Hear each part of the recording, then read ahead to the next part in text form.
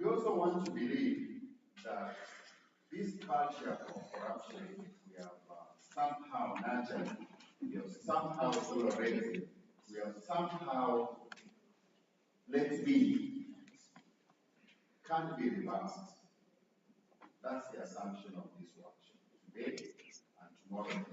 That somehow, however many it looks, however horrendous it is, through faith, as we talk about faith practice, through faith, that somehow we'll be able to say,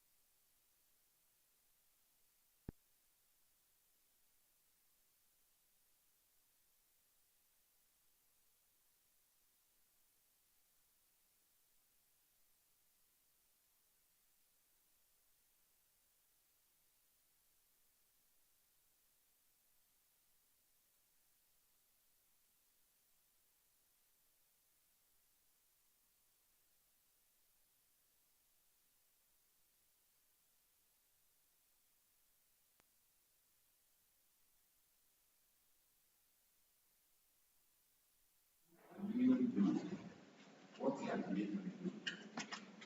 What are the effects we discussed that? So that we appreciate that as people who believe in God, is it right that such a kind of social evil should continue right before our eyes? Okay? So we're kind of questioning faith in itself. So those are the assumptions. For those of you who have just walked in, if at all you don't believe in God for whatever reason, this conference is not for you.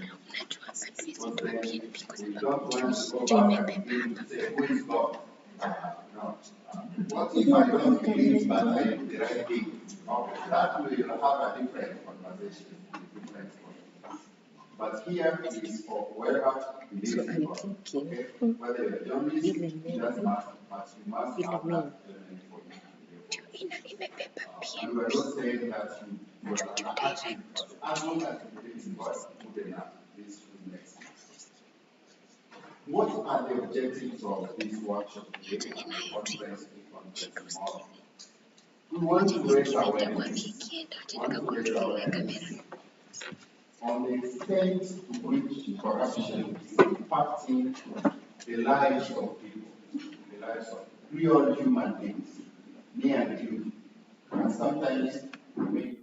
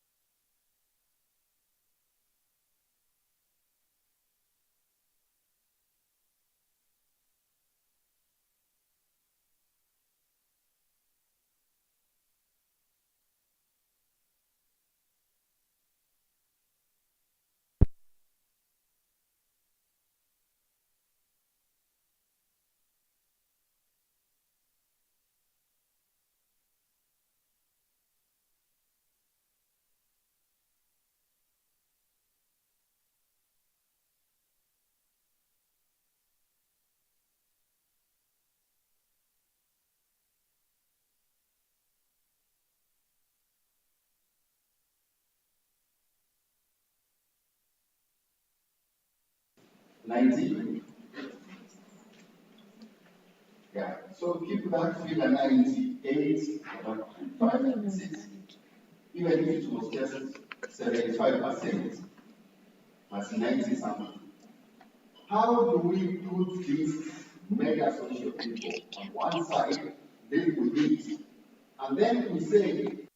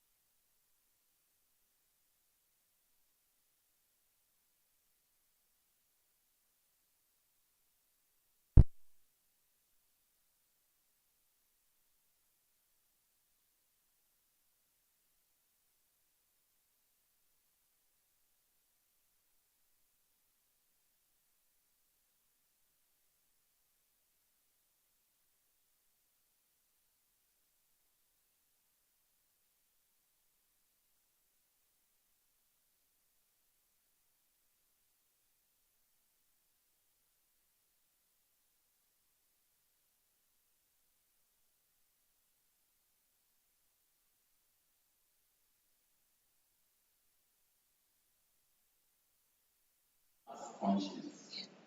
This whole workshop today, conference workshop, and the conference tomorrow, is really about conscience. It's about conscience.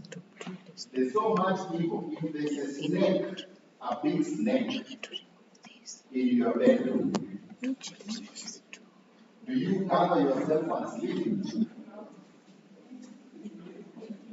Some people understand what a snake is.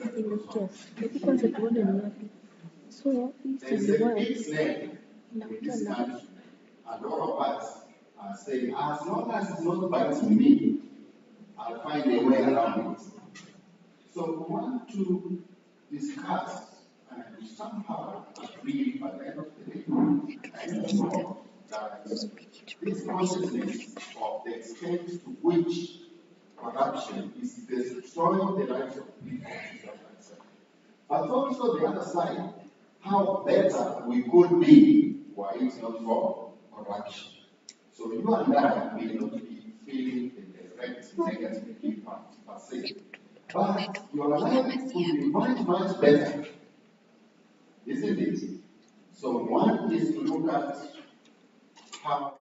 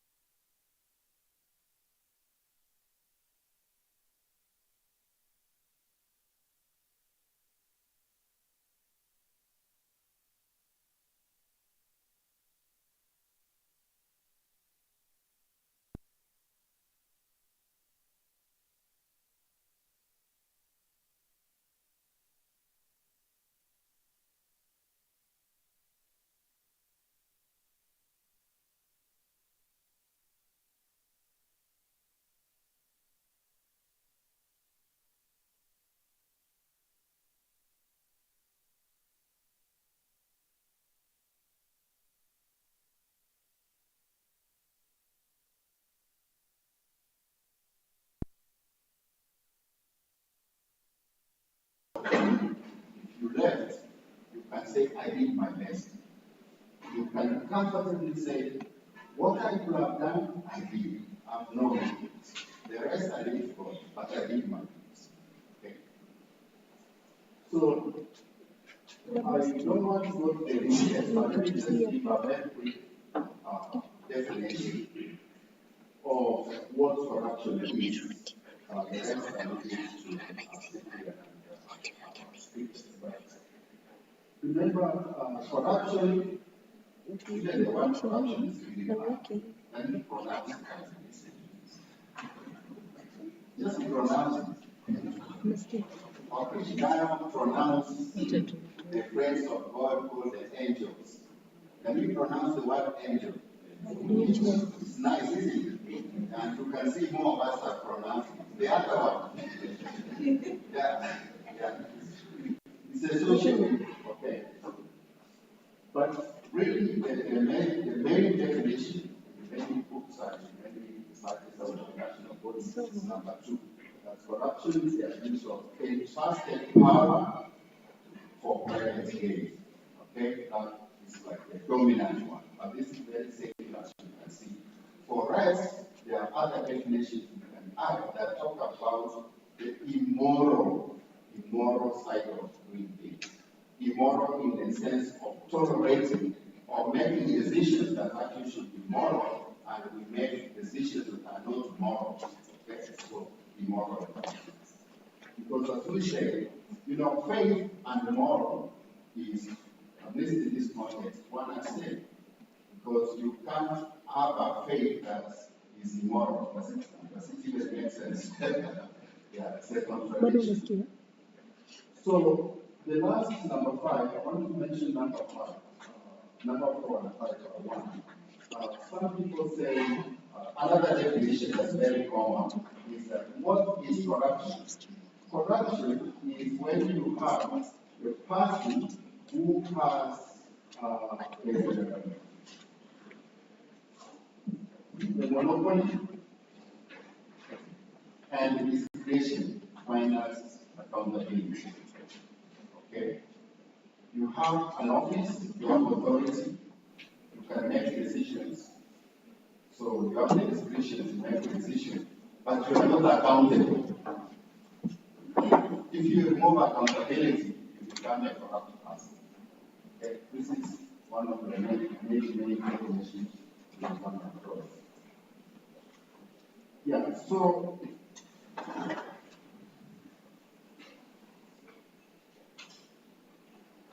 there are many types of corruption and types of corruptions. I will read this particularly, but it's important to keep in mind that there are many types of corruptions, and we're going to discuss them. And as this shows, there are, of course, petty corruptions, but there are also grand corruptions that we will be done.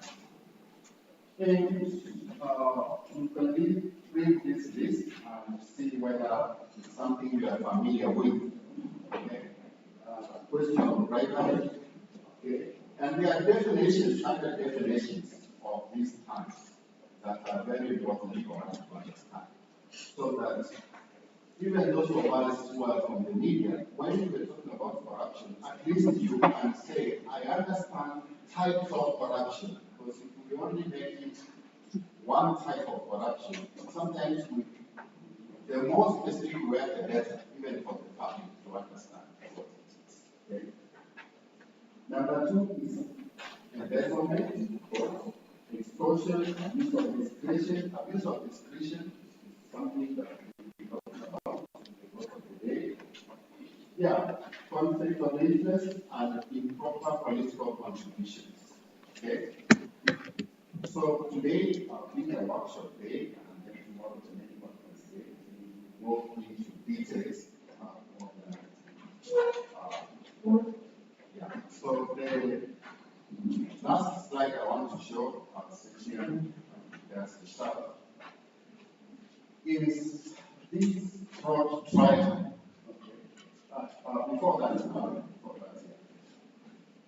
what are the characteristics of corruption? Again, again, I'm just coming through because in the course of the day, we discuss all this in detail.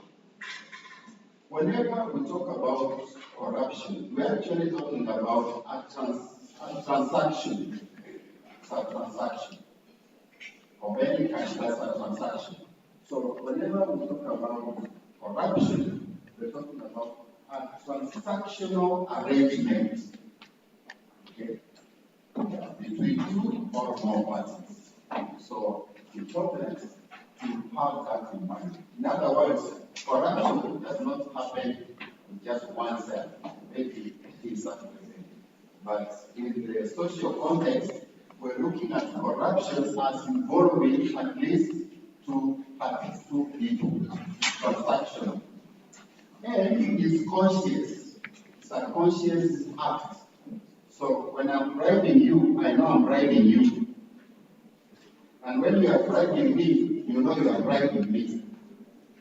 Whether you pass that money under the table, whether you manipulate something, but it's conscious. What I'm doing, I know, is transaction.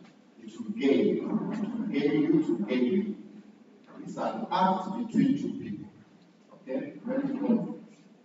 And it's meant to benefit. It's meant to benefit both. Okay? And we'll be discussing in the course of the day, how does it benefit? If I give you a bribe, you must give me something in return. Whether I'm avoiding or I'm trying to gain. Because in this kind of transaction, I gain something, you gain something. I gain, for example, if I was going to get punishment, you help me to avoid that punishment. Okay. I think imeblock finally. So we benefit, it has a benefit furtherance goal. So what I have a goal is goal driven. Corruption is goal driven. Okay, so just like that. Corruption is goal driven.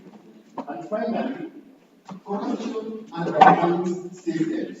And I will give that to the able facilitators. So my final point is what we call the fraud triangle. The fraud triangle hizi vitu zinaweza kuonekana kama we are supposed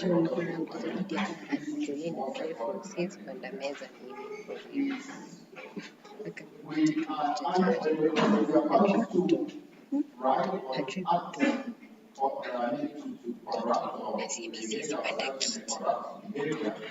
Often, at least from this point of view, all the time we are under pressure. There's something pressuring us. Okay?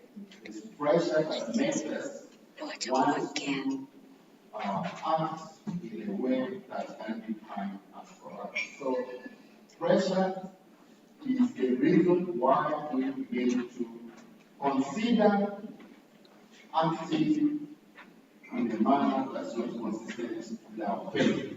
Okay? And that pressure, once it gets an opportunity, so I'm under pressure to raise school fees, and I work in a finance department, or I'm a truck driver. Because I'm under pressure to pay rent and to pay school fees, I can actually run that truck to pay some 2-3 trips without the owner knowing. Or I'm in finance, I can always make a computer error so that some figures don't show exactly where they went. Okay? So, pressure and then opportunity. Okay? And what do I mean at the end? Rationalization. Because we are good people, we believe in God. When I do something that's of a corrupt nature, I must give myself some reasons. I must justify it. So that when I walk away from the scene of crime, I don't feel bad. And if I feel bad, I can find a way to live with it. Okay? That's called rationalization. And the last point is, the reason why this culture of corruption so strong and has permeated our lives, even as we believe in God, is because we don't directly experience its negative impact. Remember the famous expression, "Io pesa di amamaya." You remember that expression? Because someone can say, "You are not a direct victim of my corrupt action." Isn't it? Yeah. So that money doesn't belong to you. So since I'm not directly, it's not my salary, it's not my cow that have disappeared, it's not my investment, it's not this and that. Because of that, I'm coming to you because I'm not a direct victim. So corruption has this victimless culture. So when we hear billions have been stolen, okay, they have been stolen, yes, but how does that affect me directly? That I don't find. But when now the levy comes in, consider the billions that are stolen, which we'll be discussing and showing you the statistics. Consider that with the house levy. When the house levy came in town, all of us began to feel uncomfortable, isn't it? Why? Because it came to our taste. And then we forget that actually a lot of what is indirect effect of corruption does happen. Hallelujah. Hallelujah. You see, I can be patient. So, allow me at this point to advance momentarily. This is just an introduction. At some point, after break, we will also go for group discussions where we delve deeper into these matters. But at this point, I'd like to invite Cyprian who can please step forward. Cyprian, can we kindly put our hands together?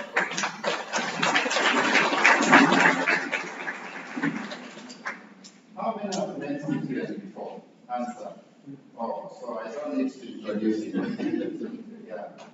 You know, Cyprian is a professional, many years of experience, local, international experience in public affairs, in education, senior management of organizations, of government.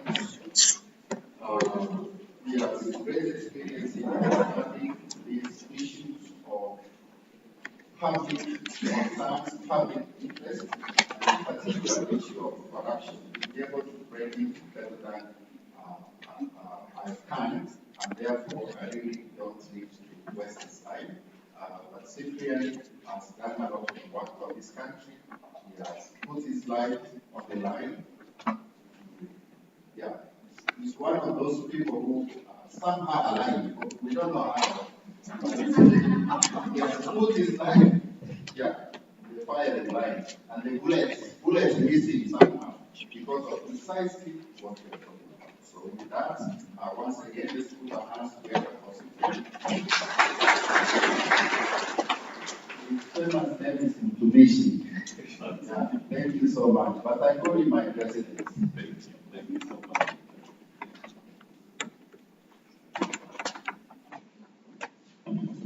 Jesus.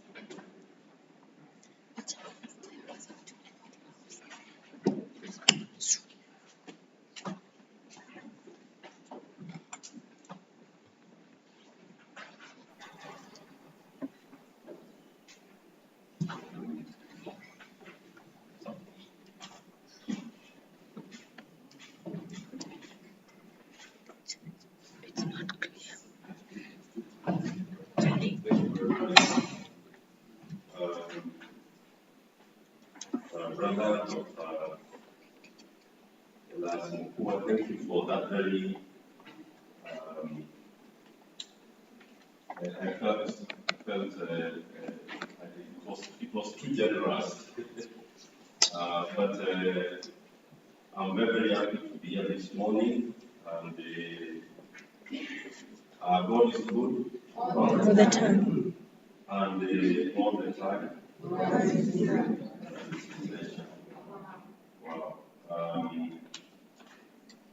We are here this morning because of the goodness of God, and I felt that we should start on that place. Even as we reflect on this very important subject, probably the most important subject in our country, but increasingly important in even developed countries which are suffering now because they have allowed corruption to fester too deeply in their countries. And there are various reports that we've done as a country, and that's what I start with.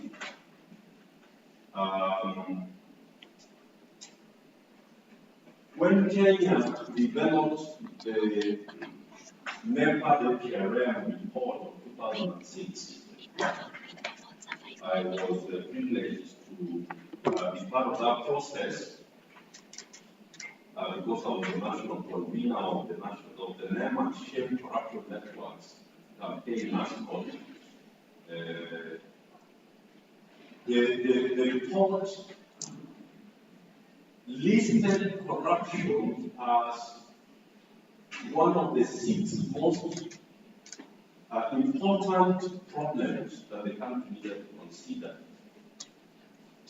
The Kofi Annan initiative of 2008, which was only 18 months later, again listed corruption as an existential threat to the survival of Kenya as a nation. 10 years later, the BBI initiative was formed, and it again listed corruption among one of the 9 most important concerns for the country. When I have been studying these reports recently, it is clear to me that they do not actually locate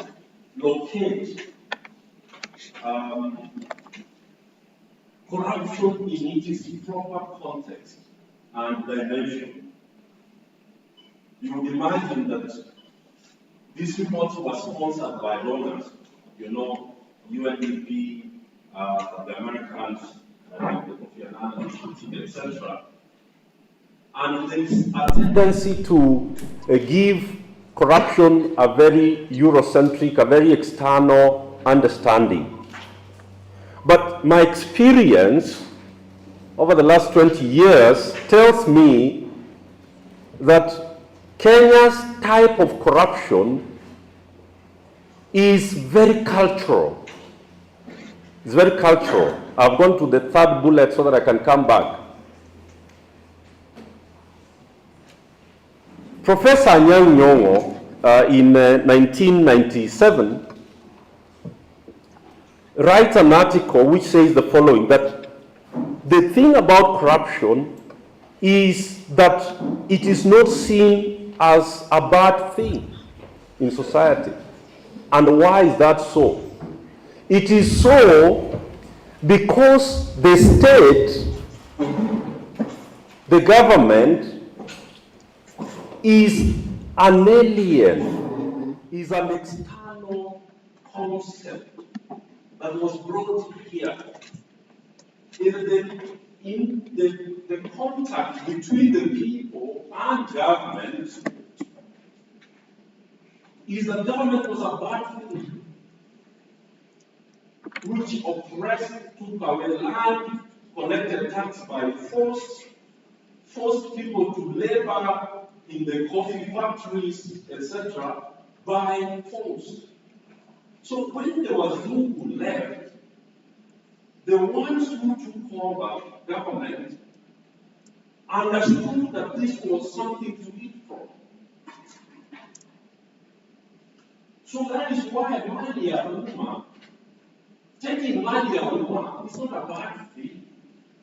Because, Anyam says, government and the state is like a wild animal, which the warriors go to hunt.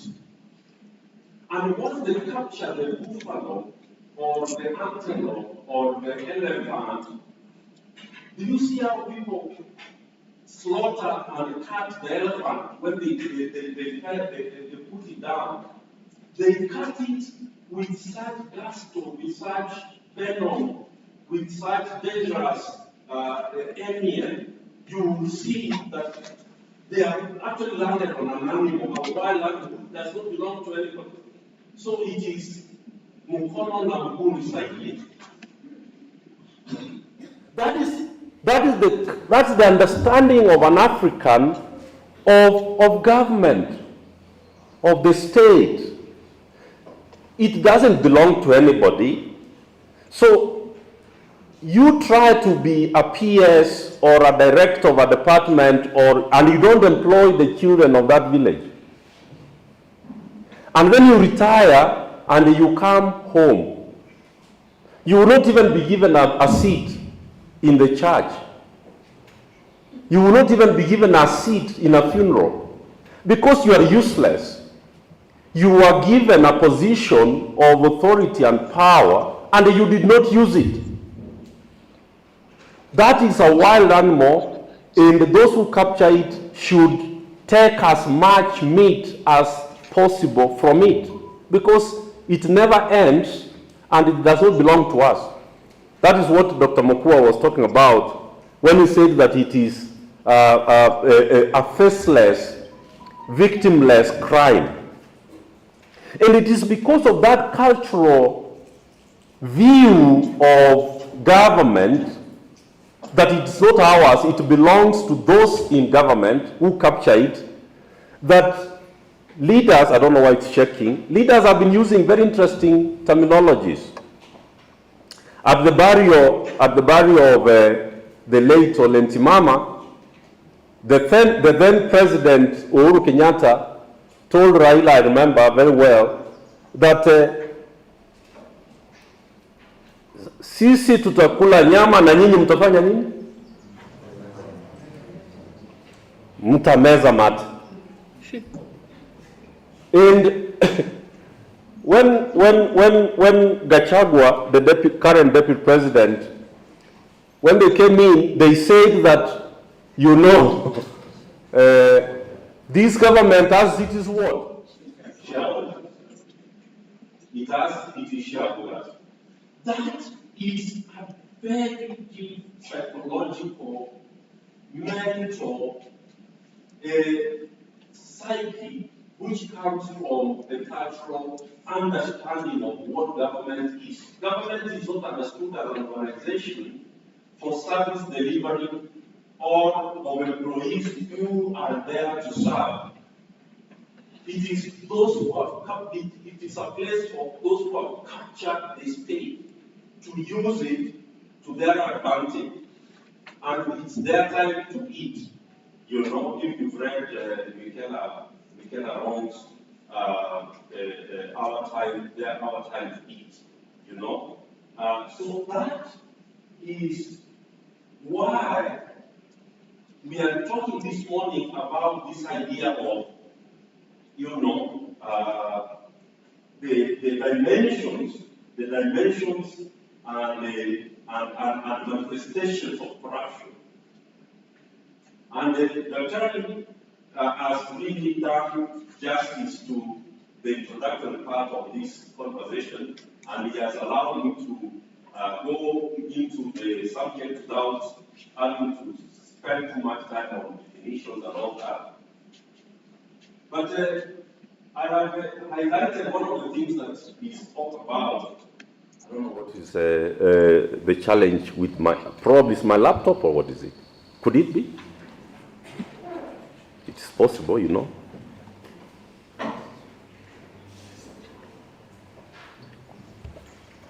If I had internet, I would have emailed to Rolex. Rolex machines work every time I've been with him. The idea that Tari spoke about abuse of entrusted authority for private gain is useful because people think that entrusted power is only in government. But the truth is that we have entrusted authority in schools. We have entrusted authority in universities. We have entrusted authority in companies, private companies. We do have entrusted authority in our places of worship. In fact, there is no place where there is greater entrusted authority than in places of worship or in religion. That is probably the highest level of entrusted authority. In circles and chamas, that is entrusted authority. You've been trusted with the office, with the power to collect money and pay for things so that you can also get money to pay the contributors to the circle, even at the places of chamas. So entrusted authority is in very many places, most of which we do not even talk about. The example that Dr. gave in the morning about this driver of the sand, driver who says, I can do 2 trips in between. He has been entrusted with the authority to make decisions with the time he picks the sand, delivers it, and goes back. He has misused that and abused that entrusted authority for private gain. Now, in so I don't have so while you do it, if you can keep that, then I can be able to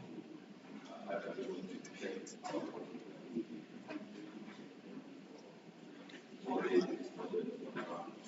on your iPhone.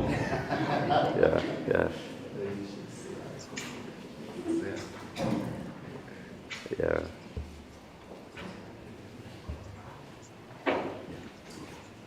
Is this the one? Yeah. Okay. The password, yeah. Small case. Yeah.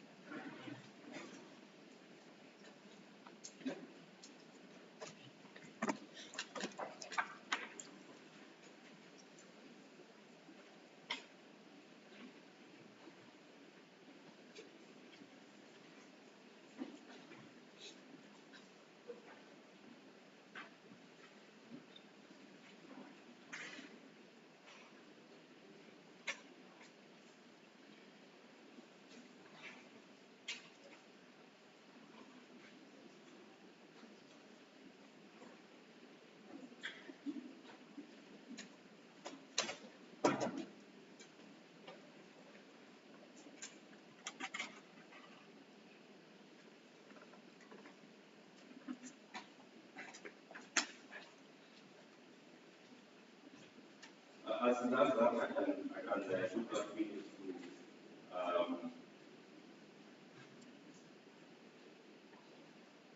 so as it does that, I wanted to just reflect on one of those things that I said earlier about what we view government to be. As a social scientist, and particularly from the point of view of sociology, the question about who sets the national culture. There are many people who have discussed national culture, whether it's Frantz Fanon, whether it's Amilcar Cabral, and many other theorists around the idea of culture, national culture. How is national culture formed? And you come to realize that it's the elite of every society who produce and dictate what becomes national culture. And the elite of every society are your most prominent, most visible, those with power and authority, whether in religion, in the military, in politics, in business, whichever sector you look at. The elite are the ones who dictate what becomes culture. You've seen when the president started wearing kaundas, you saw the number of people who started wearing kaundas.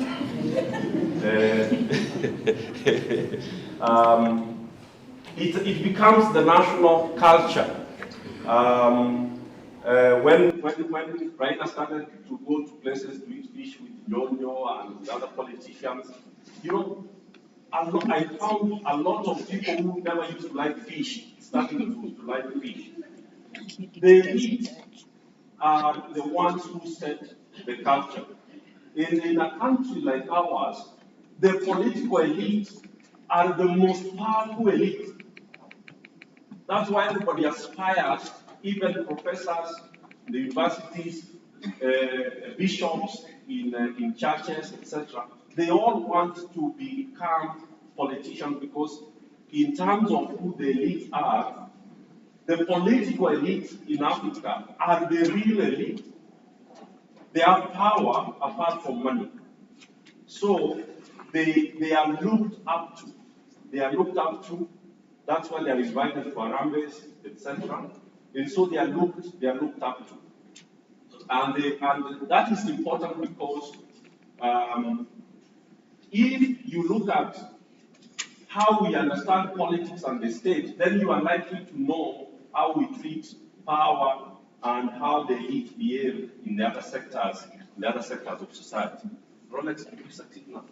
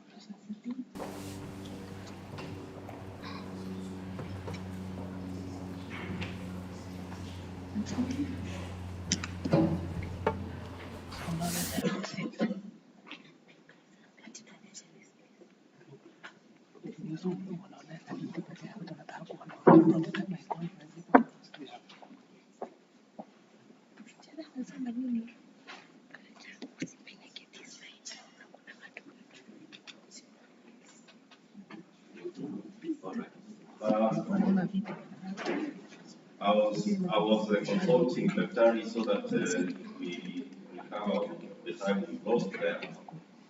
So I'll compress the presentation as much as possible so that we have on time as well.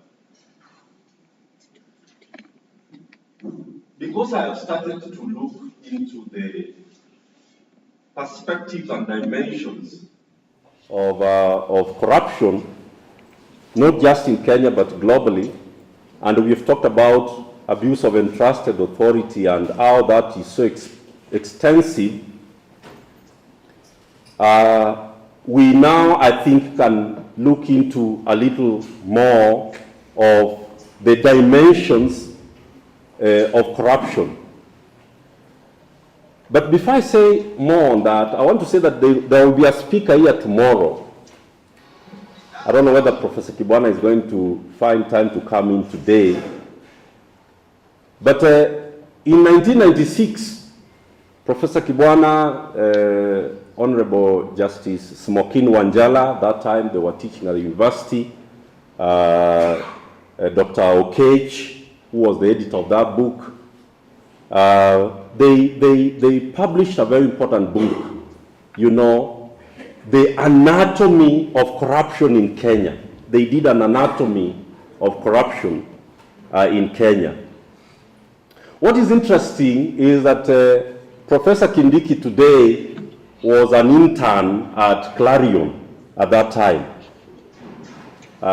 You know, he was an intern. He had just come from the university, Moi, and he was interning at Clarion, and he was part of the research team. I was laughing because a lot of the things I'm going to say here this morning are things that Professor Kindiki Kithure tends to explain away. Not that he does not understand what's happening, but tends to explain away. That is why I've remembered The Anatomy of Corruption, 1996.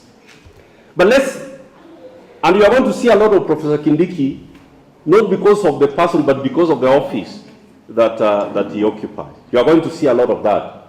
Let's start with the faith dimension of corruption, which is what Dr. Mokua started with.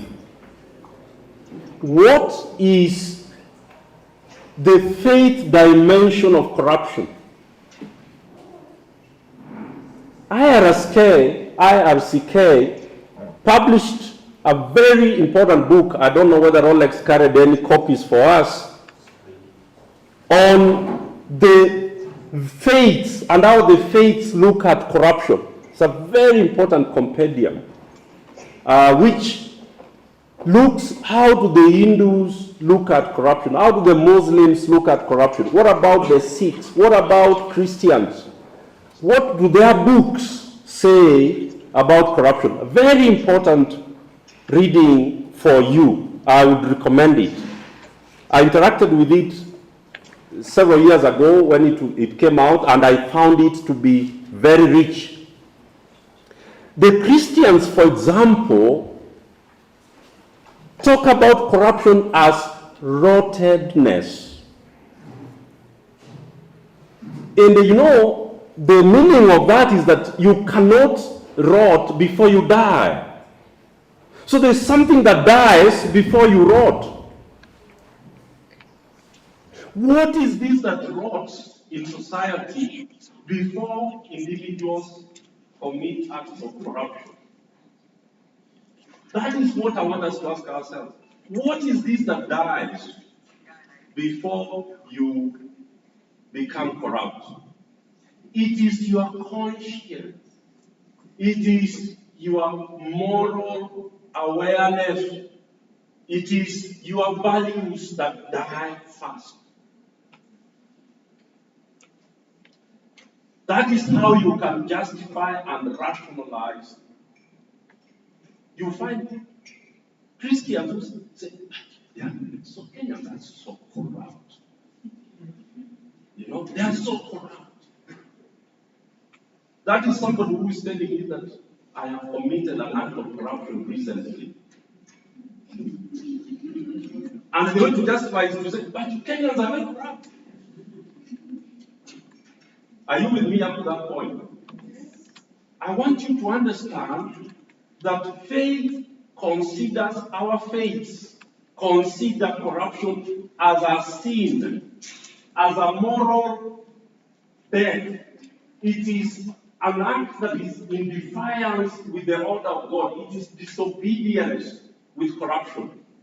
The Bible, for example, says that God does not desire your sacrifice, but He desires your obedience, not your sacrifice. So when you take corrupt money and sacrifices sadakas to church and to build mosques and whatnot, the Bible says it is like filthy rags before God. Because God is not interested in your sacrifice, there is no sacrifice you can make for God. What He desires of you, the Bible says, is obedience.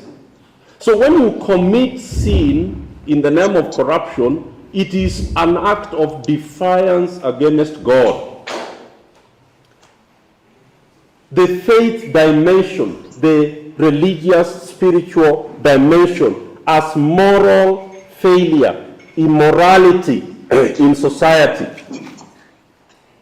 There is a cultural dimension that I started with about how we view power and how we view public money, or things that we have been entrusted with, mali ya umma. And that is an important subject because it is where even killing comes from. Is it going to be justifiable in my community? What's happening in North Rift, for example, is explained away as cattle rustling. How is it called? What do they call it? Restocking after the drought. It is cattle rustling. It is not theft. It is not killing people. It is not rape. It is not all the violence. No, it is just cattle rustling. It's a cultural thing. It is acceptable in our community. In fact, if you're a politician from that area and you speak against it, one of the things that you can be sure about is that you are going to lose your seat. That's why the president, in the face of cattle rustling, in his, remember what he said, what the president said about Uhuru? Uhuru was using cattle rustling to undermine him in North Rift. Now he has come and found this thing and he's saying, we really need more evangelists to go and preach.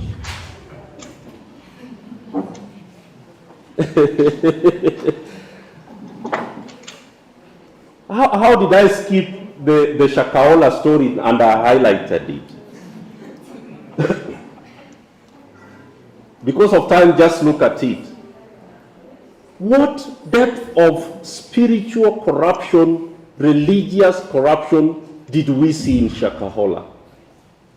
entrusted authority in the hands of preachers being misused for private gain, telling people that they should go home and sell their land and their houses and come and starve to death. The stories are very ugly. You've been told of how some people were actually bludgeoned to death when they tried to escape, etc.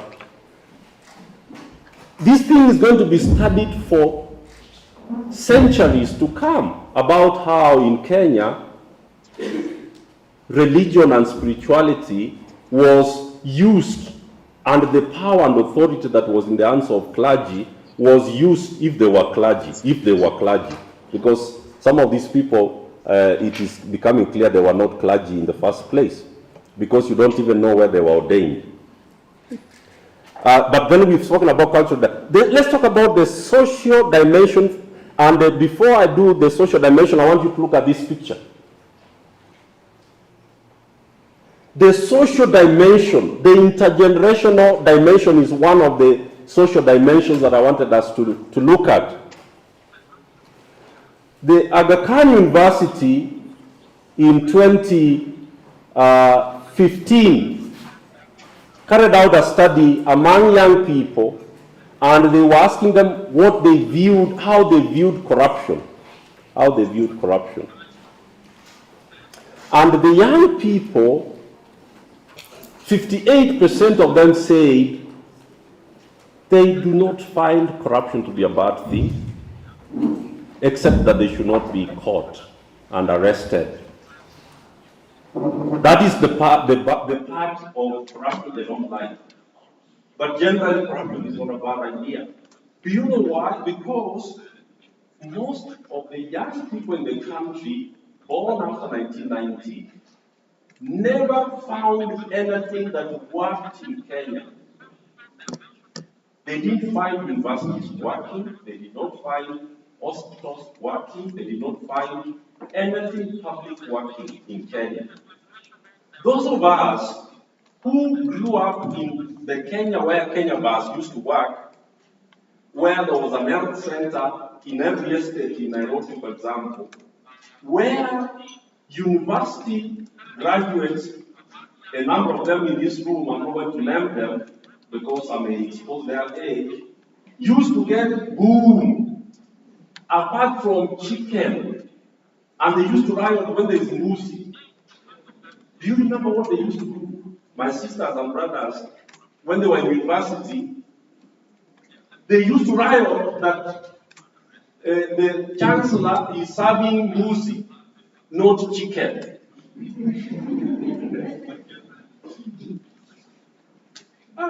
That time even you don't want to identify with that.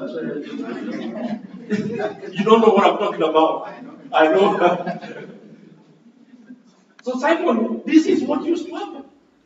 The universities really used to work, and everybody who used to go to university used to get employed. As a DO, as a veterinary officer, as a teacher, as a nurse, as a doctor, as a something. Everything used to work in this country, even with Moi's corruption. So, Kenyans had a relationship with the state. The reason why younger people now do not see the problem with the corruption is because they have never seen anything that worked in this country. That is the intergenerational dimension under the social dimension that I wanted us to look at. There is a demographic nuance that is rarely spoken about. And these are now the 70% of the voters in this country. And that is why, when they are told hustler, they pick it. Because they don't know that Ruto was in YK92 with Gachagua, with all these people. They don't know these people. In fact, they don't see a problem with corruption. And these are the voters voting now, and they are going to be 74% in 2027. What is that doing? What it is doing is that every successful parliament is becoming worse than the previous one. So the 10th parliament looked bad, but the 11th was worse, The one that left called the 12th was really bad, but look at the 13th. Do you follow what I'm saying? Who are the voters? The voters are young people. What is the problem with that? They do not know that corruption is bad. Why? Because they have never seen anything that worked. So they don't know the difference between when things are working and when they are not working. Their whole life has been about things that don't work. They have also grown up during the time of internet, and therefore they can do jobs even outside this country while they are here, and they can actually study elsewhere because universities are problematic in Kenya. The social dimension of corruption, which a lot of people do not talk about. Let us quickly look at the administrative and institutional dimension of corruption. Poor administration due to corruption and how it leads to patients dying, increased levels of malpractice, exam cheating, sex for marks, etc. A lot of the institutional rot and the administrative and institutional dimension to that. I don't know whether I've now moved you away from government to other sectors, because that's what I wanted us to do. I wanted to show you how pervasive corruption now is and how tolerant we are to this idea. Look at the impact of the passport crisis. When Uhuru was leaving government, and by the way, and then you give me these examples and you start thinking that I have an idea that Uhuru was probably a good president. Uhuru was actually a terrible president. 100%. If you look at how he stole, borrowed money. Don't say these things. It's only you who can say these things, okay? You may be arrested. And some of you have not been arrested before you may land yourself in trouble. Can you imagine a president who borrows 245 billion euro bond and 140 billion does not reach Nairobi? It's diverted out there. Privatized, it becomes somebody's wealth. So when I talk about things that were working under Uhuru, don't start to think that I'm saying that he was a good president. It is because he inherited things from Kibaki and the Grand Coalition government, and the systems were working. They started running out of steam for the pole. By the time Ruto arrived, he now unplugged the pipes. There's now no oxygen in the system, as you can see.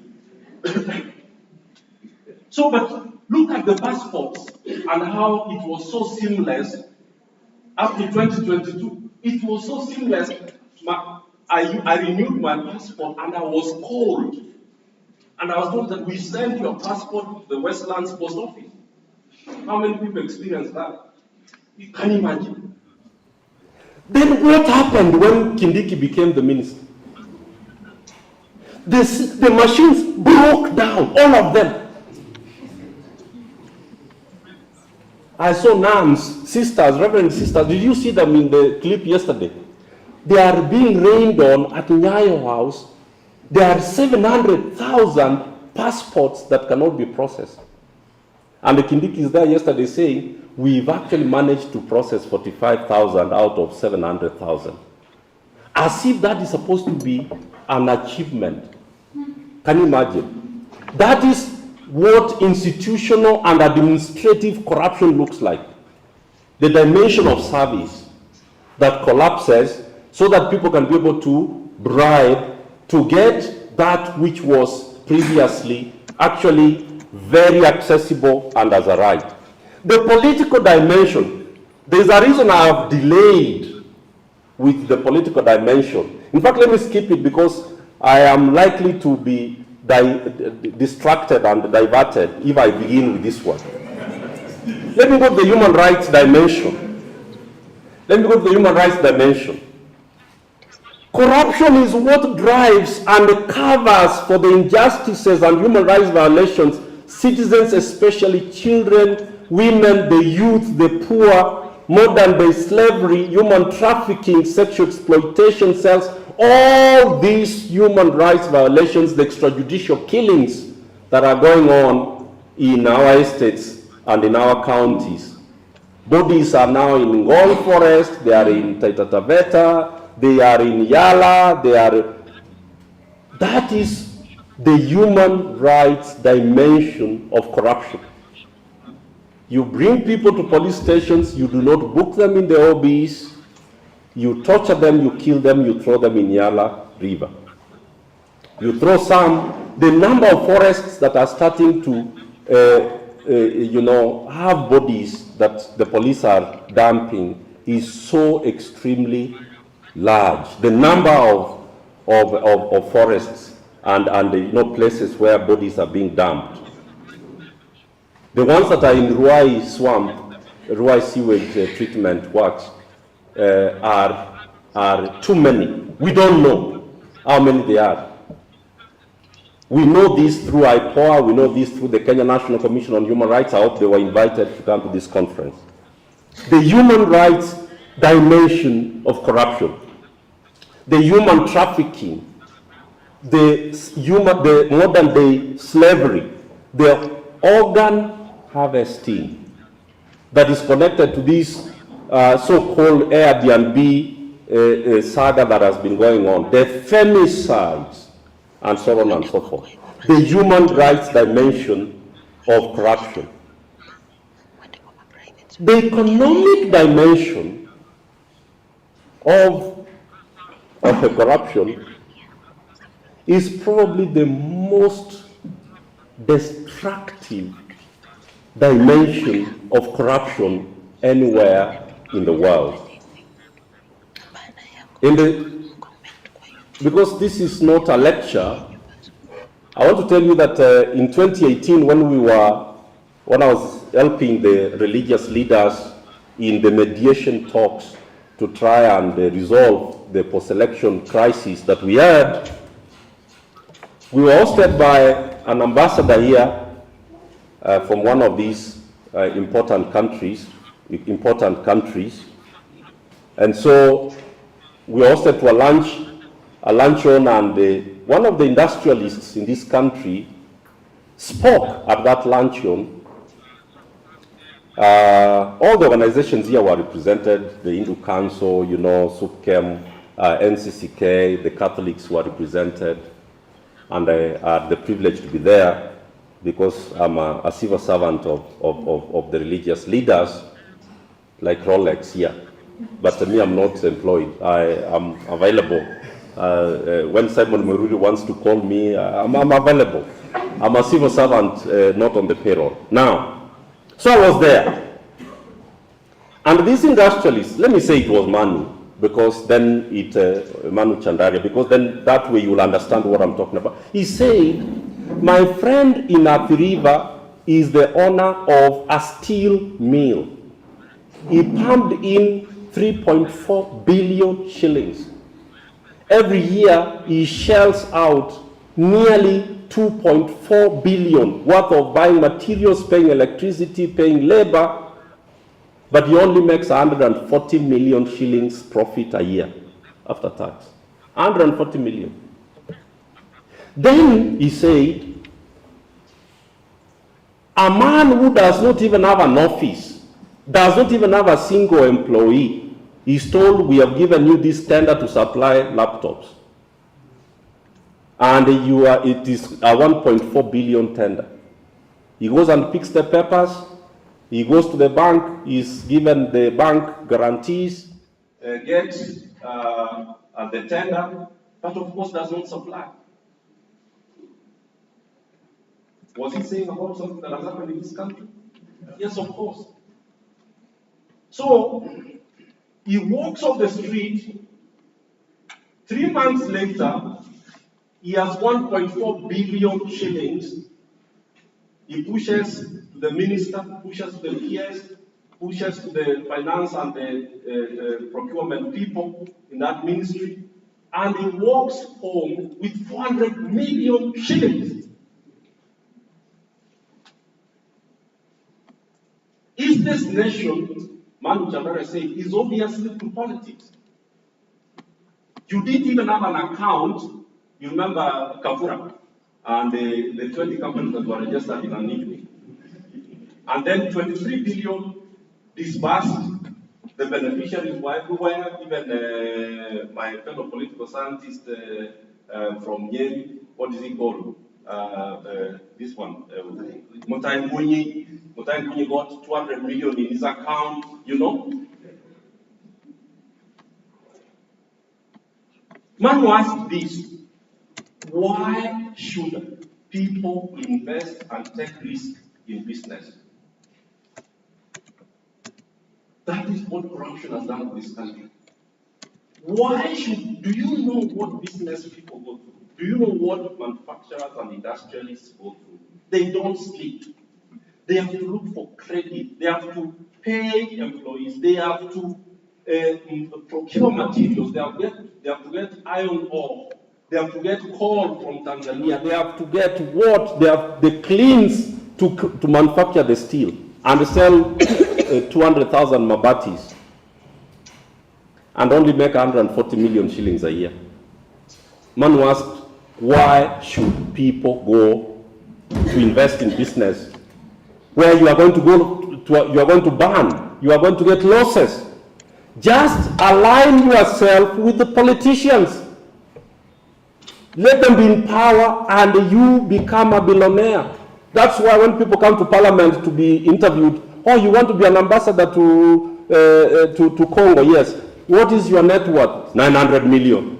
And you, 700 million. And this was a secondary school teacher.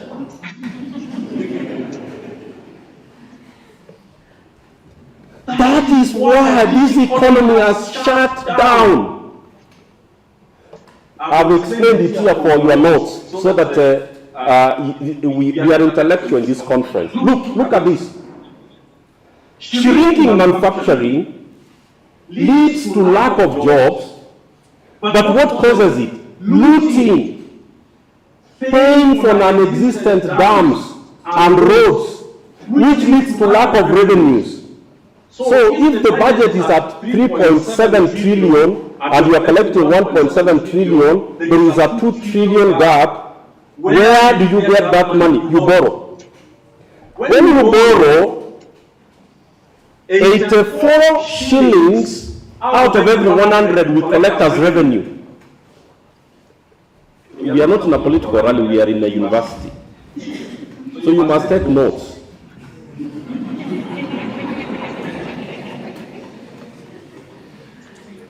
Every 100 shillings we collect as revenue in Kenya, 84 shillings of every 100 goes to debt servicing. Leaving the country with how much?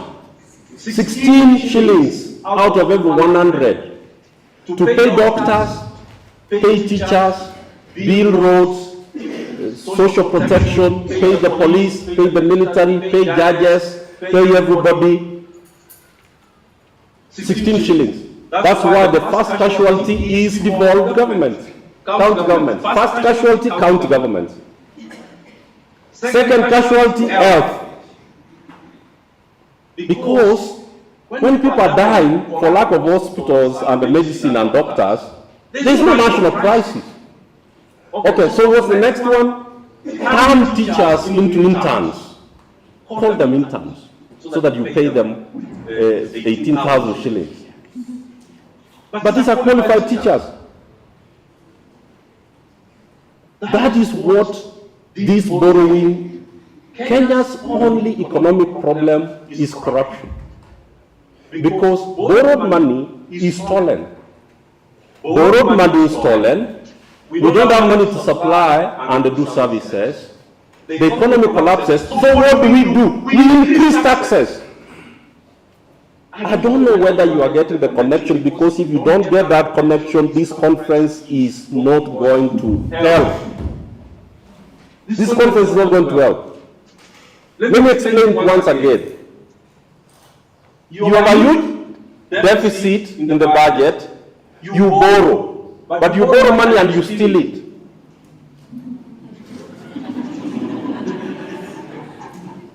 So what do? You increase taxes. What happens? The manufacturers and the business people shut down. What happens? There are no jobs. What follows? Crime. What else? Armed groups, gangs, militia, joining of Al-Shabaab and other militant groups, radicalized groups. I'm happy Father John is here from Mombasa at Dawson. And all of you are dealing with the radicalization in this country. People used to say Muslims, you know, they are now joining Al-Shabaab. When the Dusit happened, who was on the list? It was Morana, it was somebody from Western, it was somebody from Meru, it was a young man from Jammu. Is that true or not? True or not? Yes. That is what a country does when it destroys its economy. Where did it start? It started with corruption. You borrow and you steal, you don't invest. Counties like Nairobi only spend 3% on building even a bridge. 3%. Where does Sakaja take the rest? He takes 20 billion and pays lawyers. Are you people in this country? Do you live in Kenya? Do you know this is happening? That Sakaja actually paid lawyers 20 billion for losing cases in court for Nairobi County. In Kisii, they spend 1% on development. And that's what's happening in all these counties. What is the, let's go to the environmental before I touch on the political. Then the environmental dimension of corruption. Okay? So, President Ruto becomes an engineer and an architect. Okay? He says, now I've said you can build 30-story flats here. And I ask, oh, so how did you become the planner in this country? That now a president can say where 30-story buildings can be built? That is the prerogative of a president in a country? Really seriously? Then surface runoffs find no vegetation. Uhuru Highway is now as a lake all the way to Runda. I saw Lake Runda, you've seen it. And all these lakes, because we have left everything to politicians, including the environment, including fiscal planning, including design, including infrastructure, including everything. Even education, it is politicians who design the curriculum. And they say you can do comprehensive sex education. Why? Because politicians have agreed that it can be done. But what's the environmental impact of that? We did not listen to Wangari Maathai, professor. We are reaping the Luos call it Nyanji, our tomatoes. We are now eating our tomatoes.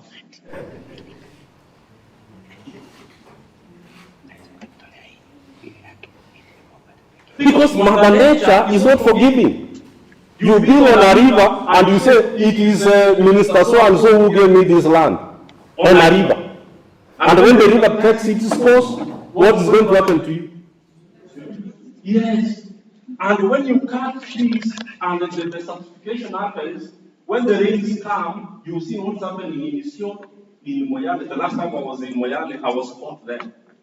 I don't know whether Gladys from AGS is in this conference. We were caught there, and we could not come back. Because the floods were all over the roads. Schools and buildings are covered. Look at what is happening in Yango, and perennially in places that were not flooding before are now flooding big time. The environmental one is so direct, is so visible. The president actually said that there's no El Nino. This is the rain that they prayed for, and they are already told that it is going to subside. Are you with me? That type of corruption has a name, and I'm going to show you what that type of corruption is called. So that you can be able to pocket El Nino money. Now it's not available. And we are going to Madare to take photos after 230 people have already died. And we have demolished other people's, places of abode. Let me conclude with the political dimension. Because it is so innocent, most people never catch it. What does rigged elections do to a country?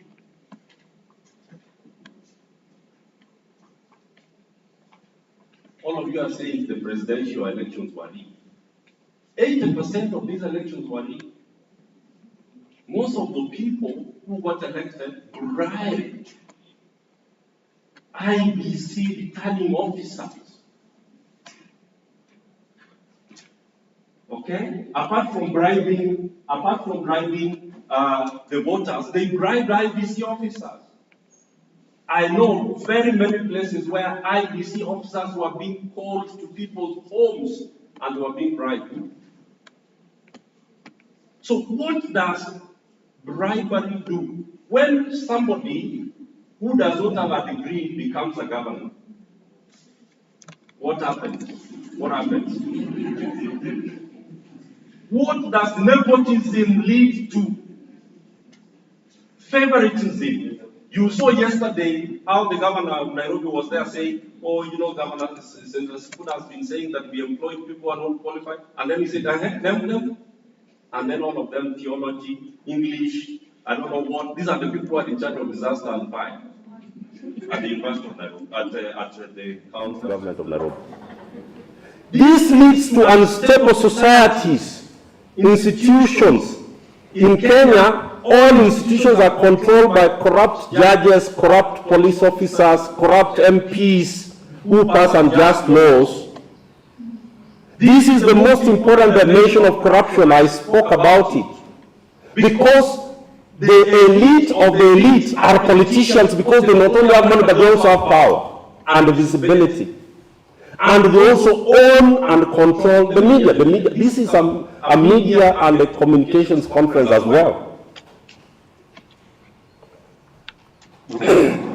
My 20 years in this work has shown me things. It's only that we don't have time today. I would have told you important stories. But because Gerald Mwangi is here today, let me tell you this one story only, with your permission. So 2009, myself and my friend Mwalimu Mati at Mars Group, we audit the budget and realized that Uhuru at Treasury has injected 10.9 billion shillings in that budget. In 2009, 10.9 billion was like 190 billion today. It was a lot of money, looking at even the size of the budget at that time. So, when we discovered this 10.9 billion that was inserted in the budget, we also found out something, that the budget the stealing happened in only 4 ministries. And all the 4 ministers were KANU ministers. The former MP for Taveta, what's the lady's name? Naomi Shaban, Ongeri at education. Then we found out that it was Aji at defense, and then Uhuru at finance. They were all four Kanu ministers. These are the four ministries where the budget had been inflated. I don't have the time to tell you how that was done, but those are the four ministries where the money had been inserted to be taken out of treasury. And then we found that this is a big problem because there's not a single member of parliament who had discovered this. We called Ogindo, who was the chairman of the committee, to the officers, and we showed him the situation. He was so shocked. He said, I need to speak to the speaker, Marende. And Marende said this is a serious issue. He sent us 4 MPs, Ogindo being one of them, and the other 3, Gitobi Manyara, and the other 2. And they came to the office and we showed them what was happening in the budget. And they said this is dangerous. So they went and briefed the speaker, and the speaker said, don't bring the whole thing, bring one ministry first. So we took special programs where Naomi Shaban was. And Manyara tabled it, and it blew up the country. The first statement came even before Treasury read what was being talked about. They said, those are NGOs, we know what they do. They're just being used to destabilize the good government, and so on and so forth. Okay, so the 3 days later, we released the whole thing. And the parliament was shocked. Then Treasury issued a statement and said, this is a computer error. All of you remember that. But no money has been lost. It's a computer error. No money has been lost. Fast forward, because annual leasing contracts were supposed to be paid in that budget, and we have also flagged them out. I say these things because Kinyo and Joseph is a Catholic like myself. For 9 years, we used to go to the same church on Picaron, St. Benedict's, Picaron. And then the wife actually was our pastor of the youth. That's why I speak about some of these things a bit emotionally. So we went to Kinyo and asked him, what is this? And everyone found that he was in trouble. He could not pay the annual leasing contracts amounting to 48 billion shillings at that time. So what did they do? This I have to say because I don't know when I'll get another opportunity. So they flew editors to Mombasa. Nation, Standard, KTN, all of them. The big boys, they went to Mombasa at White Sands. You know who owns White Sands? So Uhuru was here, Raila was here, Kinyua, Muiraria. No, the former secretary of the cabinet was called who? Mudaura. So, and Pogisio, the Minister for Information. So Pogisio comes and says, do you see this media bill? If you report that we have paid and we're losing money, we will publish and implement it. But if you keep quiet, we will not publish this bill. So the media, you know what followed. They didn't publish. And the country lost 48 billion shillings, just like that. Because Pogisio's bill was there. And the bill was withdrawn. The bill was withdrawn. That is how corruption happens. And I've told everybody who was there. Oh, this is a minister. You missed priesthood by only a few. Thank you so much. Now, there's a principle called options for the poor and the common good. I think that's the one he was implementing. So, I don't know why Brother Elias asked me to speak on this topic, but my experience as the national convener of the name and shame corruption networks, you remember those Anglo-leasing contracts, we actually got Muiraria out of Treasury, we got Kiraifu out, we got Magari out, we got the other peers, I forget his name. And now on the morning of March the 2nd, 2006, we were going to get Mudi Awori out.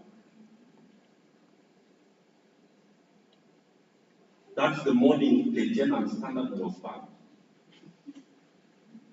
Because NIS told those days used to be called NSI.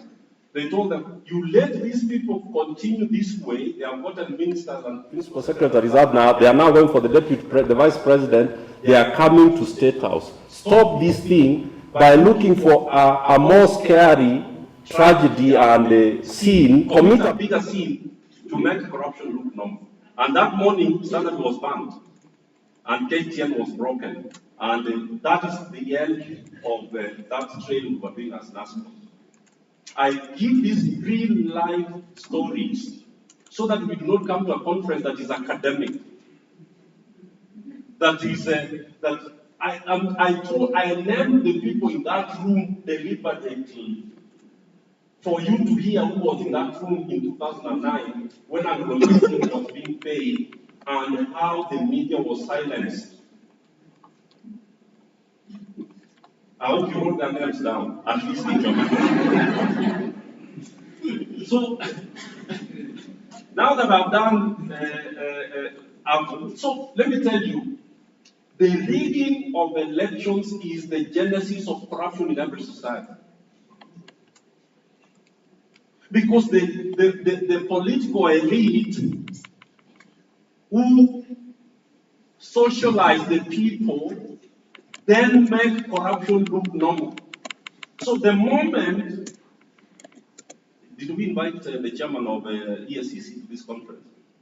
As he comes, my friend the Bishop again.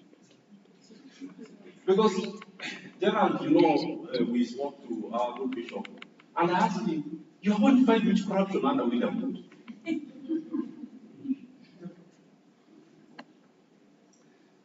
They told us that corruption is not one of the things they are going to do. Did they say so? Yes.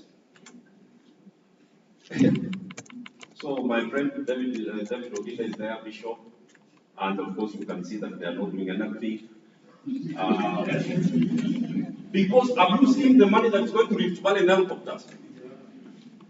Are we living in the same country? Have you been seeing the money going to Rift Valley for sports matches, football matches, weddings? People are taking money in helicopters to distribute in stadiums. And there is no election. Can you imagine what's going to happen when elections come?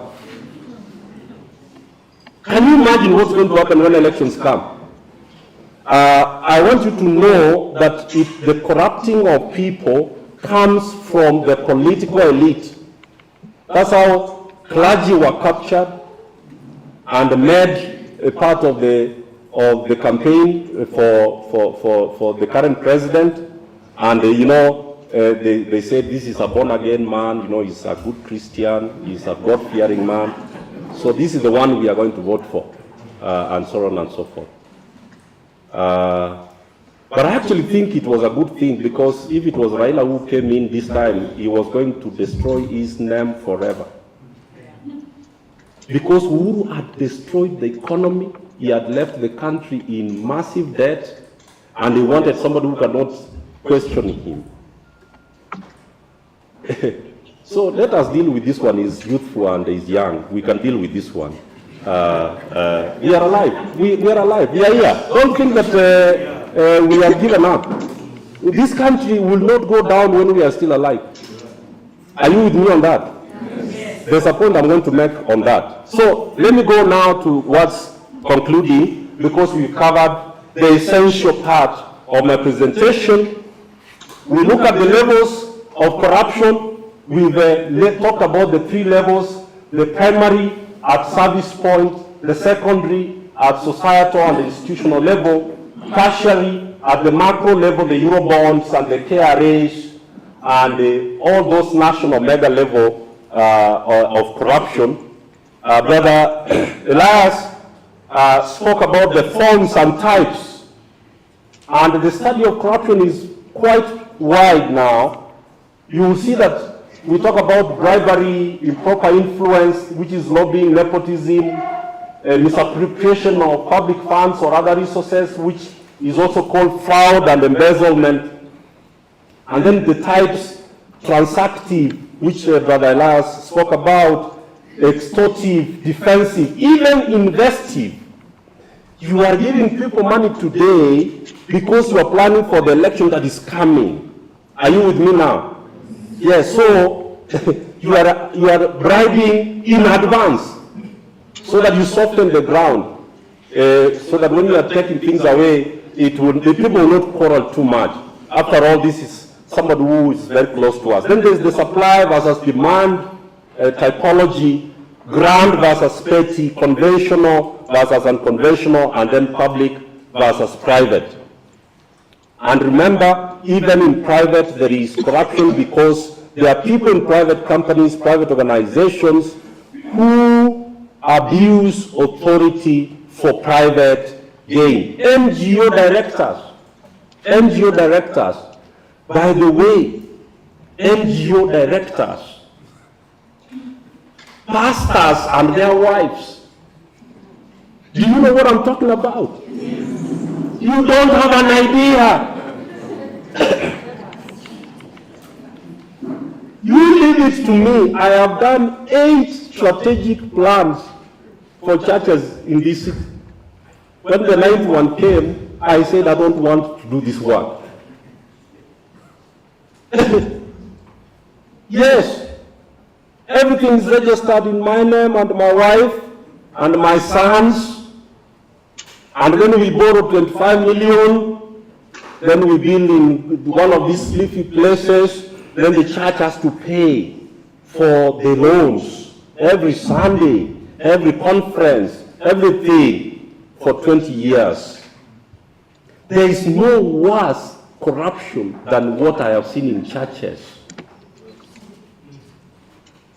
That is why they find William Ruto very natural to work with.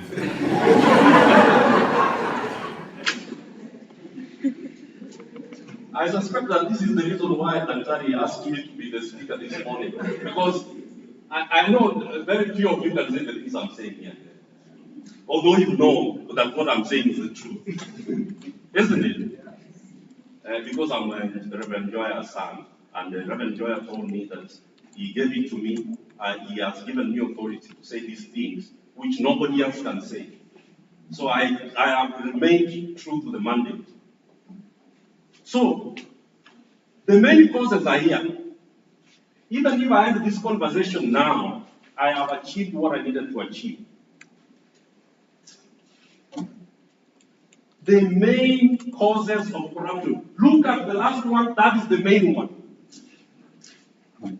And it is not written in any textbooks and research reports. The lack of a movement for integrity or a movement against corruption. We lack movements. There is no movement.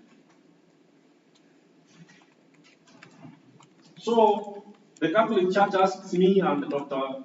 Mokua to design an anti-corruption strategy for the Catholic Church with Simon here and a few Of us, and we put something together, we choose colors, and the bishops are out there saying corruption is a path to death, isn't it?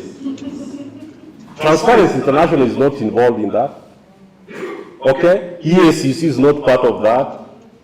Okay? Political parties are not part of that, so and so is not part of it. It is the Catholic Church initiative, to speak against corruption. Then Transparency International is busy, and the director will be here tomorrow. They are busy now publishing their corruption index. Then somebody else is doing something about ESCC. Then somebody else. Let me tell you, we are... Gerald is here. I can't say some of these things. He may take me somewhere for prosecution. So I'll keep it that way. We are the people who are responsible for the fertilization and the proliferation of corruption in Kenya. Not the politicians. It is us. It is us. Because we have refused to build a movement. We have refused to build a movement. Professor Cloud Ake, Nigerian, he died in an air crash in 1996, one of the brightest political scientists on the continent, the one who talks about politics and society and how citizens are responsible for outcomes. But for purposes of mention, some of the courses that have been given is levels of public sector wages, which comes from privatization of public goods. In the 70s and 80s and 90s, people never used to be paid a lot of money. Reverend, you know that. People never used to be paid money. Why did the money satisfy families?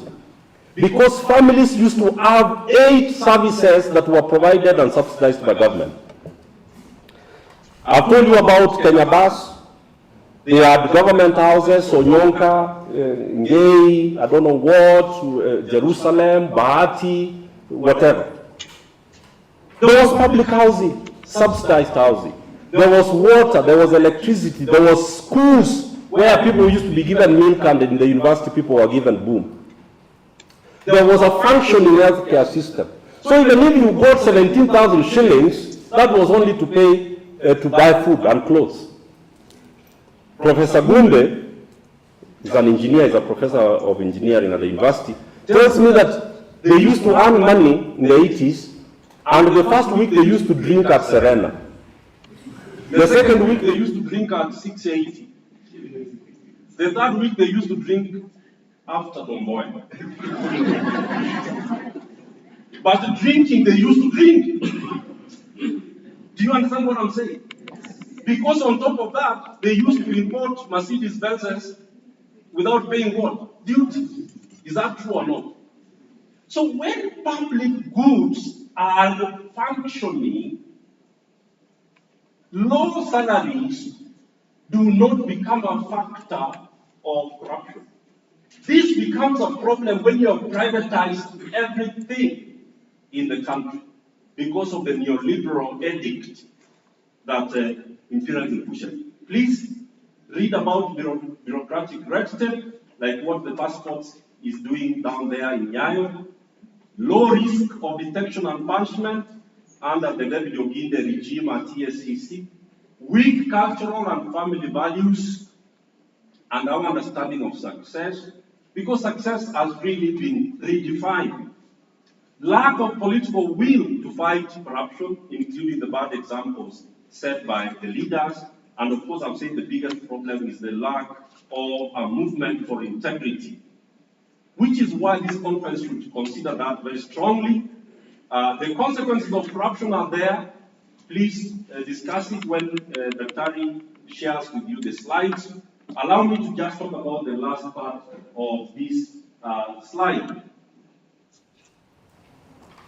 The victims of corruption feel discouraged. Some, like those who have not paid their pending bills in county and national governments, amounting to 900 billion shillings pending bills. I have done a survey in 6 counties, and I have seen the problem of pending bills on families. Thank you, Doctor. It is bad. The consequences of corruption in a country are economic, they are political, they are social, they are environmental. Talented people, and how they die with their talents in Kenya, never to fulfill their potential. Let me speak this morning about how Luos never rise in the military.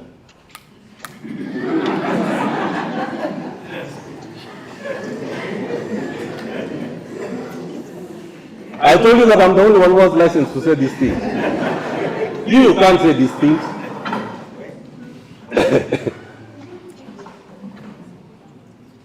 And what that has done to this country. I went to a school in Nyanza which was built by Tom Boyer when he was only 29 years. And from admission in Form 1, the road I used to that school told me that this place is an abandoned part of this country. And then I saw everything during the period I was there. where people under Moi who played football, rugby, cricket, tennis, could not go anywhere in this country. Because this football is for Luos and Luya. No, wachana na hiyo kitu. If we were to write about the consequences of corruption in this country, you will be shocked. Manifestations are there. Public servants demanding or taking money or favors in exchange of services, politicians misusing public money or granting public jobs or contracts to their financiers and friends and family, corporations bribing officials to get lucrative deals. I have studied the South African cases under Zuma and Pravin. That, I think, is the most blatant, system of fraud, which happens in Kenya, but in very coached terms. Court cases taking years to be concluded or being determined in favor of the highest bidder. ODPP dropping cases. Do you remember those pictures at Kasarani? We would never allow for political cases. DCI will not do I don't know what. There will be no assassinations and killings. There will be I don't know what. Did you see the list of the 13 cases that were dropped? Immediately Ruto came to power. Beginning with Gachagua. And everybody else, then they say, freedom has come. Freedom has come from prosecution and impunity has entered. So, ladies and gentlemen, my reverend fathers and sisters, distinguished bishops and scholars, human rights defenders, all of you who are in this conference, we now must go towards concluding by saying that a strong movement which does not exist in Kenya, for me, will be the best thing that this conference can give our country. There is one data out there. There are people in commissions, very good, well-meaning, DCI, churches, mosquitos. There are very many Kenyans who want to stop corruption in Kenya. But there's no movement. We are not coordinated. And so institutions have been intimidated by the president. Judges are even being told how to determine cases. Everybody has been intimidated, coerced, and ask people, yani nyinyi mnaogopa huyu mtu ako na nini? Atawafanyia nini? Unaona wanaume wazima wanajificha hivi. Ati wasionekane na Ruto. Sasa Ruto si ajue kwamba mmekataa ufisadi. Atawafanyia nini? Amia, what has happened to me? Even if you were to be killed, like me now, you think my children will not go to school and become successful in life? Why do you people fear things? Ati, mimi niko na watoto wadogo. What will happen to your children? You think if you die, your children will die? They will not die. Are you with me so far? Atamalo will take care of them. Isn't it? Or I don't know why now Simon is looking down when I'm talking about this thing. So, we need a movement which uses these approaches, value-based approaches. Take one of these approaches and be strong in that area. Compliance-based approaches, risk management approaches, that's what Brother Lars was talking about in the morning. Awareness and participation approaches. You can do one of these things. You can do awareness, strengthen social audit somewhere. Others can be able to do name and shaming. Others can be able to do information on services. Others can do risk management, prosecution, ICT, automation of services. We can do something in this country if we are a movement that wants to establish our country as a value-based Utu country. May God bless you so much.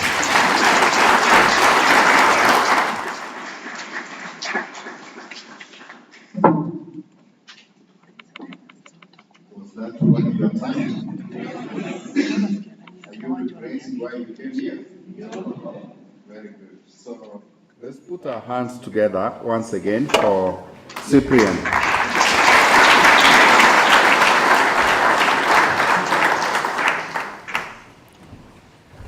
For those of us who didn't clap, can you line up? We have a few coins to give you.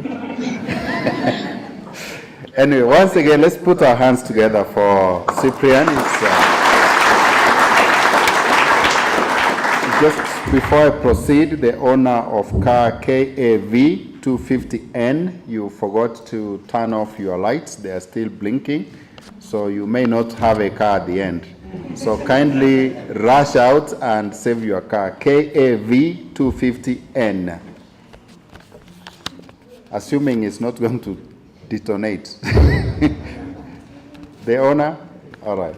Maybe it's out or somewhere. So please, our ushers, try to move around in the rooms. We don't want disaster management here. We are not very well prepared for cars exploding. Now, I just want to call 3 people here. First of all, I think Cyprian has done justice to this topic. Has he done so? Yes. Yeah, I think he's a very courageous man. I honestly wouldn't say all the things he said and name people he named. I think I love my life, but I will change. Yeah, so what will happen to me, 6 feet, okay. So, obedience, okay, all right, obedience, yeah. Now, he also said something that I wrote down for myself. Those of us who work with the children are very sensitive to some statements. He said that the reason why young people are voting and behaving the way they do and abating corruption is because they have never seen something work so that they can say this was working yesterday, today it's not working. So they think this is how things are done. Whose fault is that? Ours, isn't it? Yeah, so may I call Mwiruri here and Rolex so that they can introduce themselves, and I've seen Atamalo as well, and if you can come. These are the organizers of this conference, so as they come, we also say today we are doing a technical training, giving you details, and tomorrow we bring all these guests here who will be on the program, so that we get different dimensions, different aspects, different interpretations of this culture of corruption. Of course, all said and done, ours is really to focus on the conscience. This is called faith practice. And while Cyprian was naming and sharing our approach, as one of the approaches, our approach is simple. Get to your heart, introspect, and we are saying the same way we did with HIV and AIDS. You remember that campaign? HIV and AIDS, we raised a lot of awareness, and we still do. And all we say, no one can police you in your private space, isn't it? Yeah, but with that, somehow we managed to bring down HIV and AIDS, although the prevalence is much more lower than those days. So we're saying the same thing. We have faith people, we're people who trust in God. We're in this conference because we trust in God. And we want to believe, if it gets to your conscience, the things that you say, you begin to digest them. Look, it's just one individual. Can you see what he has done? Because his conscience is haunting him, isn't it? That if I don't do this with the knowledge, experience he has, he will feel guilty. So each one of us, that's our level of cooperation. Please allow me to introduce fellow organizers, beginning with the KCCB. Atamalo.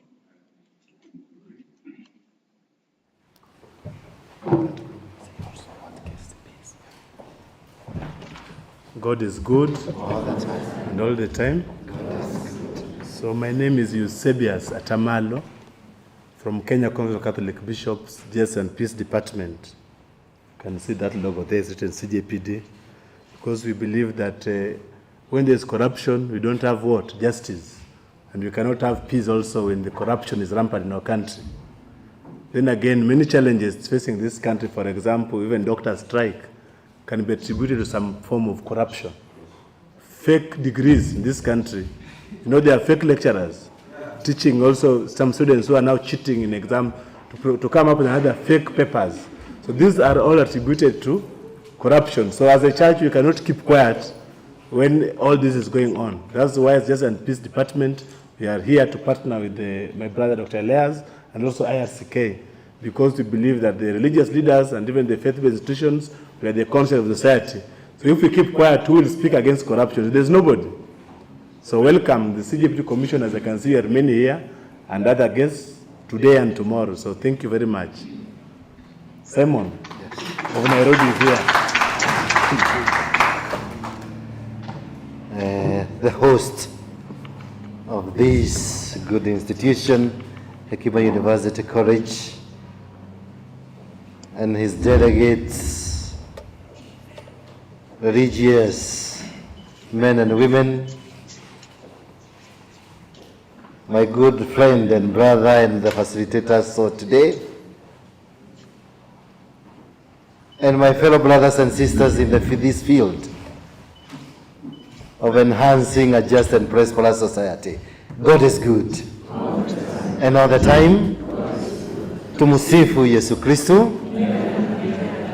Before I say something, Dr. Elias, allow me, first of all, to congratulate Cyprian. Every moment you listen to Cyprian, something new emanates from him and comes into your mind. Today's discourse, Cyprian, was not only talking to us as Kenyans, it was talking to us as parents, responsible, patriotic citizens. And I wish we can cultivate that culture. We were contacted to be part and parcel of this event because the KCCB is there at the top. Their major work is, first of all, administrative, coordinating and facilitating. Actually, I don't know whether they have a diocese, but all the dioceses belong to them in the long run. So we were contacted as where the event is happening in this country, and we have held a number of meetings, and we thank God this day has become a success. I didn't come alone. I was told and directed to mobilize 10 Justice and Peace Commissioners. Can I request them to kindly stand? The CJPC Commissioners. The CJPC Commissioners.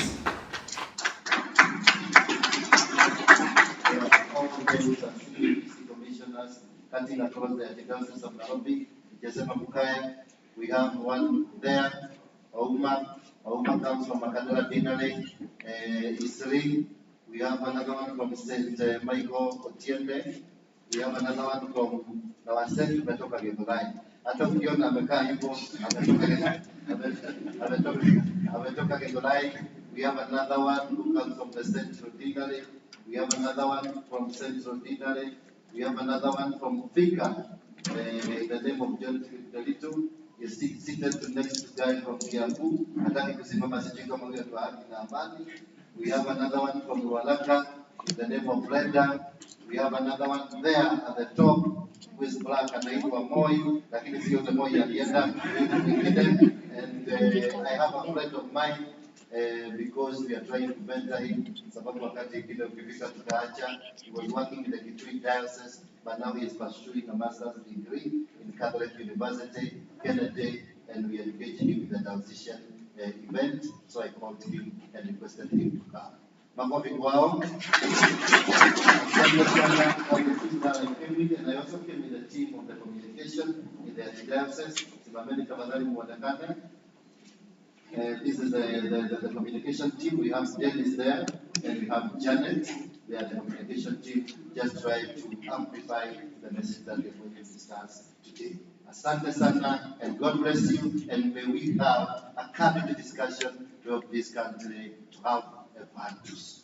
We may do things, but hiyo kitu imeongelewa hapa na siku ya mwisho, tukikosa hiyo maadili, I don't know why we are heading to. Ushaipokea hongo hapa? Wale wanaendeshana gari, ushaipatia askari kitu kidogo? Water ushaipeana kitu kidogo? Sijauliza kama chai. So simply you have already seen the starting point. These are the religious leaders that you wanasikwa na wanapoa. Ushaipeana chai kwa barabara? Hiyo najua hutanijibu. God bless you and you. Let's appreciate Oh yeah, just riding on the protocols established by established by my colleagues. My name is Rolex Mwamba. I work for Interreligious Council of Kenya, here representing our executive director, who will be with us in tomorrow's main conference. I will just take a few minutes, Daktari, with your permission, to just recognize members of the Interreligious Council of Kenya who are here. As you know, that IRCK is an umbrella of faith communities, and today we have members of SAJ, the Shia community. Maybe if you are there, just arise so that people can see you. The SAJ, the Shia. Okay.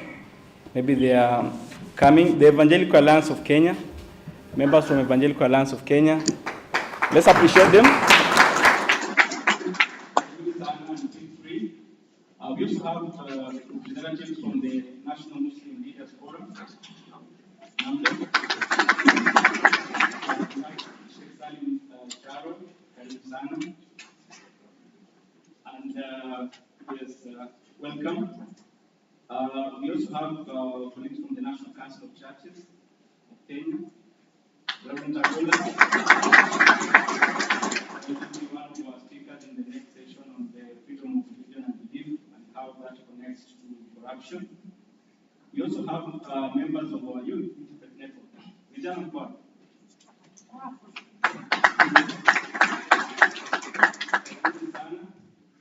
We also have members of the Kenya Women of Faith Network. This is the women wing of IRCK.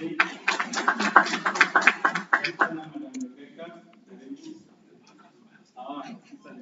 thank you. We also have representatives from Organization of African Institute Churches, OIC. I can see you. Reverend, Karibuni Sana, feel free. We also have representing the Seventh-day Adventist Church. I can see our two pastors, the SDA Church, and feel free. We also have one of our partners, Medicine HMBC, Representative Mary,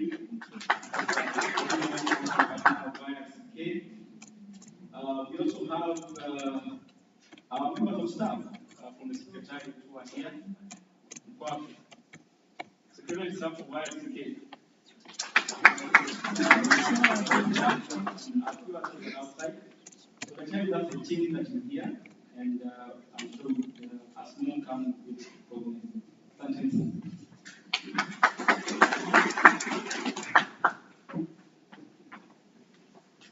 Thank you so much. I wonder if Denson, are you around?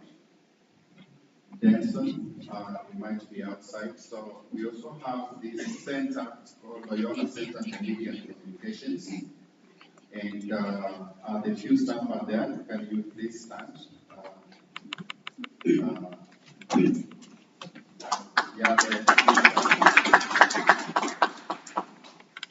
are from Loyola Centre and media.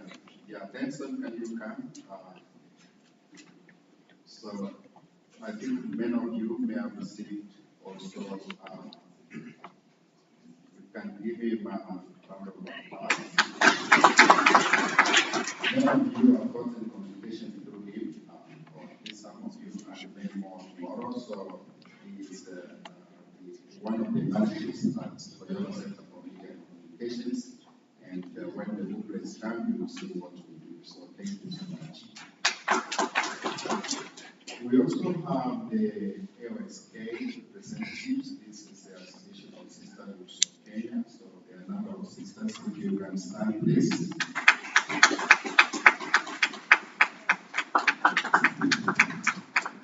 There are quite a number even at the back there. Yeah, sisters don't come where discussions of corruption are normally. But this time they have said that I also want to know that there are also priests, any priests here? Priests, yeah, please if you can stand.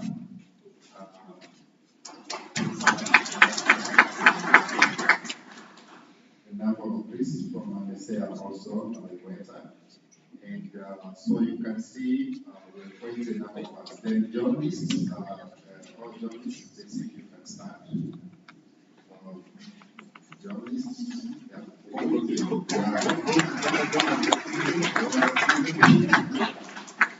thank you so much for coming.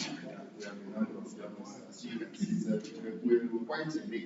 And then there are many of us who also have come through individual invitations. So we also recognize you. So don't feel like if you don't belong to the main organization, you are not important. No, you are not getting crushed. You are here by rights. So please, let's put hands together for everyone who has come. So because of time, we're running behind our schedule, but I think it's worth it. So I like to say at this point, we take a break. There will be some tea. I'm not sure whether it's enough. So one of the things we do elsewhere is queue jumping. You know queue jumping? Yeah, you make sure you're the first out there. But no, I think there should be enough tea for everyone. Only that I'll make a kind request. In order to save on time, we have experts who are going to lead us in the breakout sessions, which is the next session. So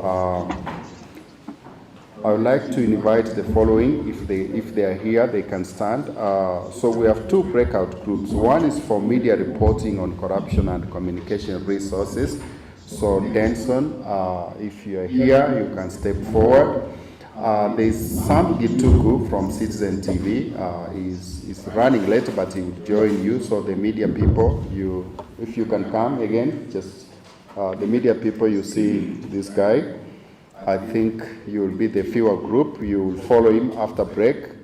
He will show you where to meet upstairs. I think the rest will meet here. Yeah, so, and then on the side of religious freedom, if we can have Reverend Elias Agola, kindly if you can stand. Oh, he was here, he's just stepped out. And then we have Bishop Warari, is he around? Okay, Reverend will be there. And then we have Dr. Father. Yeah, so you have really high-level experts who are going to discuss. It's a conversation, really, it's not a presentation, it's a discussion on freedom of religion and belief, rules for response to social evils such as corruption. So if you are not into media, or if you are interested, if you are not a journalist and you want to know more about media and how they cover corruption and anything to do with the media angle of corruption, you can still join the media people. If you are not, it's not like you're not supposed to know, you can still join it. However, the rest will be discussing this topic of freedom of religion and belief and how that connects with corruption. So there's Reverend Elias Agola and Dr. Odo. After break, you can hear the others. Denson will show you where to go. So we'll also shorten the as much as possible to tea break in 15 minutes, 20 at most, and your phone call, so that we can catch up on time. We also have a big presenter in the afternoon talking about the tools for moral moral assessments are very important tools that we need to have, and then with two speakers like you. So, and after that, we'll wrap it up. So, in order to utilize these days, we decided to come and really, as a faith person, not came a little later. There is one condition to be in this conference, today's workshop, and tomorrow. If you don't believe in God, this conference is not for you. I really want to emphasize that. Then that we can have elsewhere. With those very many directions, may I now ask Reverend Agola to come and pray for the meal, for the tea.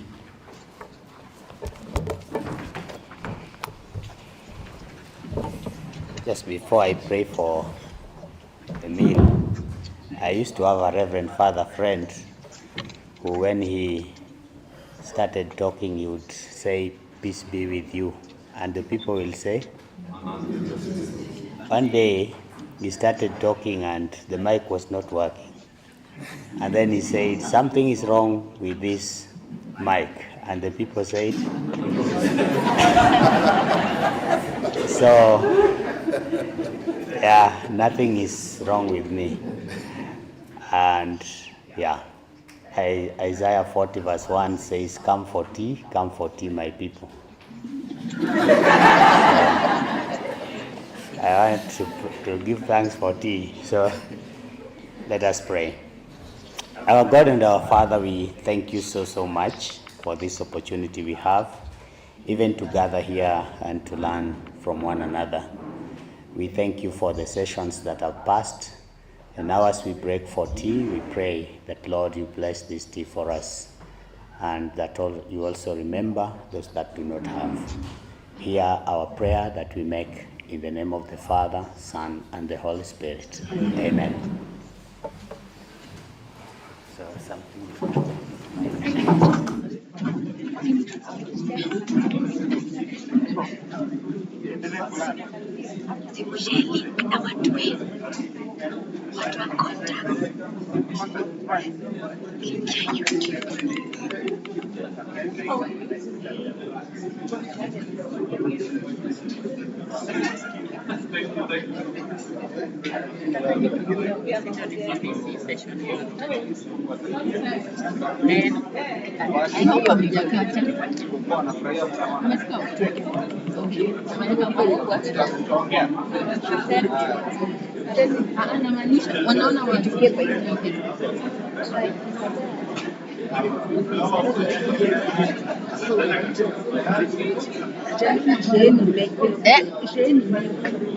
Mimi nimeshare kwa watu wengi.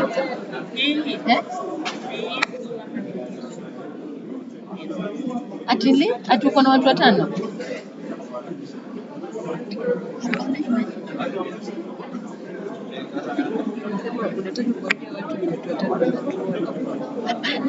Wako wengi na more than 30 kwa sasa, but nimepita.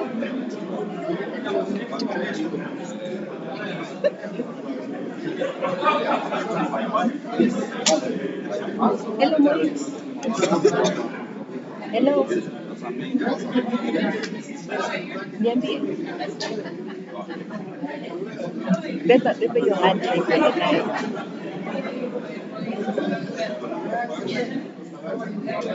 Utoka hard drive kuweka kwa transfer kama ni uende kwa YouTube zenu. Nimesha comment. Hii ni gani? Live. Hiyo live nimeshakusikia kuona. Nimeshakomeli sawa. Hapa niko. For God.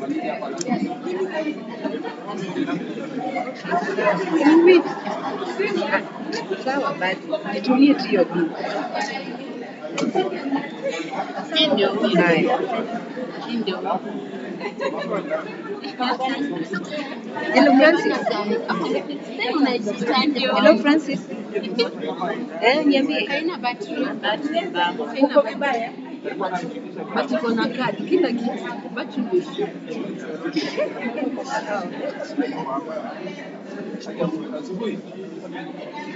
kuna nyingine extra.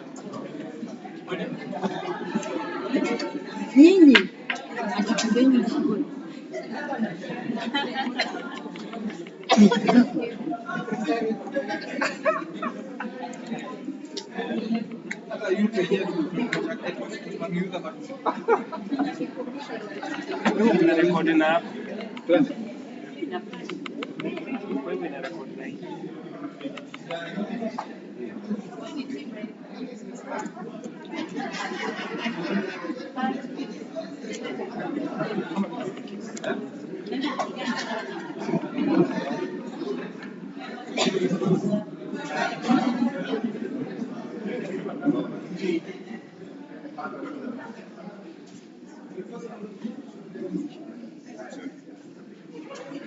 Nyinyi ndio mnywe chai, sio?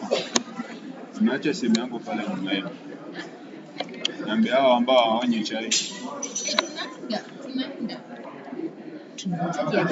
Utakuwa mwisho. Umeacha simu yangu nyuma yenu.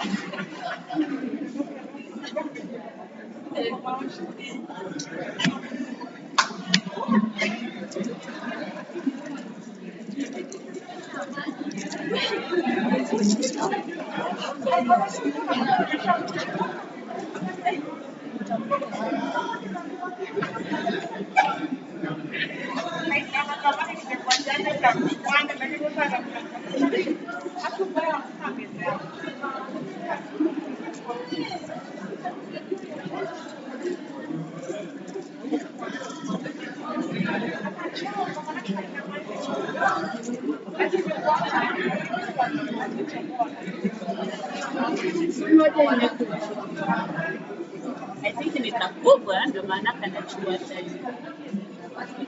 Hata ngine hizi alafu nikiingia ndio nitakuja.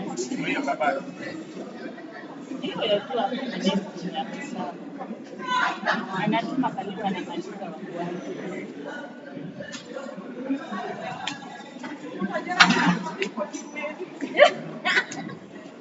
Masista wetu wanatamani.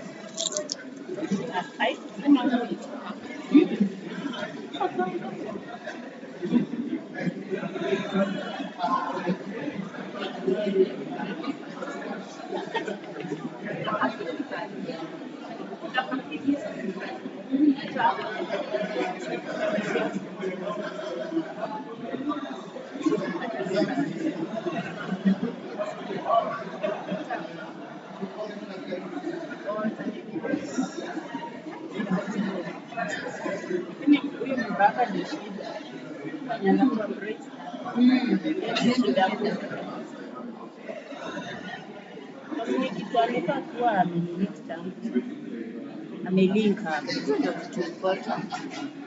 Ni afternoon session ndio kutakuwa na session.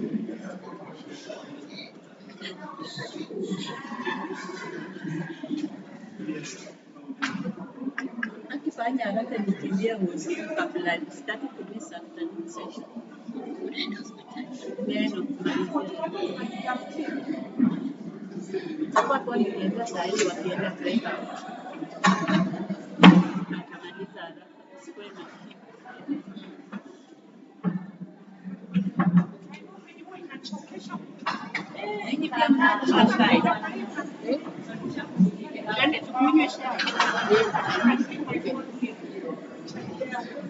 ama mimi nikimbie kwanza wacha itule.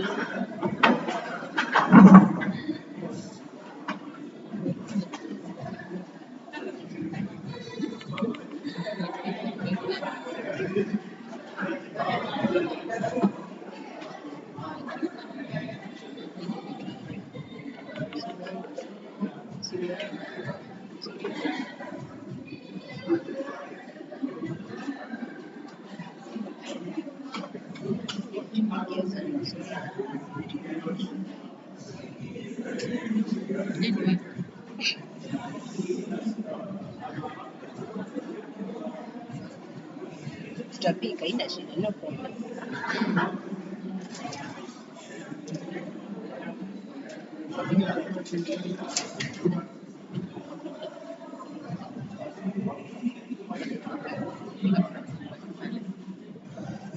It's okay, no problem.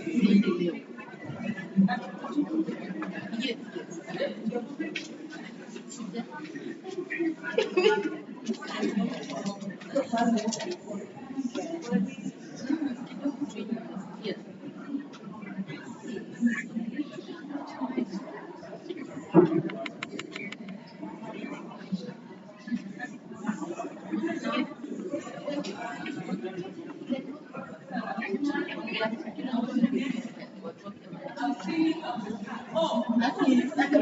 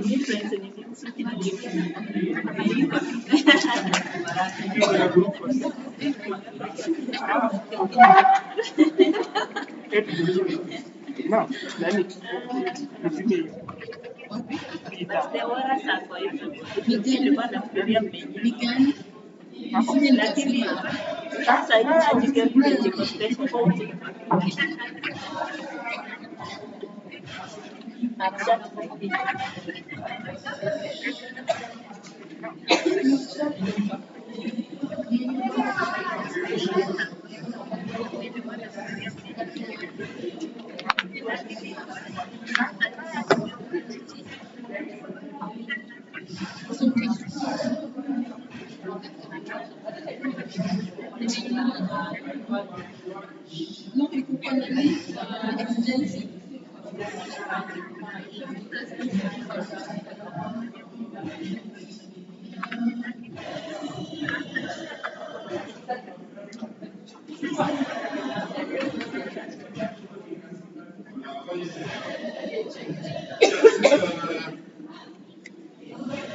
Christian, bado ulikuwa na hicho?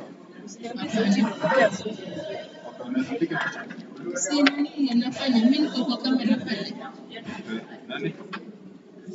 Chochi George.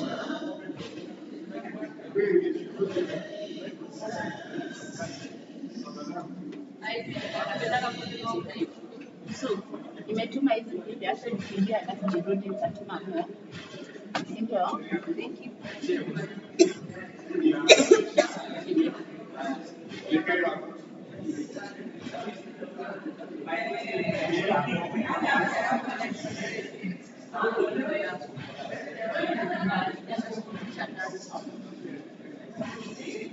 Thank you.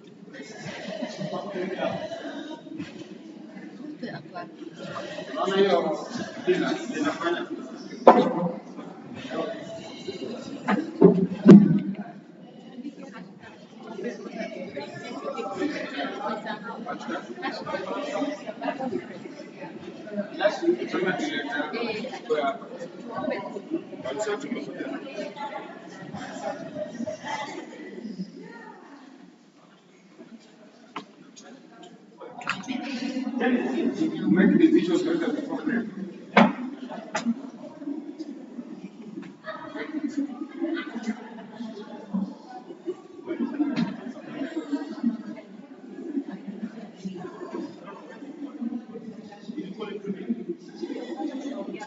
Aje, tunaweza weka hapa. Mikono hiyo kuangalia. Itakuwa sawa. Watu wale wanataka mbele, unless wale watu mbele watoke. Kwa present tu wakirudi. Sasa shida ni hiyo projection. Wale watu mbele wanataka wakae kando.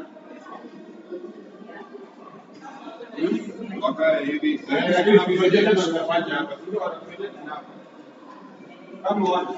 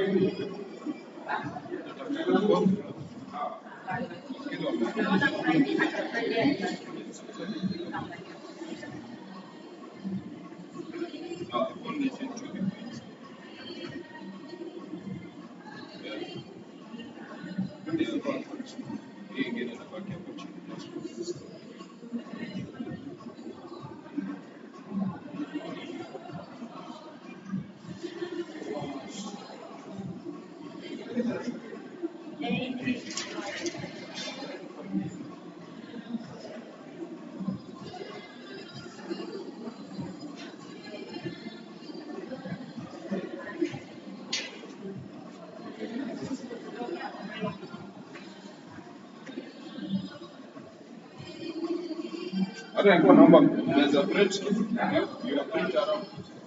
Yes. I can print like passport. Hapo juu. Okay, niulize basi. I'll just tell the contact.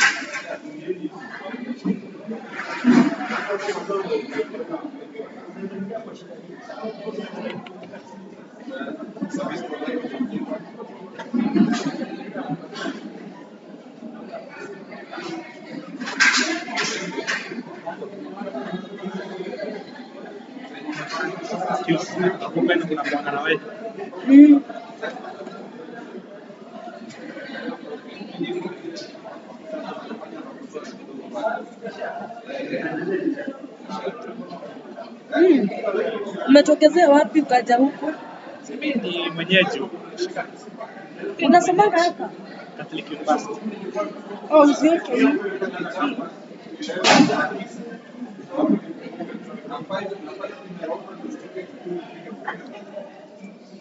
Hekima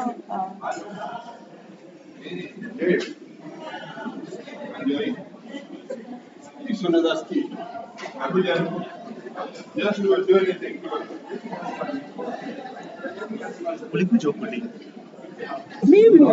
mimi nafanyanga na hata Lcmc. Mimi nafanyanga na Lcmc. Hiyo unaona hivyo maneno hapo. Mwenye umeona hapo ni director wetu. Since last year mwezi wa 5 huko kwanza.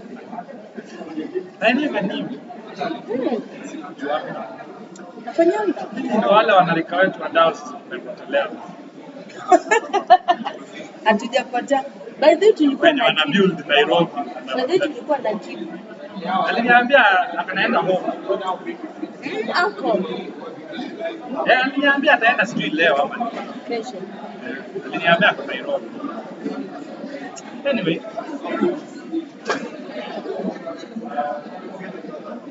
Mimi niko kwa vitu kama hizo nikose. As we are here. Please saidia na 07 41 209 492. 41 209 492.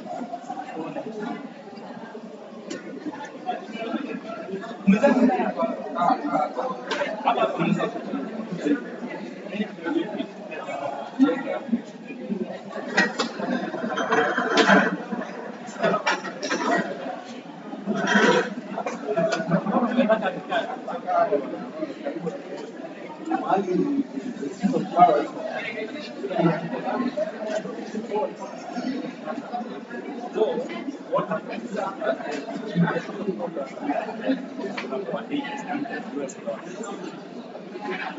Hiyo ni around jana.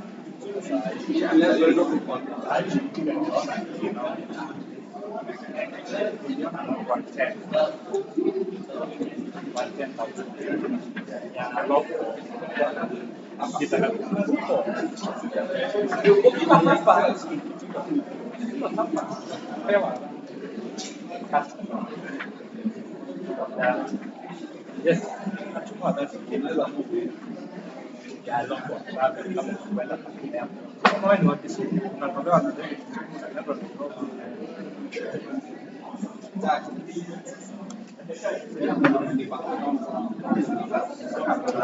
Pesa hapa.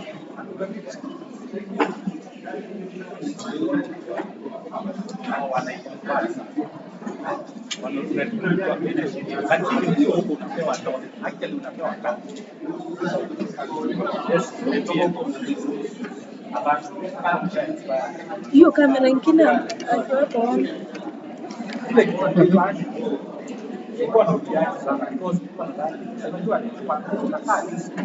Oh.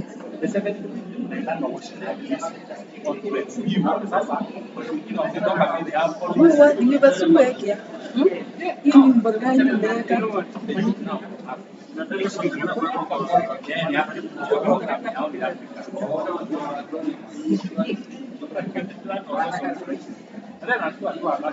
Unawekea laptop.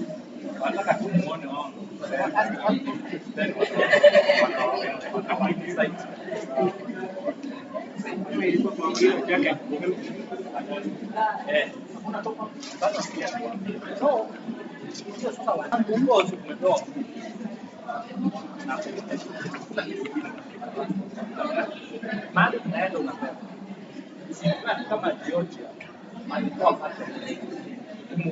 kama Nairobi tangu CBD free kuingia na basi ya public free na kama kuingia iwe na chupa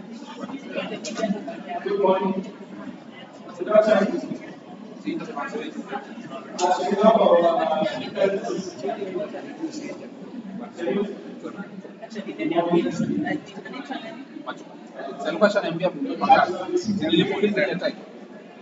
In a lot of spaces, as a front seat, there are some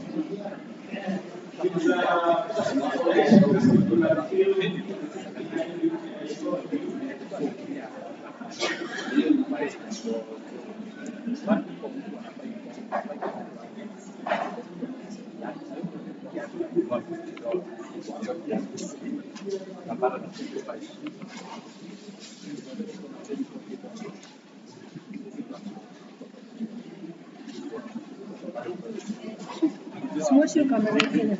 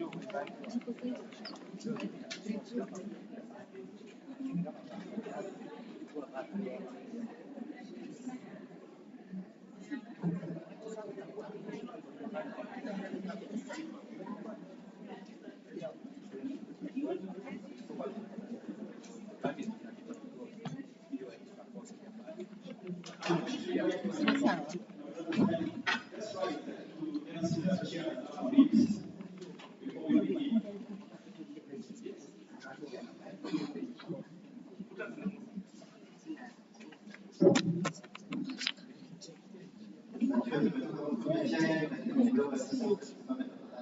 Kwa heshima tunawaomba wananchi wajue tumeanza tuweze kuendelea na mada yetu ya siku ya leo. Ndio sisi yule anapeleka kwa kujipanga. Nataka tufanye mikono hivi. Nataka tuendelee safina. Make sure you have a free space. Make sure you have a free space. Unaona job imekuwa ikiendelea tangu mapito ianze. Na umesikia mumeambiwa ni one of the dimensions of corruption. Hijui kama ni social ama ni political. Sasa watu walikuwa na make joke wanasema ukiona safina uniite niingie ndani. But Kenyans are very happy when we come to this. So unataka tutengeneze hii safina, alafu ukitengeneza nataka uingie na tukaenda.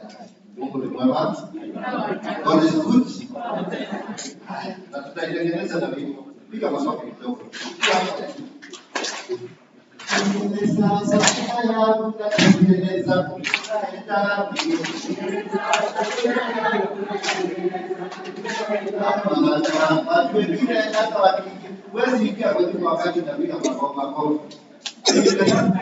So unapiga makofi mara tatu, alafu unasema niingie ndani, unaingia. Mungu ni mwema. Alafu ukiingia hapo sasa ni atakuweza na mapiko ingine haitakuweza.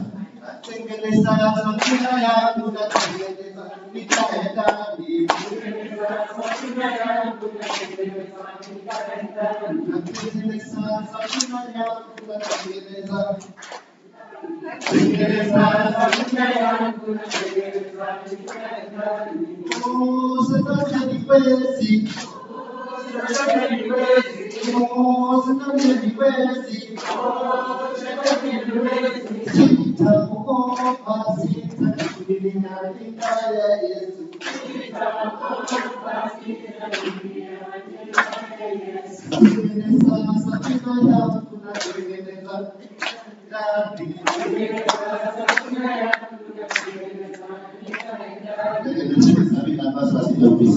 asante.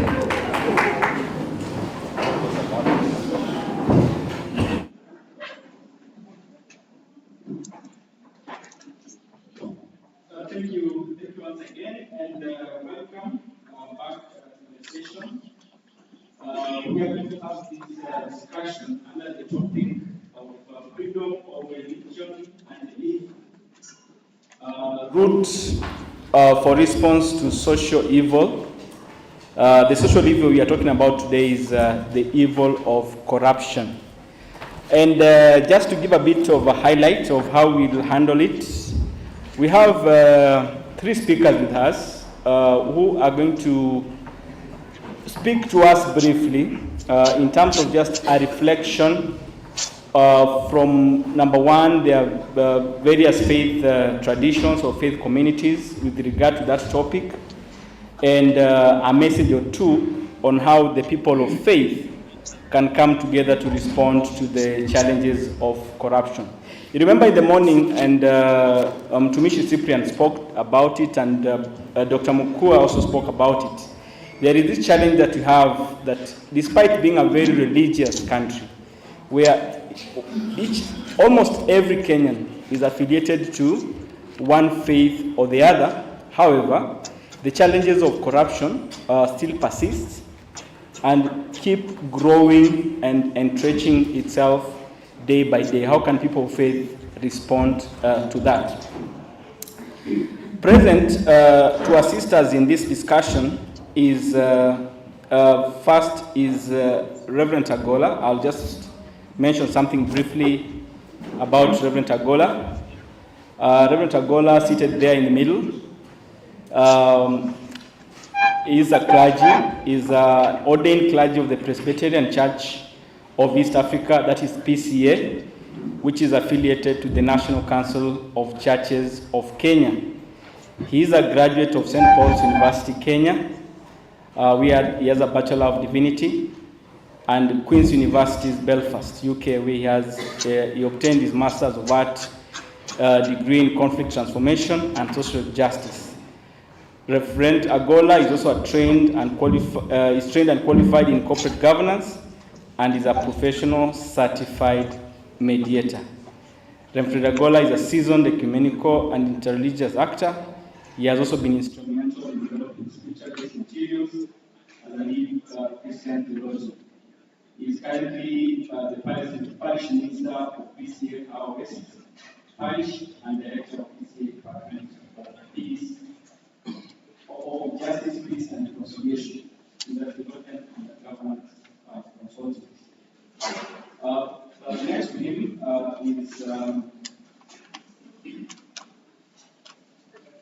is Father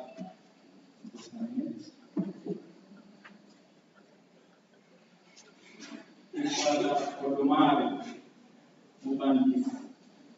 Father Odomaro is a Jesuit priest from Uganda.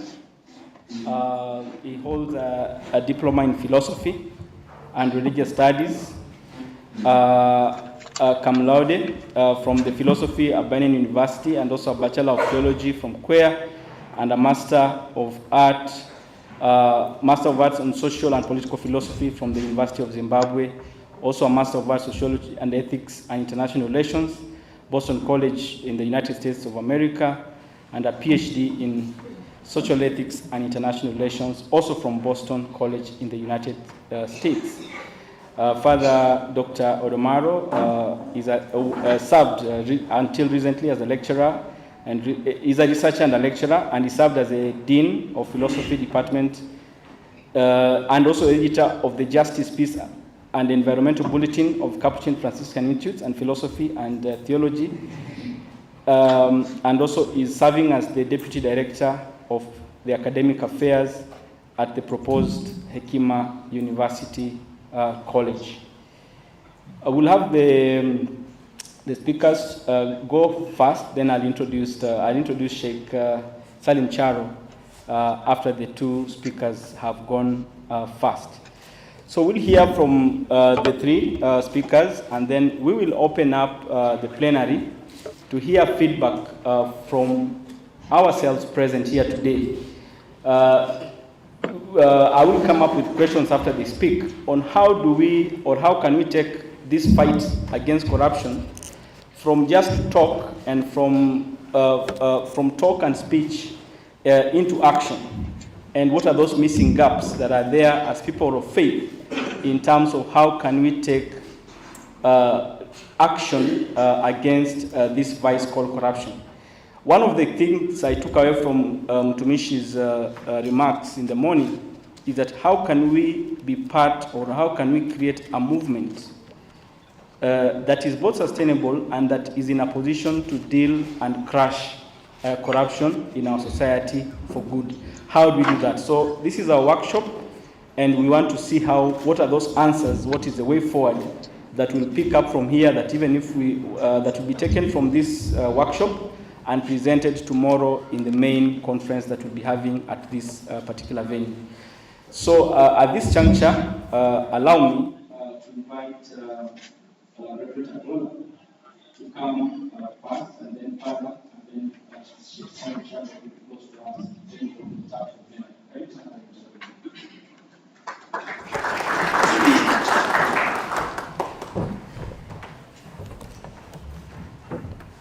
Good afternoon.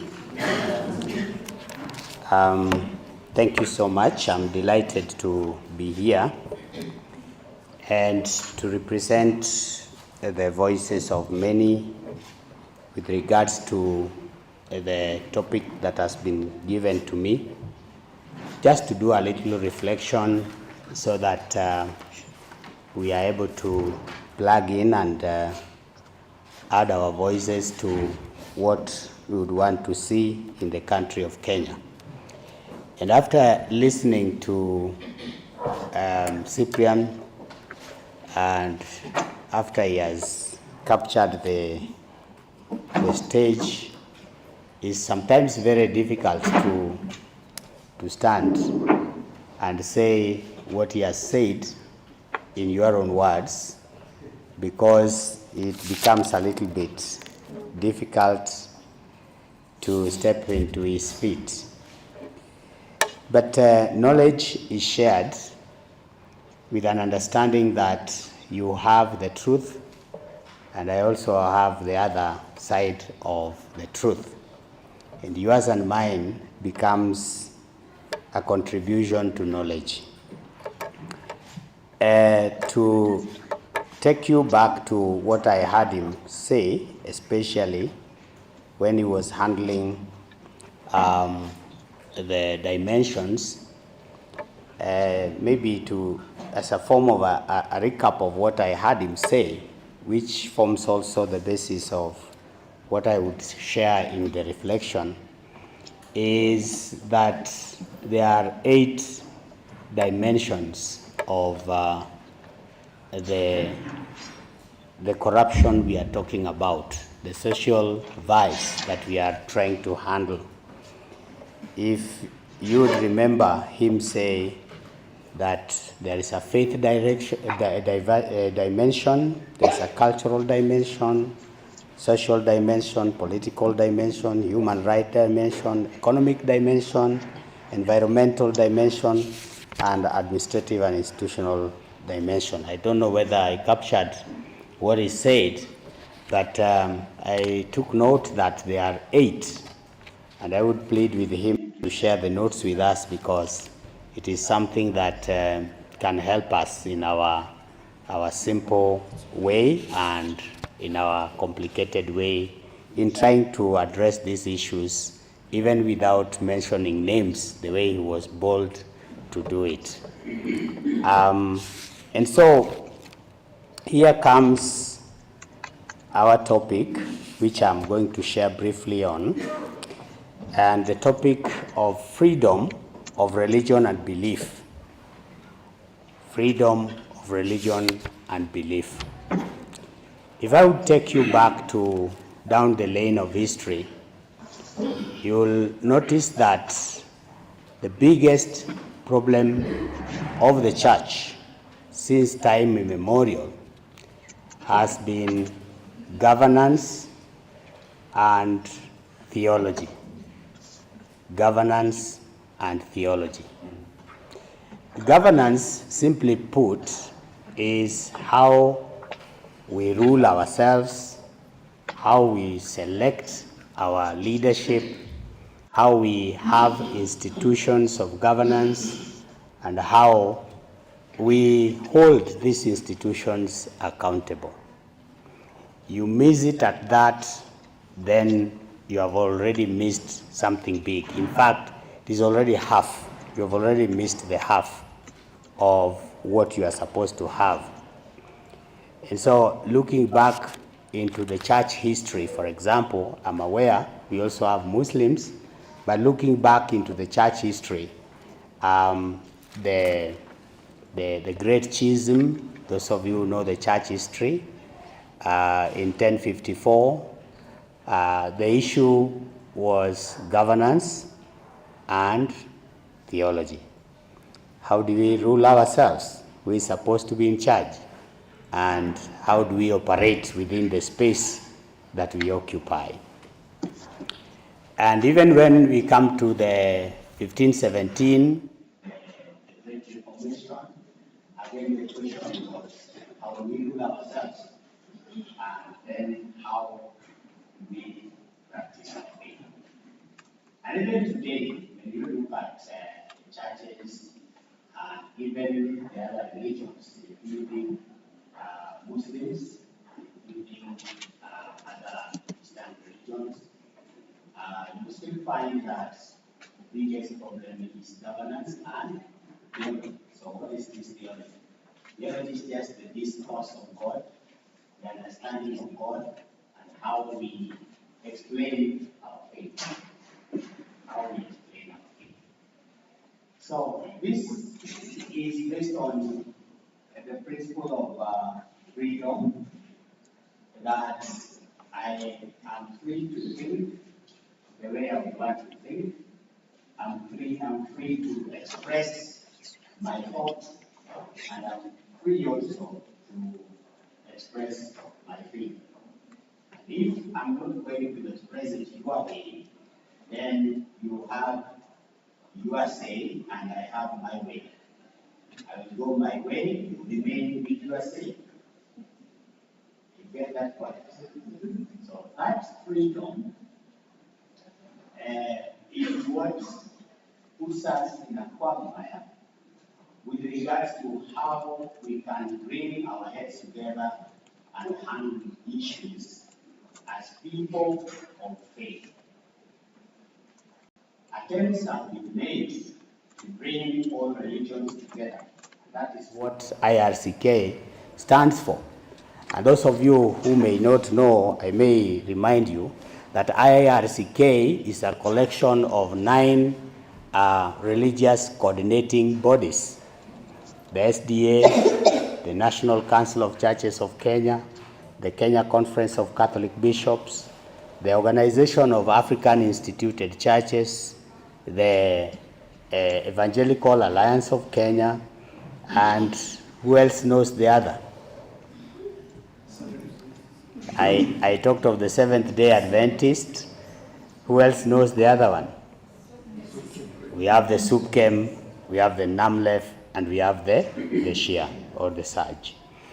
These are religions that practice their own freedom of religion, belief, and their own structures within their own governance systems and faith systems, but they agree that there are some things that sometimes bring us together. Some are very good things, others are vices that bring us down. And so, when we come also to the Christian faith itself, we have what is called ecumenism, and I urge you to go to the desk there and buy a book. I've just bought mine, called The 80 Principles of Ecumenism. It's a very nice book that you can buy from there. It is not very cheap. It is only 60 shillings. I mean 60 bob. So you can buy it, but you'll find that it can educate you on how you can express your freedom and at the same time I express mine, and we find ourselves together expressing our faith and handling issues together. And so, freedom is a very good thing, because with freedom, you do what you feel, and you are also given leverage to exercise your talents. I had you talk about talents, exercise your gifts, exercise your faith, exercise your impact into the society. But in most cases, this freedom can also be toxic. It can lead us into misleading the flock, and by extension, doing things that do not add value to our existence in a nation like Kenya. Because if somebody compromises your freedom by forcing you to keep quiet, maybe giving you something, which is given at names, and I will take you to that, then you choose to keep quiet, and you choose to see the other person as the wrong person and the right person, or to see the other person as against what you stand for or who you are supporting. And therefore, freedom can be a very beautiful thing, but at the same time, it can be a very bad thing. Beautiful in the sense that if I hear your view and you hear my opinion, and all of us discuss and not argue, because arguments lead people to prove who is right. You can write that. You are told by Cynthia and by university. So you can write that. Arguments aim at proving who is right. But when we call ourselves to a discussion with your diverse opinion and freedom, then you will express yourself and even quote your scriptures and quote your sources, and then we'll come into a discussion that leads to what is right. So when we come to a conference like this, we come to listen to diverse views from people who are endowed differently from yours, people from different religions and different denominations, and people from different sects of belief, but then we find a common ground by discussing the issues that come, and we ask ourselves, how can we move ahead together? So we've seen in this country, freedom of religion has cost us a lot. Because when the Roman Catholic brethren talk, the KCCB talk, then you see the other people say, that is Catholic. Okay? We have our own opinion. When SUPKEM makes a statement, other people will say, that is SUPKEM. It is not us. When NCCK talks, then you hear other people say, that is NCCK. That is for Protestants. The evangelicals will say, for us we are led, spirit-led, heavenly bound, demon chasing, and that's all we can do. But again, in the evangelicals or the Pentecostals, you will also have another group called the charismatics. It is me, myself, and my wife, the unholy Trinity. And that is what drives me. My church stops at me, not as another person or another council or another body. And so, this freedom of religion and faith sometimes has become our undoing.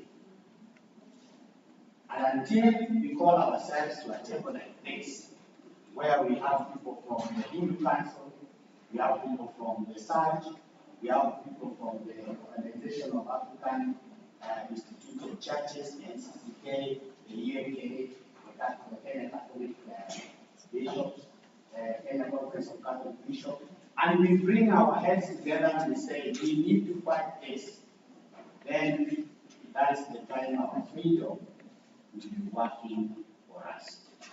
But if you choose your own way, and I choose my own way, and I see you as an enemy rather than a human being created in the image and likeness of God, to subdue the earth and rule it, and to guide the earth, then we shall have missed it.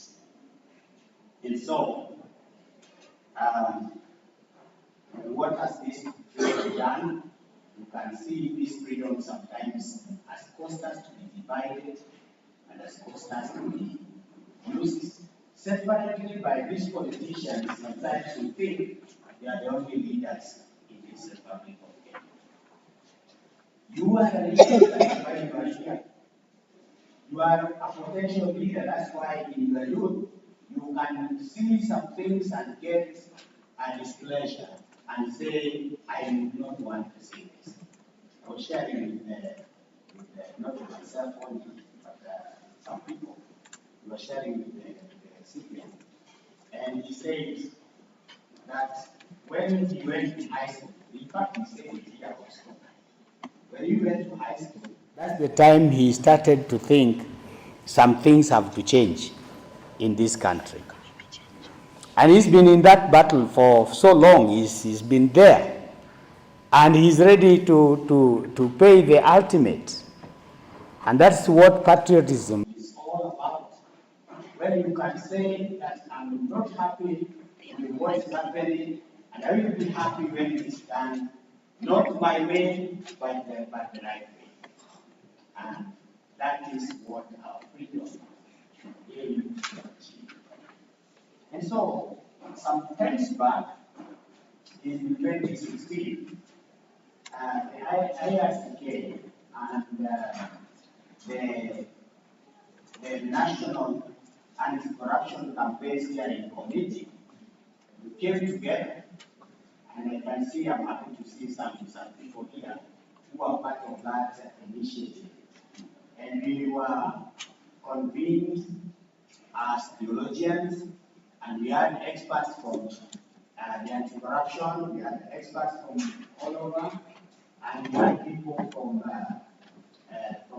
KCCB, remember Father John Kamau, and and I remember other people whose names are also in this book. I have not stayed in this book of life, but this is the book that Cyprian was referring to. This is the book that he was referring to. And all of you, I believe, should get a soft copy of this because hard copies are scarce. And we can send it to you because we have it. And this book, when we met together, with our freedoms and with our expertise and all that we had to look at what we call Chapter 6 of the Constitution of Kenya 2010. And we came up with, these values, and these values, we reduced them into what is this that is ailing us. And we found out that there are 6 things that are ailing us. The key issues for anti-corruption campaign. Remember, it is our freedom turned into a working tool that can place into the hands of every Kenyan a document or a tool that can be used. And this tool has our scriptures. This tool has the myths and misconceptions about the corruption.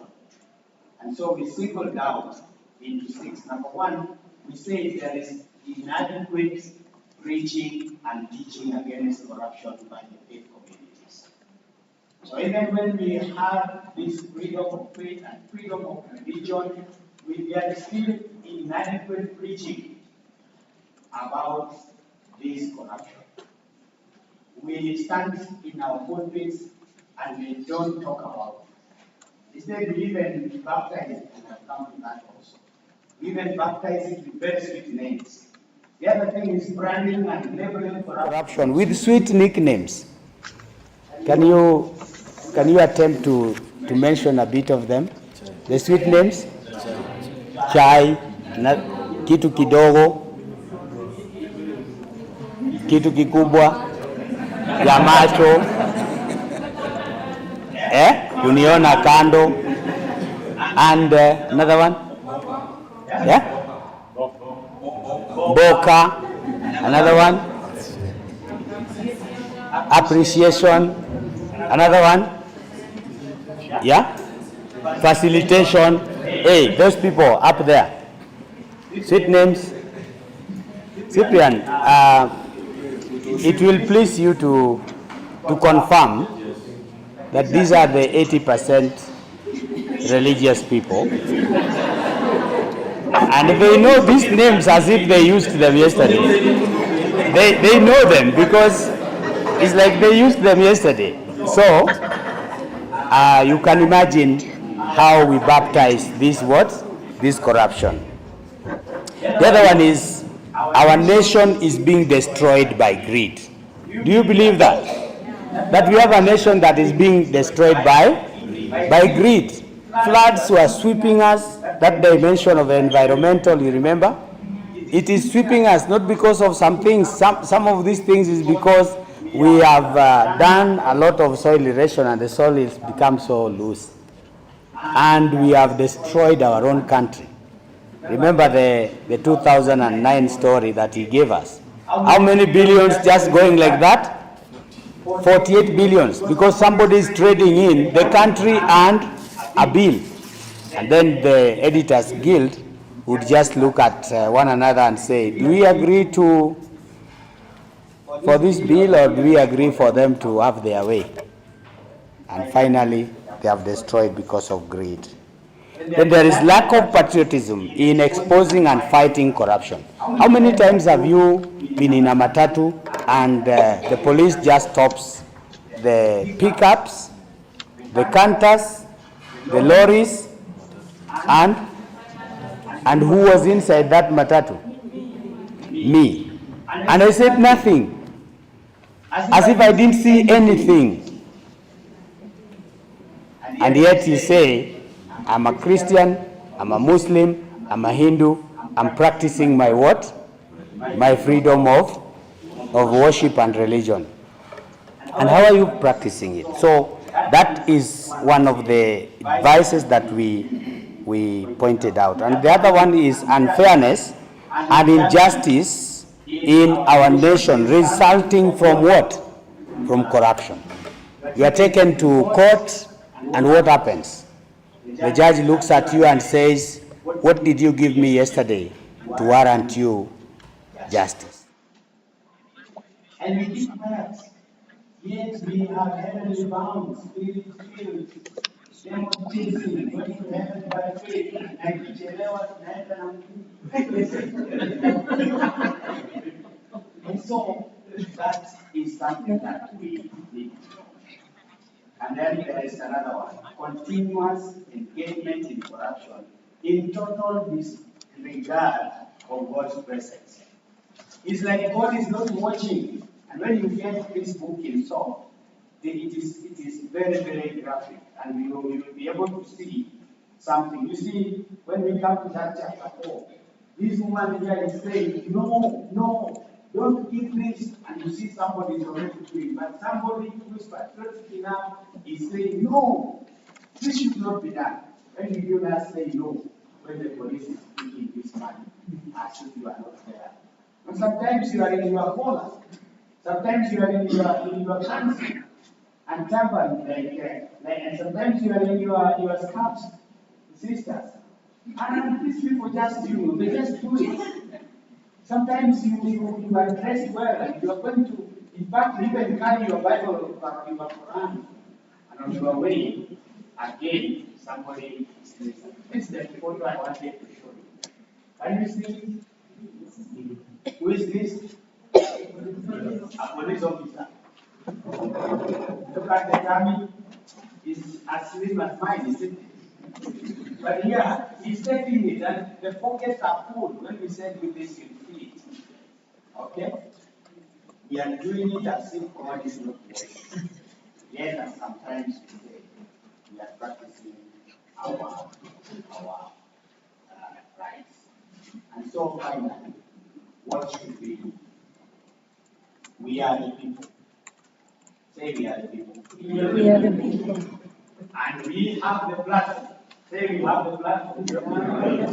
So which is our platform? Our churches, our fellowships, our communities, ourselves, our districts, our home churches. This is the opportunity we have, and we are also parents. So we have the opportunity to use our scriptures. In fact, the Bible is not short of these scriptures. The Quran is not short of these scriptures. The Gita is not short of these scriptures. There are so many, and in this book we have, lifted some scriptures and we have put them here. For every message we have a scripture that supports it from the Christian perspective, from the Muslim perspective, and from the Hindu perspective. And so, using our platform and knowing the other people is what is going to be of great help for us to claim and say we are practicing our religion and we have our freedom of faith, and we can stand against this vice.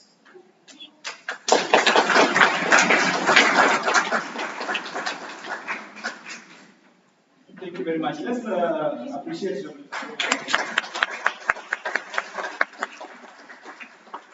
Thank you so much. In case you have any question or any clarification, you note it down so that when we open up the plenary, we'll be able to engage on this matter further. I have the pleasure of also introducing and welcoming Sheikh Salim Charo. Sheikh Salim Charo is a graduate of Sharia at the Islamic Sharia at Islamic University of Kenya, and also has a diploma in Islamic Studies on international online universities. He also is currently the Sheikh will help me out to pronounce this. Is Madua at Dar Islam Madrasa Magadi, and also is an aspect. He's also a mediator. He's the coordinator, national coordinator of National Muslim Leaders Forum, and also sits on the board as an advisor of Islamic matters on matters of peace, and is a former chairman of the Council of Imams and Preachers of Kenya, Nairobi County, and many others areas of expertise and experience in serving our country in various capacities.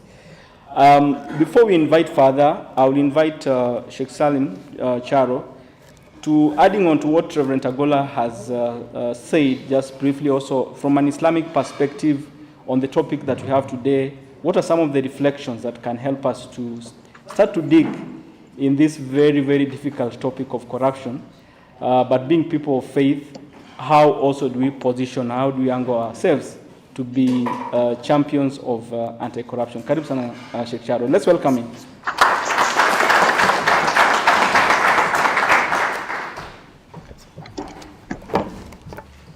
Thank you.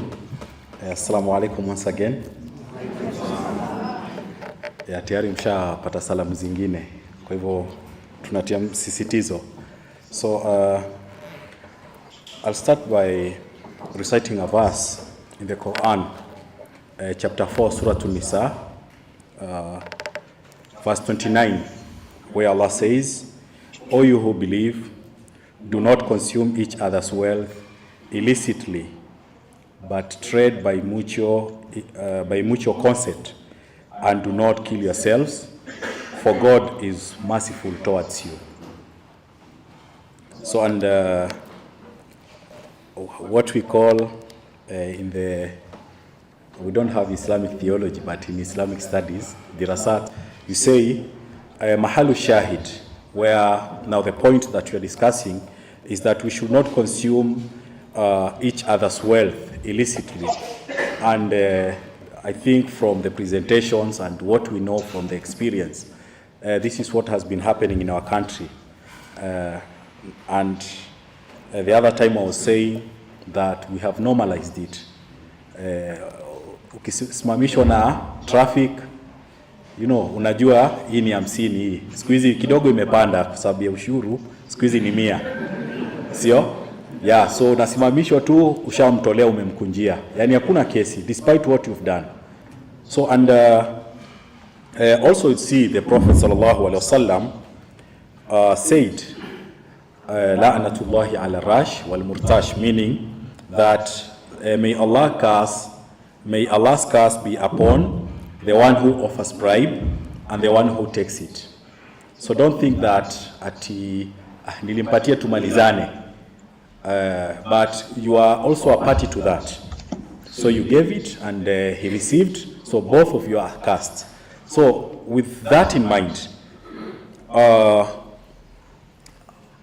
echo on what has been repeatedly said, that we are 98.7% religious.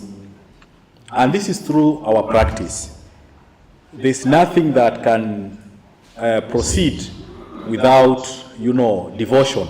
We cannot start even public meetings.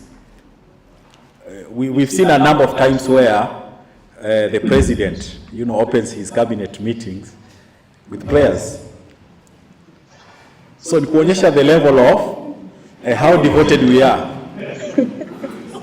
So, and in so I'm trying to learn from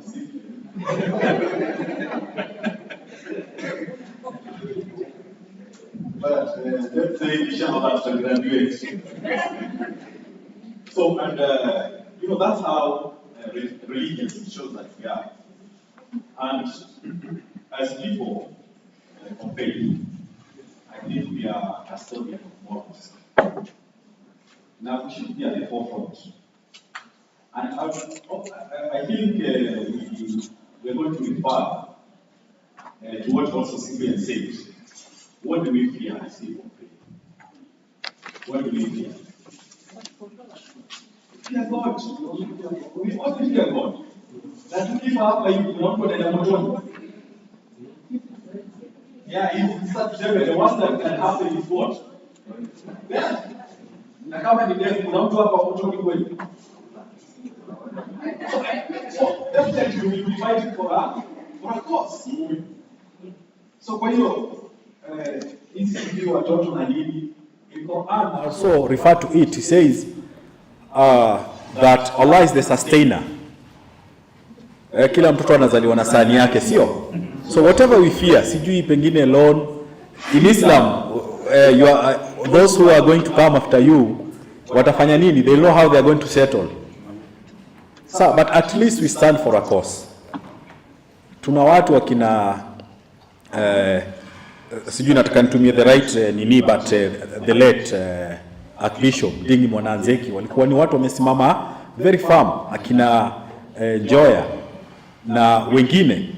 So mbona tusiwe kama hao? Because you know this earth is or this world is where we prepare for the hereafter. So and if we accept to live in a corrupt place, now whatever we experience now, we normalize it. So sometimes I even wonder when we try to compare ourselves with the disciples. They were saints. So we try to compare ourselves with them and what they did. We try to compare ourselves with the companions of Prophet Muhammad. Are we really going to share the same paradise?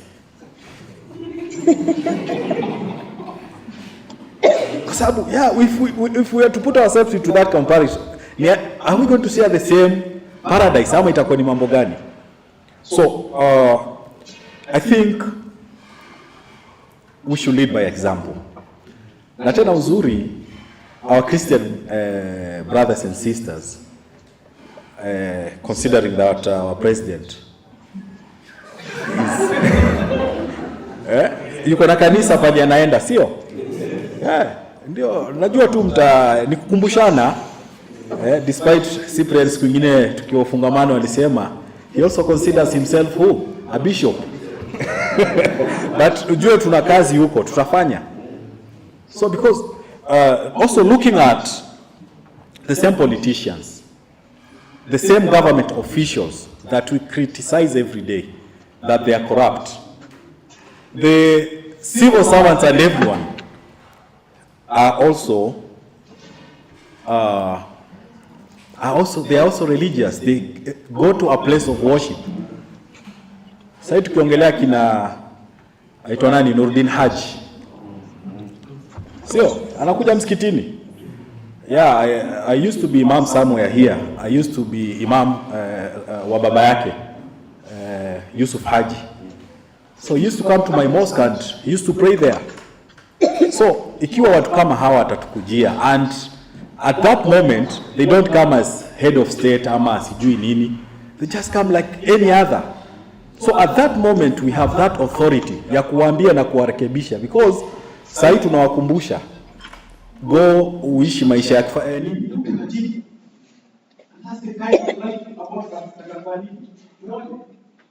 So isiwe tu ya hapa tu alafu tukitoka hapo other things are happening. And I think kumalizia isiongee sana as what Cynthia referred to, nataki kutumia as a reference alafu kulete shida, but nakumbuka during those days wakati wa time era wa computer era, you know, that was a budget process.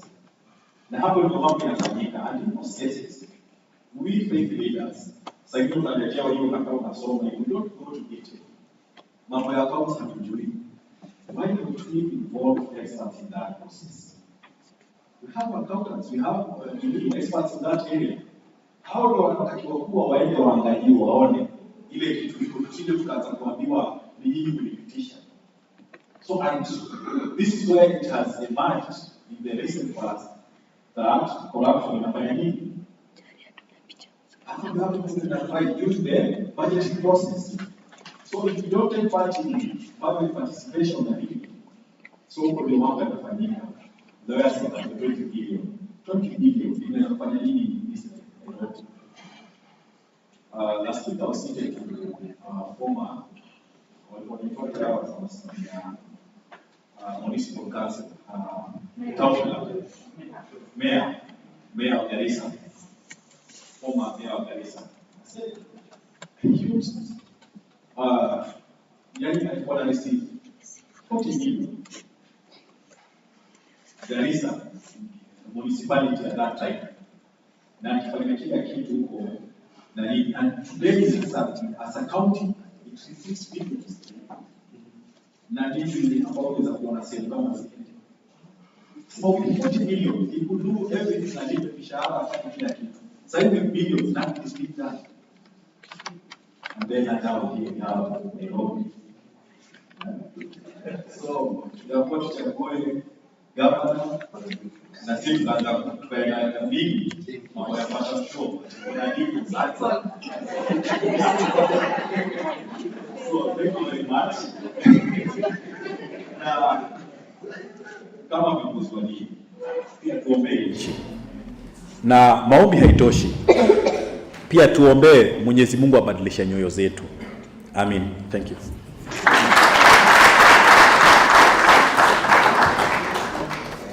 Let's appreciate Sheikh Salim Charo once again.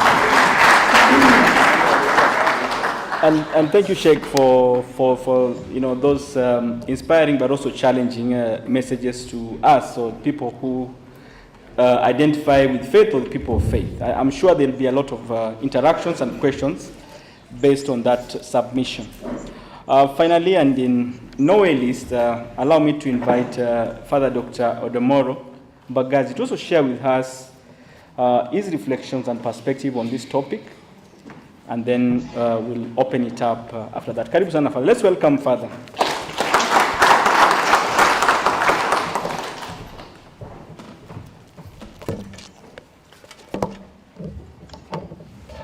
First of all, we have a joke in African culture that if you come to speak at the end of all good speakers, you say, all you heard has been said already.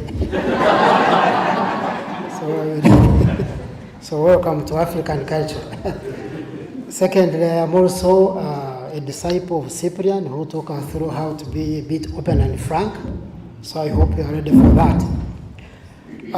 How do I make the very brief presentation to ourselves here? First, it is true that Africans are notoriously religious, and this was said by John Beatty. I read this way back when I was in high school, and it has not changed. We pray in the morning, we pray in the evening, and when the floods come, we also pray, asking the gods to spare us from pain. However, there is a double-edged sword in religion and belief and faith. Religion, as you might recall, Karl Marx once said, that is opium of the people. And so it is upon us to prove ourselves that what we believe, our religions are not opium. How do they become opium? First, they become opium if we detach them from practice. If we take religion as an escape, if we believe, if the politicians tell you that you cannot talk about human rights, you can't talk about economic justice, and you believe it, you are removing religion from its role as an agent of transformation, as an agent for each of us. There are 3 countries all over the world who are known to be the most religious, the most political, but also the most corrupt. What are they? Any volunteer? I will keep producing, guiding you. They are found in Africa. 3 most politically motivated, very religious, but also the most corrupt. Nigeria, number 1, good. Second, Kenya, third, Uganda. These are 3. I wouldn't feel embarrassed to mention this. So this is very shocking and embarrassing, that the most religiously motivated countries on this planet You can walk to them every day on Sundays. The church are full. At the time in Nigeria, they got millions over there. In Uganda, as far as the king, they got millions on Sunday morning. And literally, the town is shut down. So the question is, why does this faith also challenge the corruption in these countries? The answer is deep in our hearts. So I will tell you briefly, and this is the first point for reflection as we go into the workshop today. First, that we very easily separate faith from personal life. And therefore, we think that faith and religion are private. They are meant to be very holy before God and Allah. We think in order to get sacraments, get baptized, get married for Holy Communion, and read the Quran and the Bible, we do not see that these religions are supporting a public and religious. And that's why we end up with crisis in Rwanda, genocide, and the people who are filling the churches, when conflicts begin, they fill the churches with their brothers whom they have killed. Are we together? Good. Now, the second challenge is that faith, religion, and theology, and I was happy previous speakers all agreed that sometimes theology can also be manipulated to avoid asking tough questions about society. Which means, if we don't develop a political theology, theology will remain an ideology, it will be manipulated, it will keep telling people to look forward to the kingdom of heaven, a pie in the sky when we die. And that kind of theology, my dear friends and brothers and sisters in Christ, is partly responsible for why we can live next side by side with the corruption, with bad leadership. Precisely, we kept thinking that religion is only take us to heaven, but here on earth, we leave it to Caesar and to the politicians. Are we together? No. So, what is the solution? Catholic social teaching, the tradition I know, which I have been schooled into, and it is called the best kept secret. Why? Because it is the secret transformation of society. And yet, we have kept it aside, kept it in the books, written very wonderful phrases, rerum novarum, using Latin, even Laudato Si, and we keep them far from the people. If we did, just like all the nations would transform society precisely because the tools to change society are in the Word of God. There is no oldest, more powerful constitution than the Bible. Clearly, it has all the norms and the rules. There are nations all over the world that have built their constitution based on jurisprudence rooted in the Bible. Therefore, the prophetic message that is in the Bible is the number one tool to use to fight corruption and transform society. The method again is in the Catholic social teaching, by the way, which is not exclusively for Catholics. This is a big challenge for Catholics. This too is the only type of theology that is available for every human being, Muslim, Christian, even non-believers. Why? Because it has principles. One, human dignity. Is it only Catholics and Christians who deserve human dignity? No. So everybody created in the image of and likeness of God, whether they believe it or not, they have human dignity, and this is the rule of human rights. Second, you heard Cyprian telling us that he saw the common good being brought to him. The principle of common good is about sharing the resources of the world, which do not belong to any person. So if you become corrupt and you take public goods which are meant to provide health care, education, transport, you are undermining the common good. And that principle is in the Catholic social teaching. The third principle is solidarity. That in case there is a shortage of resources, like these floods we are witnessing, it is incumbent upon every Christian, every human being, to carry some food and clothes and go and help those who have been distressed by natural disasters. That is the very important principle of solidarity, and it is not about vague compassion. You cannot say those who are suffering, it is their problem. They should have built 10-story building. Why are they living in the river floods? where the tragedy has happened, and therefore we respond from a spirit of solidarity and concern for our brothers and sisters. And then I can take you through the principles. One of them is reciprocity. It is called the universal destination of goods.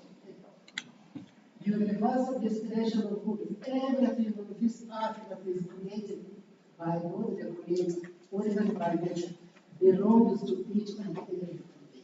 And therefore, to accumulate wealth illegally, sometimes even legitimately, and you leave your brothers and sisters dying and suffering, is against the grace of nature. And therefore, whatever we earn for abundance, we should share with the other. But most important, according to the topic of abundance, we should prevent the deprivation of our brothers and sisters from getting what they need in their destiny. Are we still together? Now, you allow me to conclude, so we shall ask you to ask us questions. The Catholic social doctrine has got a principle, has got a methodology. It is know, see, judge, and act. And precisely what is started the methods of getting us through, analyzing politics, economics, the dimension of corruption. This is the stage of seeing. Faith requires that you open your eyes and see who is eating too much when another person is hungry. Yes. Yeah, Domherda Kamara was once asked that whenever he feeds the hungry, the politicians praise him that here is the saint. But when he asked a question that why are people hungry and others are eating too much, they call him a communist. And therefore, it is very important that we do not only give charity, we should also ask, why are people hungry? Why are they living in the streets? Why are they living in the riverbeds? What happened to their land? Why are they living in subhuman conditions? Cyprian, am I a good student? Thank you.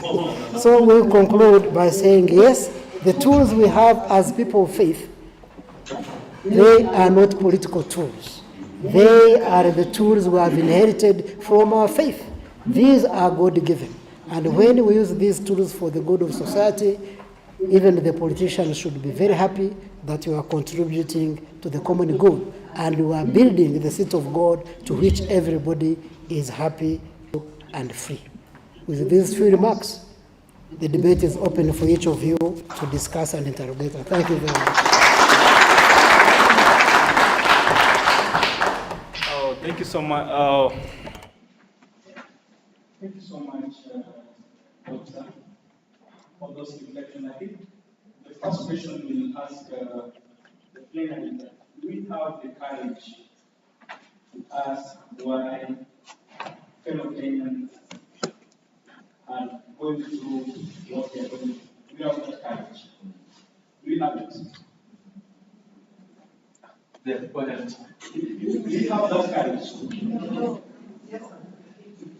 Thank you. I think let's collectively appreciate our discussion.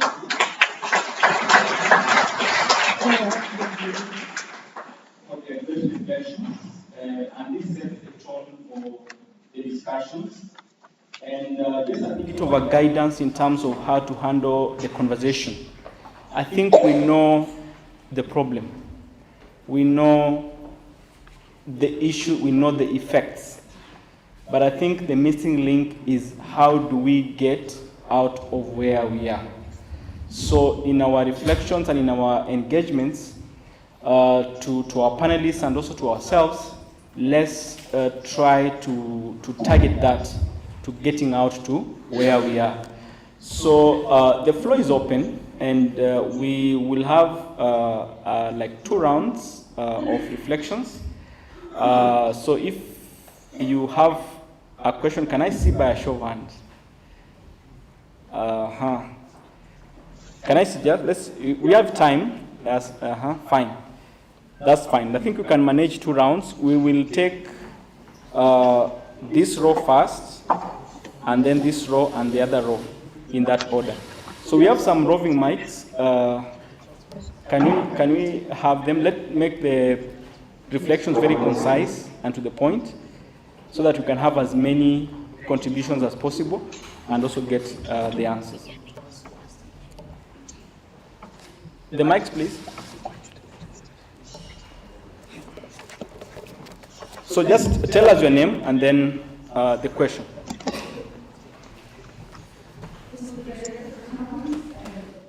My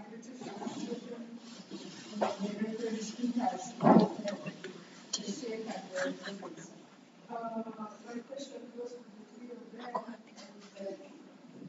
I was told I should introduce myself before I speak. I happen to be in all systems. I come from the Communications Development. Now, my question is, one of the records mentioned that administration of that is started. So, my question is, where did that kind go? For example, really, this sound is good for you, and you want to appreciate it. So, where is it going to land? Or where is the smart card between corruption and African charity and gratitude?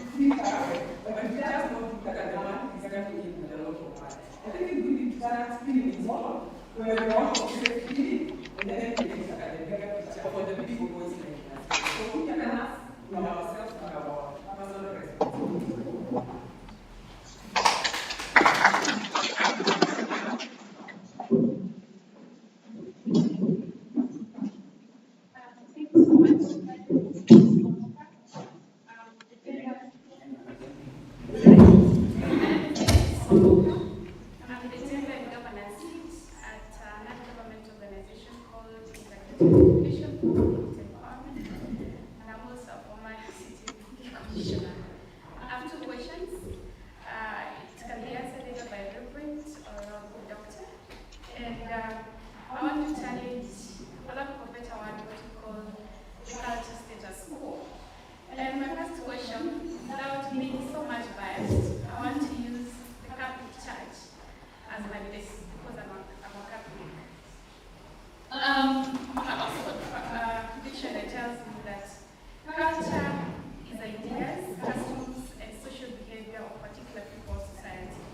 In this case, our people or our society is the Catholic Church.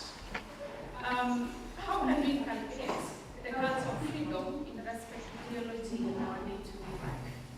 And I remember in the memory somewhere, right, in the Catholic Church, we always talk about the ills of society or these other topics that relate to day-to-day life of a Christian, especially during the Lent campaign. That is when we have this marvelous booklet that comes out and discusses explicitly on various topics.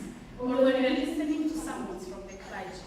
So then, as a church, are we then ready to debunk this culture of either waiting till the next season or when the priest is before you, just for us to listen to corruption, to listen to, murder, or any other thing that we want to talk about.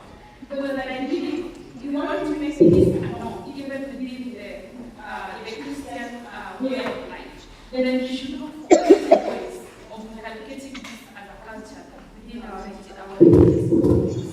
And secondly, I think my sister could not have said it better.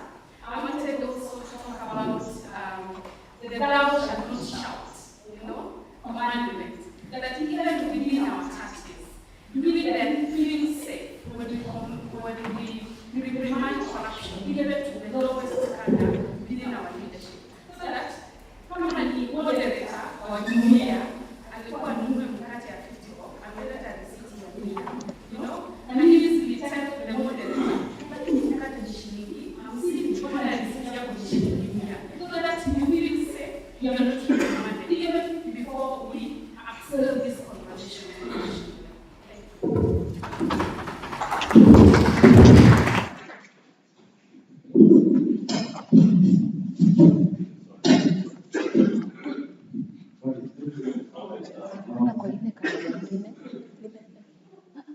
I have had the privilege of sitting in fellow interreligious forum. And I remember in one of the forums we even had a manifesto. We had came up with the do's and don'ts, and one of them was even through the competition platform Is it one? I am glad to know. From the presentation that we have had, other than simply giving us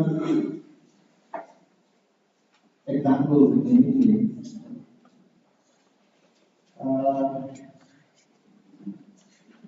more weeks, things that we know. But we have to learn. We know the dimensions of corruption. We have to learn. Are we following this of having very good policies on paper and shelves, but when it comes to implementation, what we do?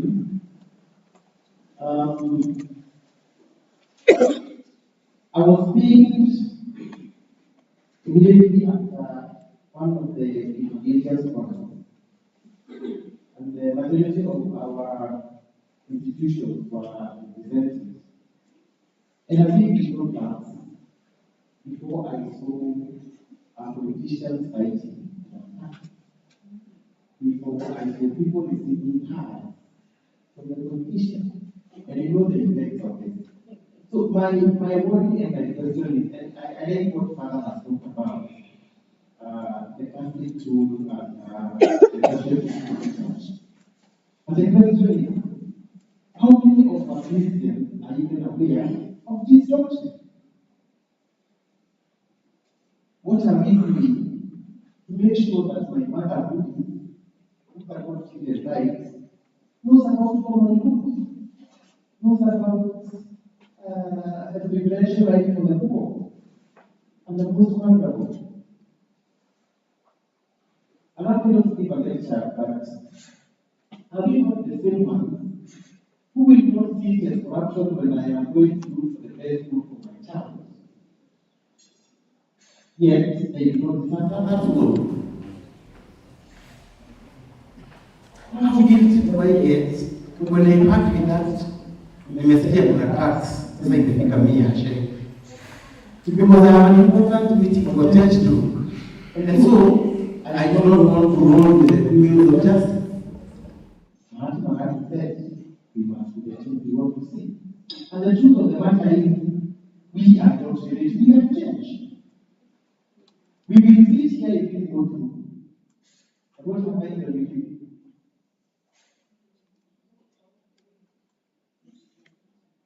It is very good to say the things that we want to hear. And I remember, I don't know whether it was Cynthia or the Reverend who asked whether we have ever been corrupt. I think the second asked the same question. I think the question for me is, when I look deep down within myself and ask myself how I am contributing to this menace of corruption. We should have bishops removing their shoes or keep their feet and even initiating, the anti-corruption campaign.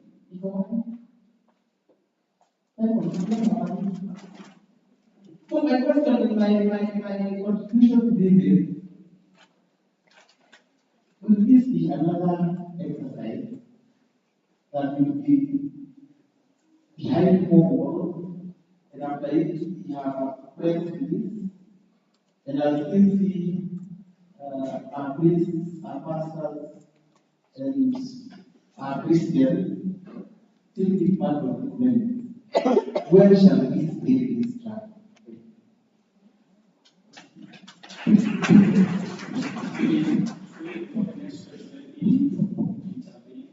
Was supposed to have ended this session of the program. Just a quick announcement for Muslim brothers and sisters. The fourth floor of this building has been set aside for prayer. There are 2 rooms for the women and for the gents. So when you pray, you can go to the 4th floor. It's a lift on the other side. I need your guidance on how we proceed because we have now asked several questions, some of them which need a response. Can we have one more from this floor? Yes. Yeah. Okay. The last one, and then we get a response from our panelists, and then we can evaluate how to proceed after that. Thank you. Ladies and gentlemen, my name is Patrick Okonya, a friend of this team. If I ask my question, first of all, let me apologize for coming in late. But I also want to say thank you for inviting me to come to this engagement. And as a Catholic, I said I have to honor the invitation, or else I have to play back.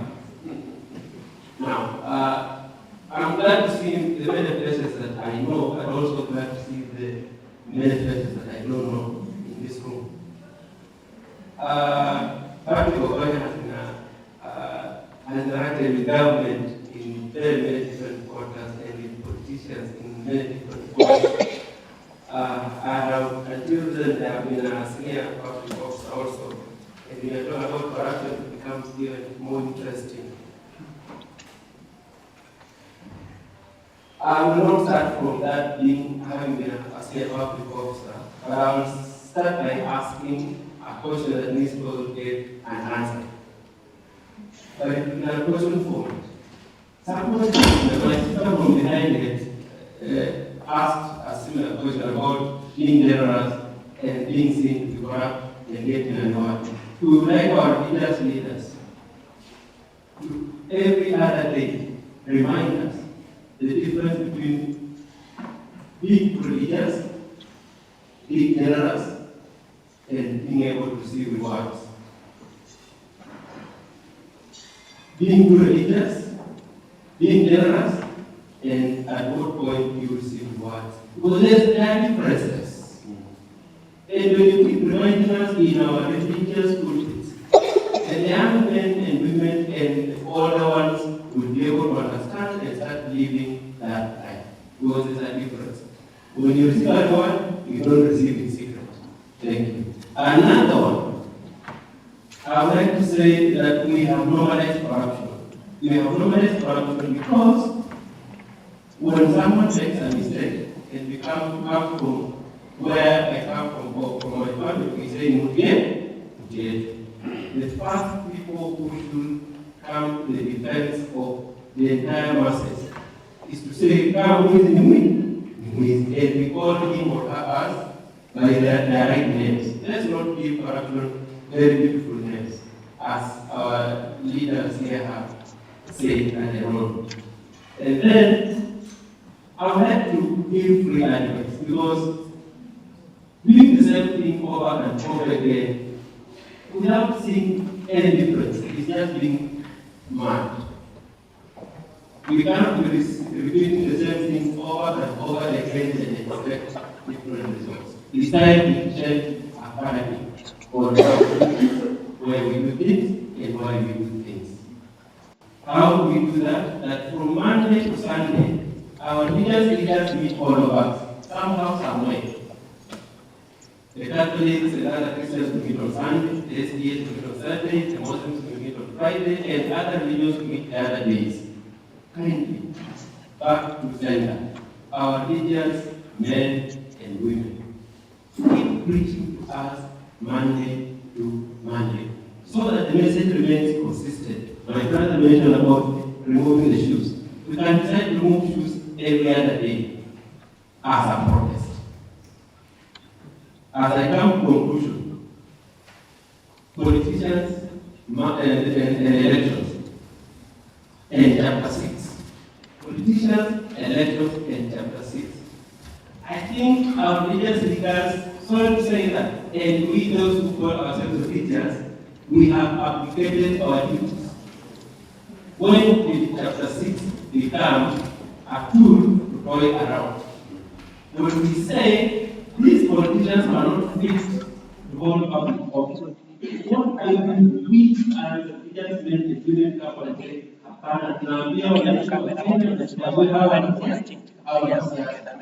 when you and our religious leaders and we the religious leaders, we can come out and protest against certain individuals who we want have been saying corruption. And if we have over and over again, in the end, we do what we start this thing. I think many young people have the religious. Asanteni sana na Mungu atubariki.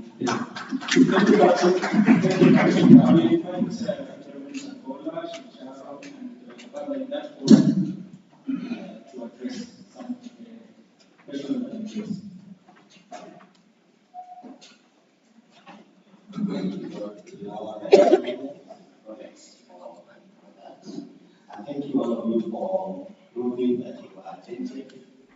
When we were making these reflections, and I believe that these questions can be answered by everyone in this room because they were not being asked to us. And I also believe that the four of us, including Cyprian, can answer these questions. Very quickly, the first one was from the sister, corruption and African charity and gratitude, and which was also echoed, not in a question, but in a comment by the last speaker. Corruption is corruption, and African charity is African charity. You can never, ever confuse them or try to show us by putting a cataract in our eyes to believe that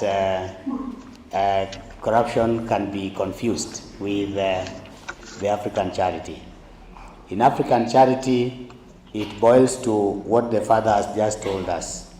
about the pillars of the Catholic Christian social teachings.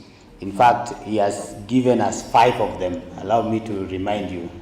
Number 1 is human dignity, the common good, solidarity, and universal destination of good, and then the participation.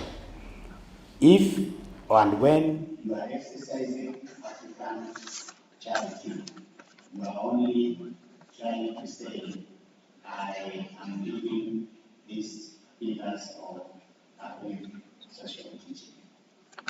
African charity is when you give voluntarily without being coerced to be produced. Nobody puts a measure on African charity.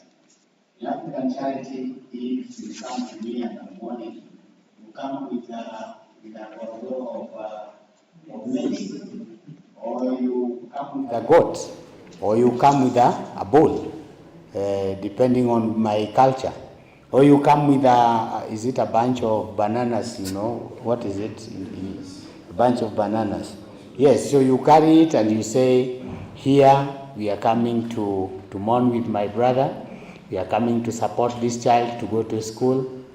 No strings attached, and you do it generously because it is from us as Africans. Corruption is when I come to show you that we are together, but there is something that I'm aiming at more than what I'm giving. And confusing you with a very little thing also, so that you can give me that big thing that you have. I will stop there because everyone may choose to answer that question differently. So corruption is corruption, and African charity and gratitude is different. Small versus big, bottom versus up. Are we going to deal with the small corruption and leave the big corruption? Corruption is corruption, whether it is big or small. And I don't know where the small comes from and where the big one is. What I know is that giving your child or telling your child, go and bring this and I will give you sweets, that is corruption. And if you cannot begin with it from there, and somebody has just said, you are taking your child who has failed exams to Alliance, and then you want to buy a certificate, 300,000 to show that this child went to Alliance Girls or Boys High School.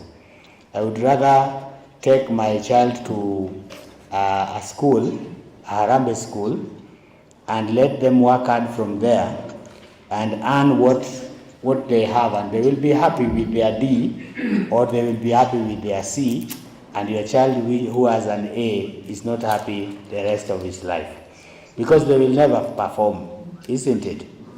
So beginning it, talking about it in Sunday school. In fact, in this book, we have a statement that says that we should not talk about that there is a myth. It is a myth, by the way, that says, somebody should open it for me, in chapter 1, a myth that says that we should not talk, we should not teach our children about corruption because they are not corrupt. That's a myth, isn't it? Because the truth is, we should begin talking to these children about corruption when they are very young. You know, even when you are a mother, and sorry to say this, for it to be for anybody. You are a mother and you want to you want to deny your child breast. Yeah? And then the child, does this to and then you get enticed. And then you did not want to give the child that time. But then the child is that's corruption. The child is trying to corrupt. Sorry, are you together?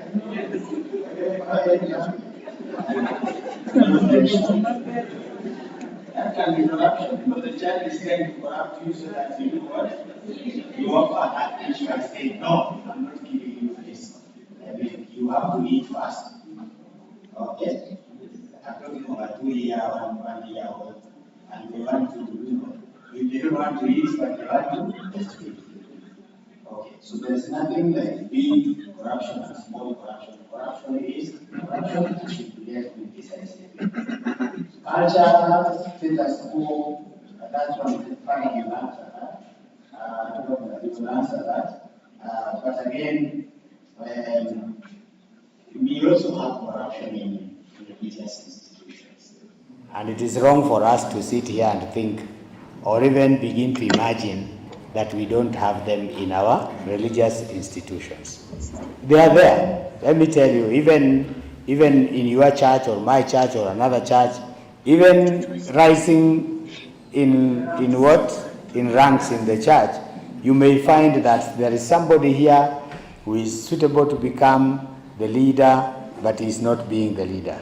Why? Because money has exchanged what? Hands. And I want to tie that with my thief and our thief and your thief. Okay? Somebody has likened normalizing, has talked about normalizing corruption, meaning this is our thief.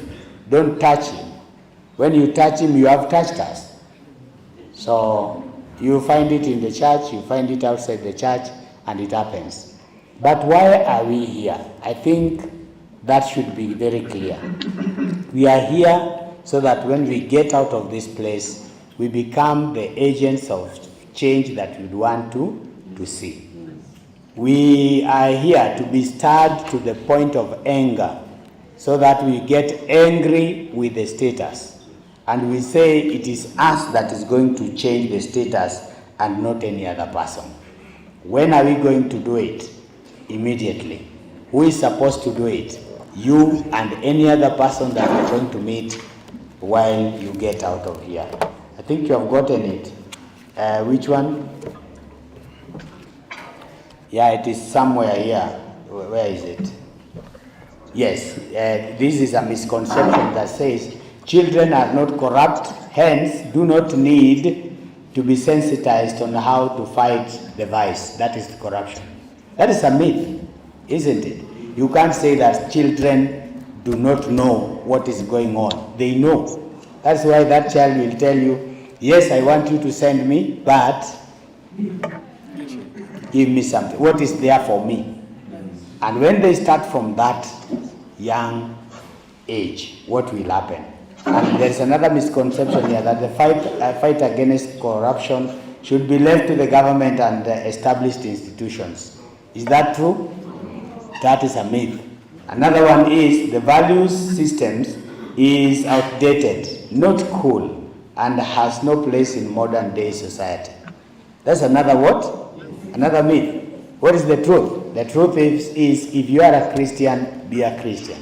If you are a Muslim, be a Muslim. And use our religious books to guide our values, because they are well written and they are the ones that we have been taught from when we were young. Thank you.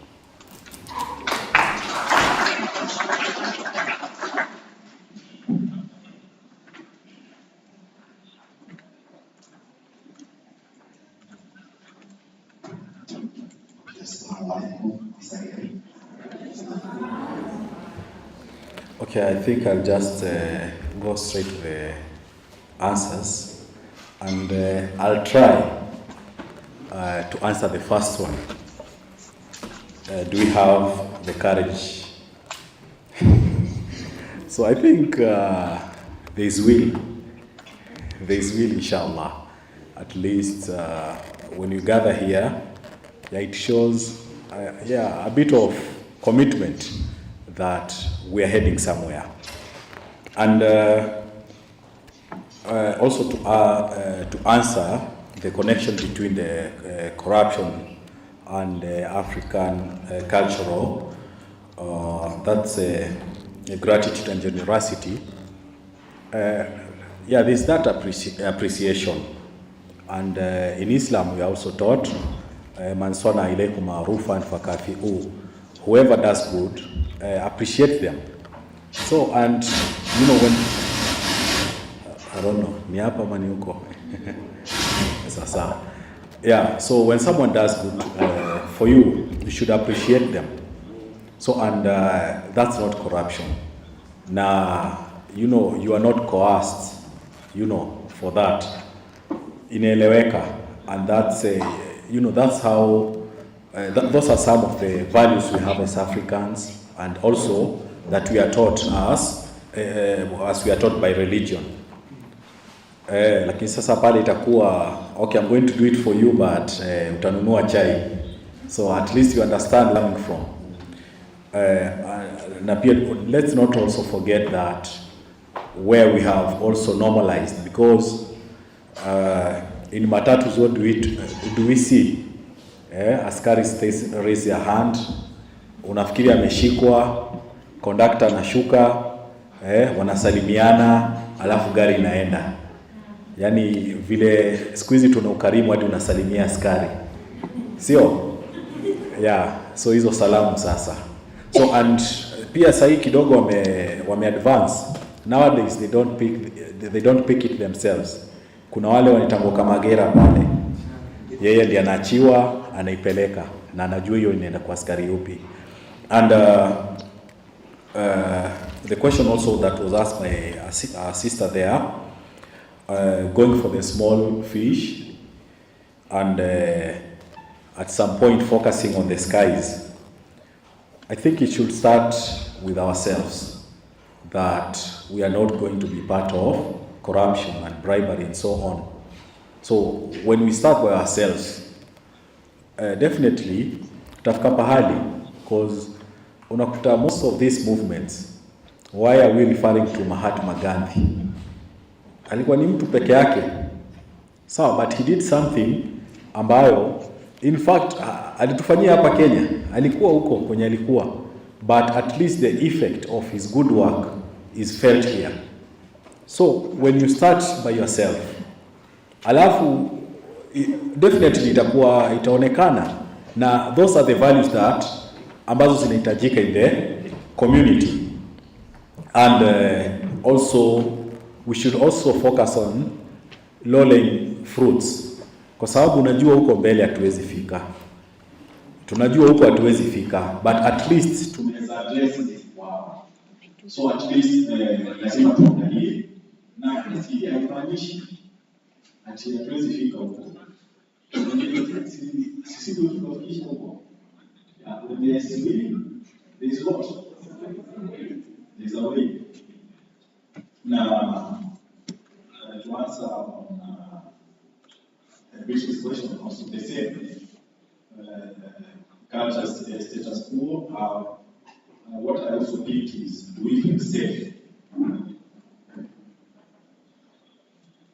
So sisi tutaweka hiyo. So ukiweka uoga ndio yani, and sometimes at some point katika interaction ndio tunataka yule executive director wa Haki Africa, you know, vitu ambazo wanafanya. You know, sometimes you ask, where do you get that courage? No, and you are just walking like this, but you are expected to meet you on a security. Because we are standing for the truth. So tell me, Haki Africa, na sisi, nani anafaa kusimama for the truth? This is, we are more right from that, what it is doing. So this is wenyewe to that courage, na kuwa we are not going to accept, na pia tutaenda pahali ambapo haki imenyang'anywa, tutaifuatilia. And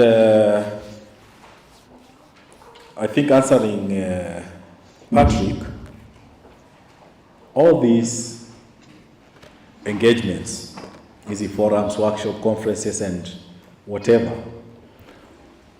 it's to remind us. Wajua tukitoka hapa hivi tunatoka, we are very much high, but after 2 weeks the morale goes down. So we need one here, after a month we have another, so to keep the morale. Kwa sababu tukiacha alafu this book was published sometimes in 2016 hapo. Pengine hata tungesema let's come up with a material, kumbe it's already there because morale went down. So we need more of this. Tunakumbushana. There are those who are there kina reverend na wengine. Na kuna wengine they are attending this for the first time. So when we bring our nini together, ni kumaanisha we are going to move forward stronger. Na I think also kuongezea katika hayo yote na mengine yenye sikuweza kucapture, ushauri wangu, my advice is if we keep on applying same strategy and expect different results, mtamalizia huko kwingine. Asante.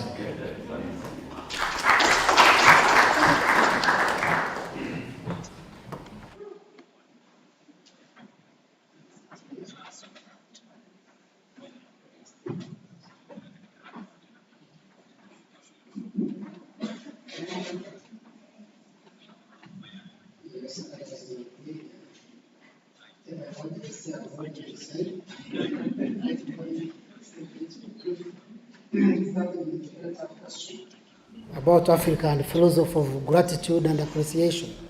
Yes, Africans are notoriously generous, but we needed to interrogate the concept that why do people become only generous around election time? This selective generosity is very dubious. So one want to suggest that let generosity be spread across the year, and if there is a church to be built, let it be built. And I think to give is always noble and generous, but also this same generosity should extend even to the Lord and the poor. Why do you only give the powerful? Of course, we are free to give as you like, but there is a bit of a question. There is a bishop in Uganda, a cardinal, who was given a Prado when he was being made a bishop, and he said, "Thank you, Mr. President, but this Prado is being given to the church," and he announced in public. And the president was very happy. But you can also, so this is my personal Prado and you keep it. So then you might be tempting the person who has given to build that appetite. And we also have a question about starting small with the smaller, what you shall call micro-corruption. We agree corruption should be spread across. We can't begin picking.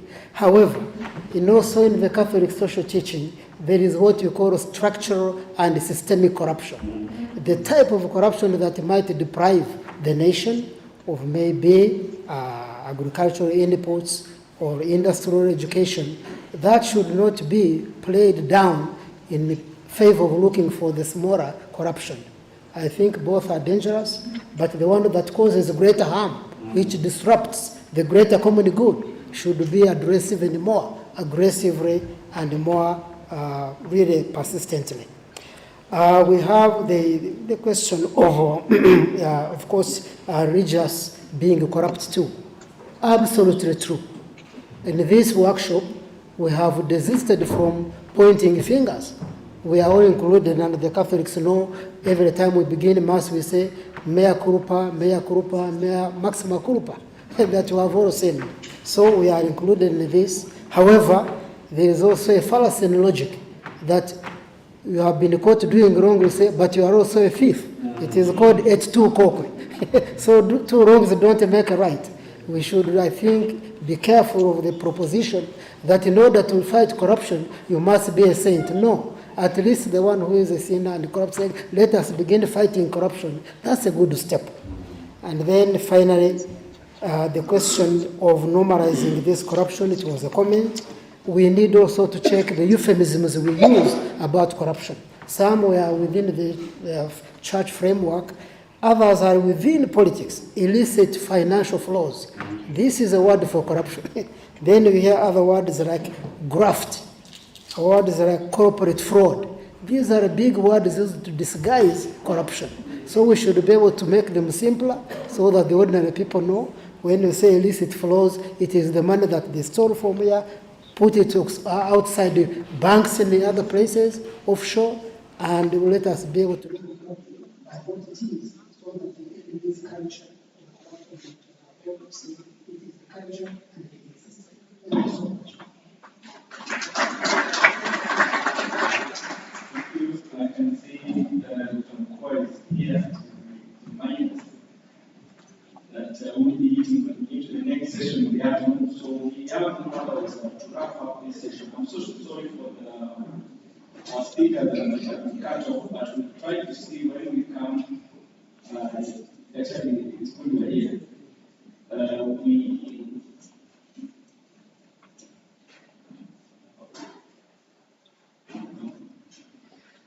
Thank you so much. I will invite Cynthia. Yes, some questions to give you. You also needed to give us more information on, and then from there also we'll be able to take our break for the lunch and resume the afternoon session. Thank you so much. Rolex, to be completely transparent, I didn't expect that I would come back here this afternoon, to respond to the issues that were raised. But just to emphasize only one item, which is really that when fear comes, faith leaves.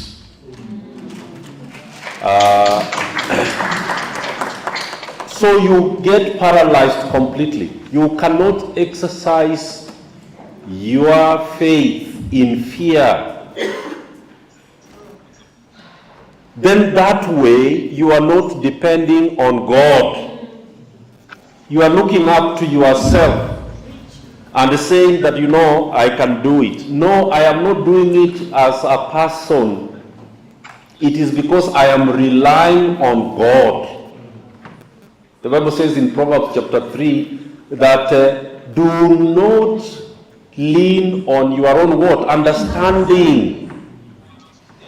So if you are going to do these things because you believe that you are strong and you believe that you are not corruptible and you believe that you cannot be scared, then you are lying to yourself. So I'm encouraging us, because this conference is very important, to know that we are doing these things because that is what God expects of us.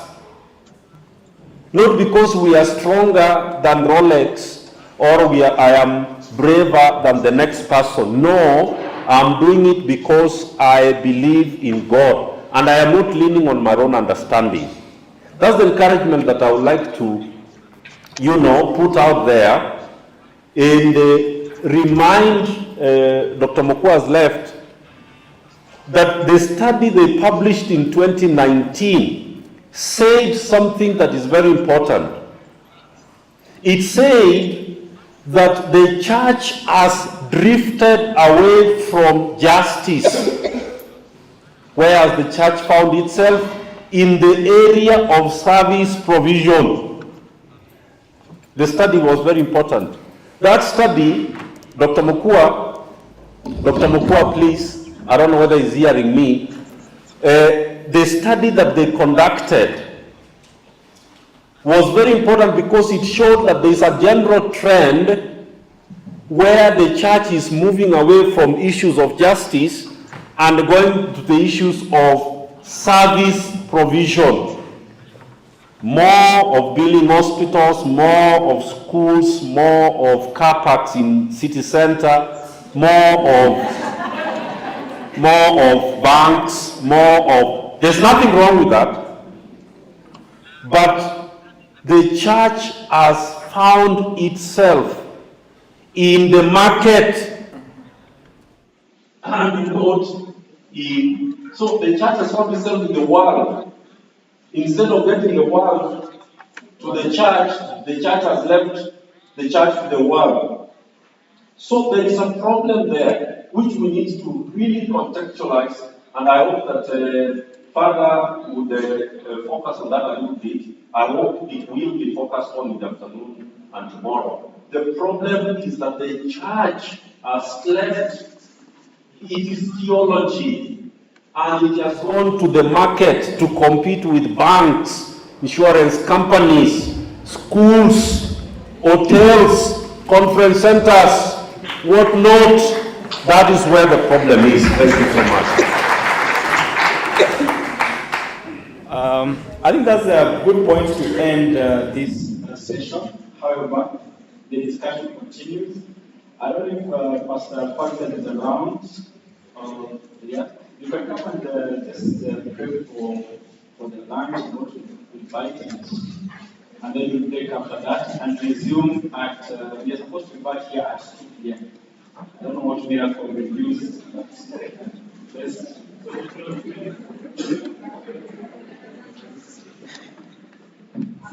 Thank you very much to all the facilitators.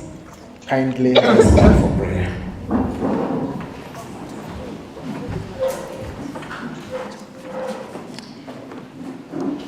Mighty Father who lives above in heaven,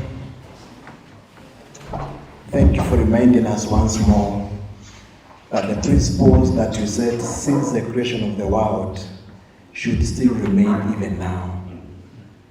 Dear God, you've been a faithful God, and you've asked us, we who are your followers, and we who are your Christian, to be faithful too.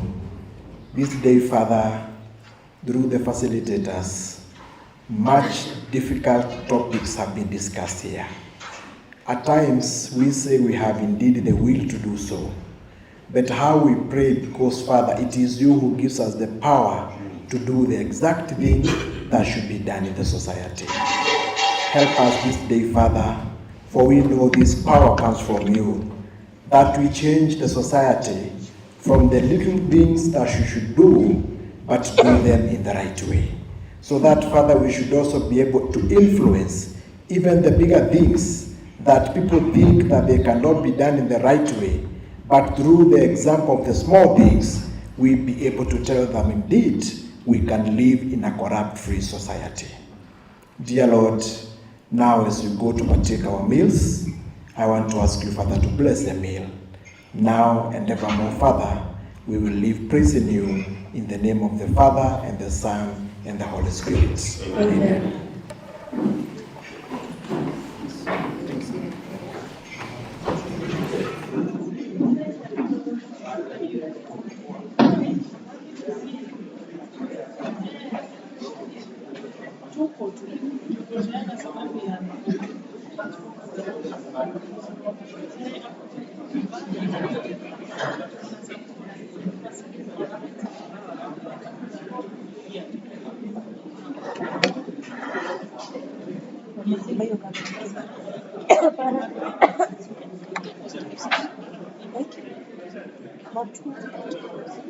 Nasikia kuna speech ya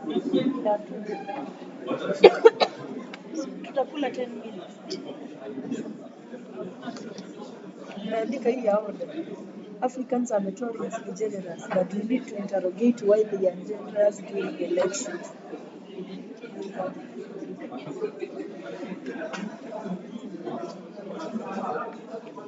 Nipatiani kwa kurudia vitu gani zile. Niliacha kwa ofisi ikiwa katika hiyo.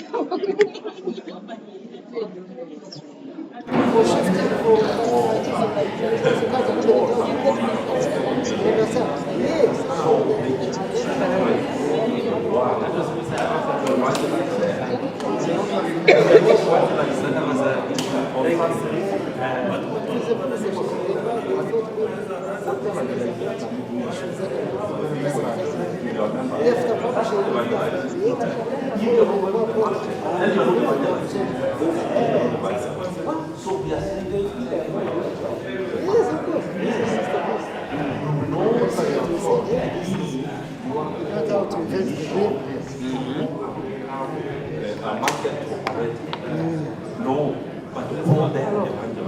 That is our policy. That is our policy. So we should know. I have not said there is no innovative way of financing that was setting up.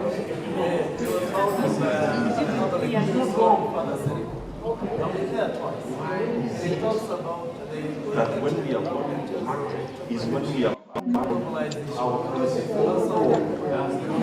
that's the problem. Oh, we need the market. that are in the world, but not of the world. Not of the world.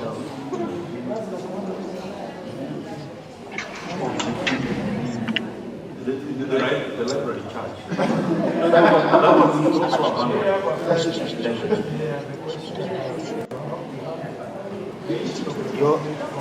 yes. Hello, thank you.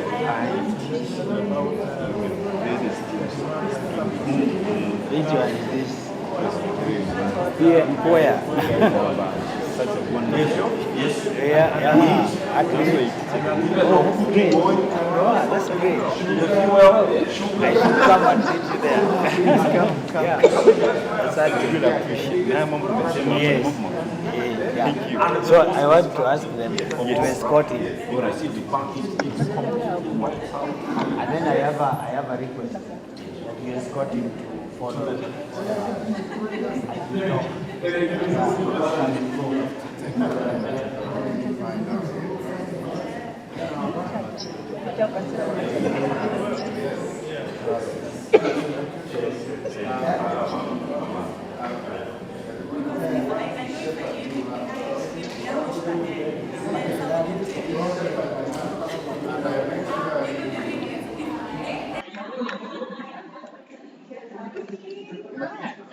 Are you your Lcmc?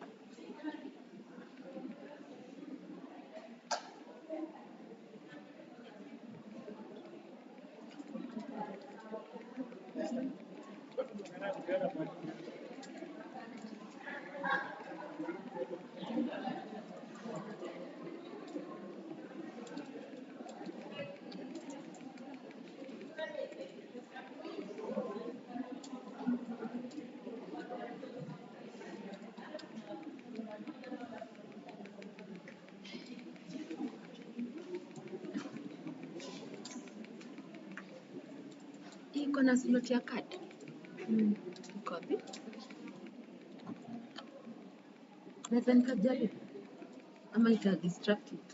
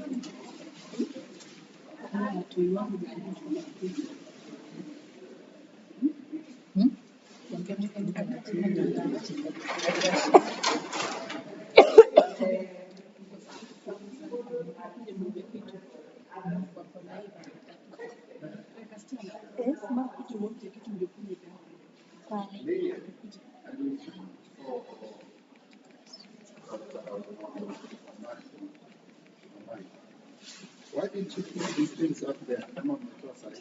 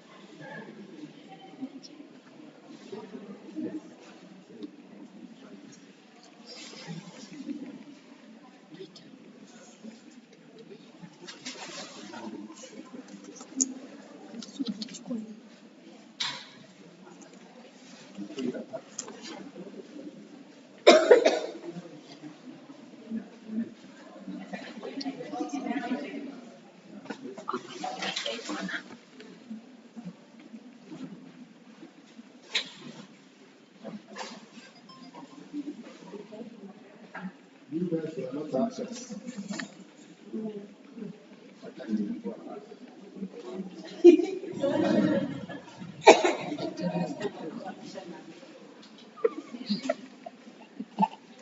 Can you find some gospels or something relevant to the pastors here? Some churches took for peace that music. It's like those the ones. It's the time you play some gospel music. Yes, it's in the morning. Yeah. But I don't know your mom's around.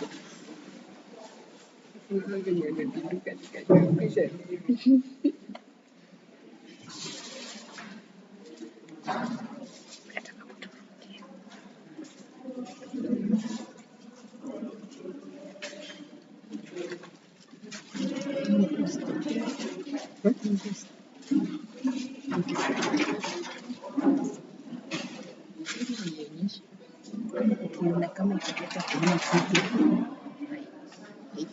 haifanyi search hapa kando missionaries of sister precious blood Twitter handle.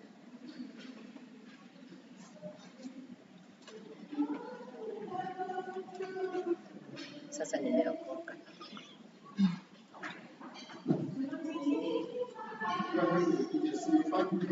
That's what I do.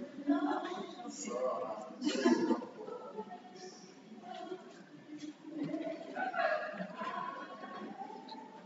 see, under you need to see the racial one, ejaculation. Yeah, ejaculation.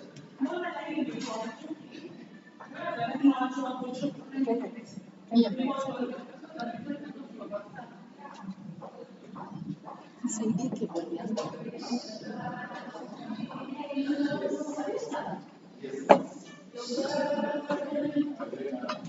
Sasa natumia hii pia kufollow ndio nione. Asante.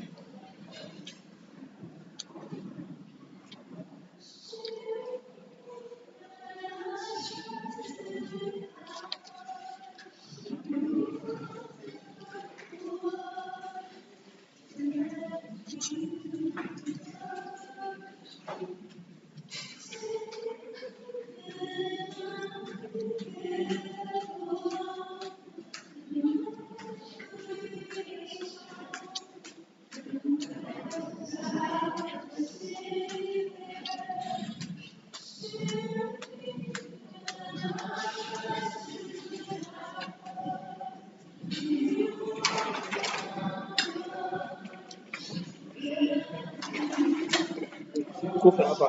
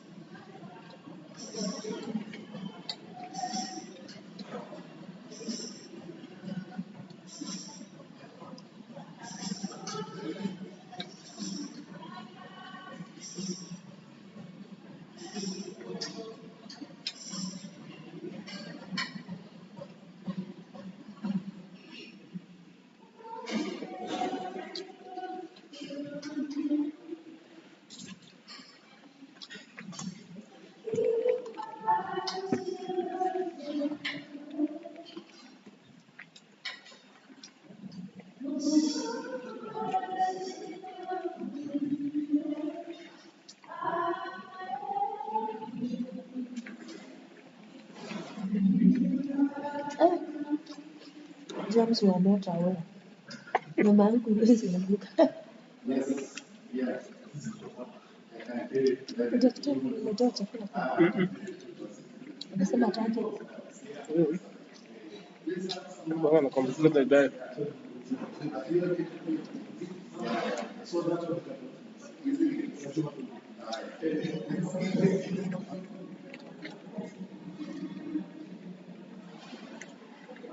Kama mwanamke ni makai anakaa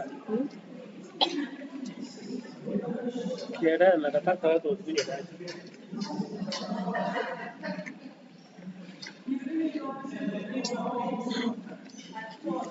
Hizi kuku kwani ni gani? Hizi ni kuku gani sio tani? Hata mabroiler.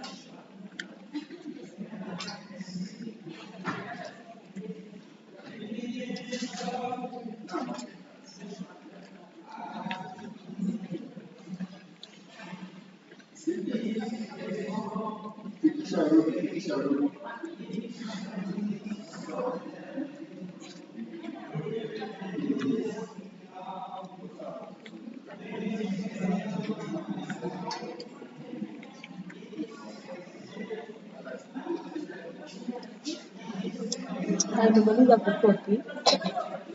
Mweka. Mweka. Nimemaliza.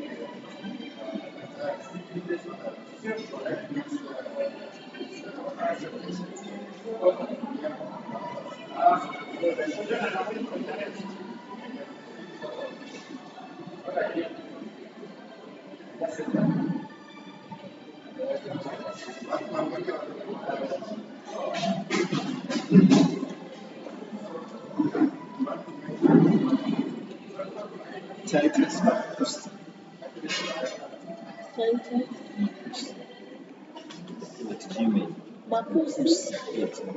Is it?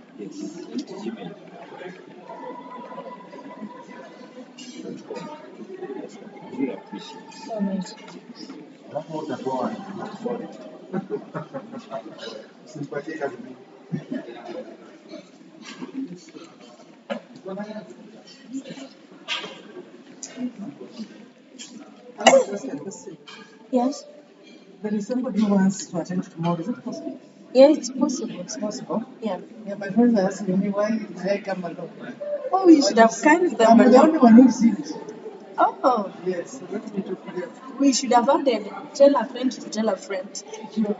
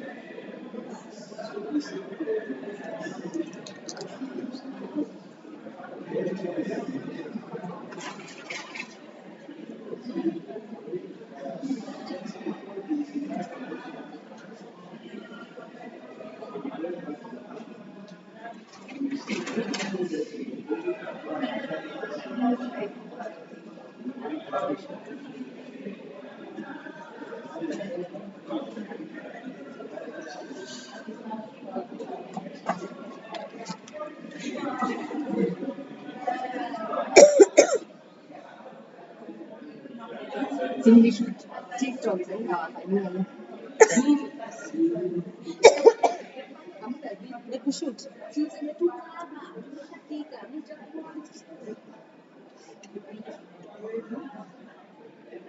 tunafaa kusema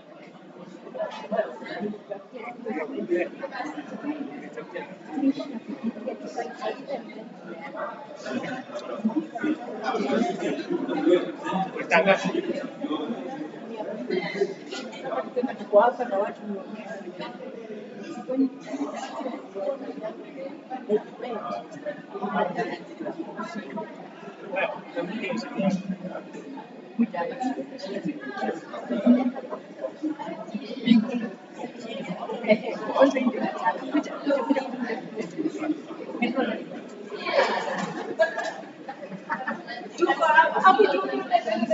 Hata hao wanapigana na siku ya conference. So guys, this is the day yenye tulikuwa tunawaambia jana.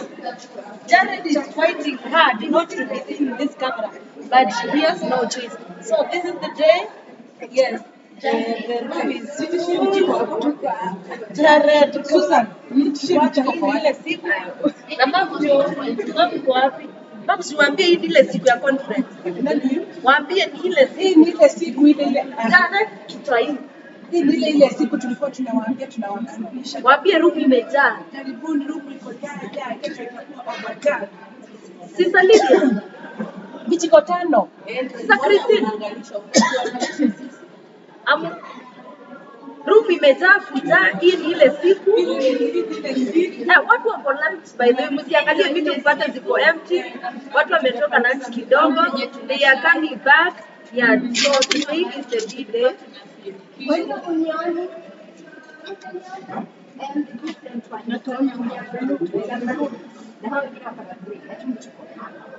Sasa huwezi jua tofauti ya blue na nini. Tupatane pale Twitter, follow us, and the hashtag LCMC is for you. Hashtag LCMC Conference 2024. Tupatane pale Twitter. Let's tweet. Thank you very much.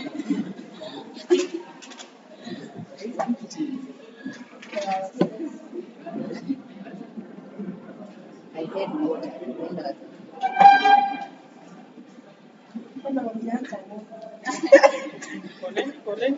That's very nice.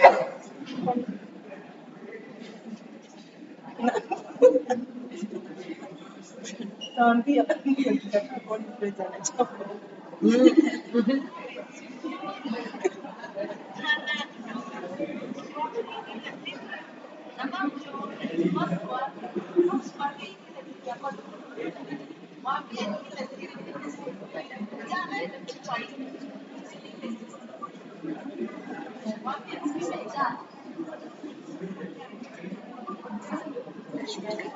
Sikuwa naona juu nimewaanganisha hivi.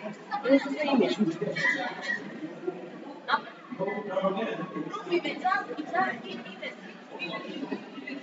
Hii trip inaweza tumia hiyo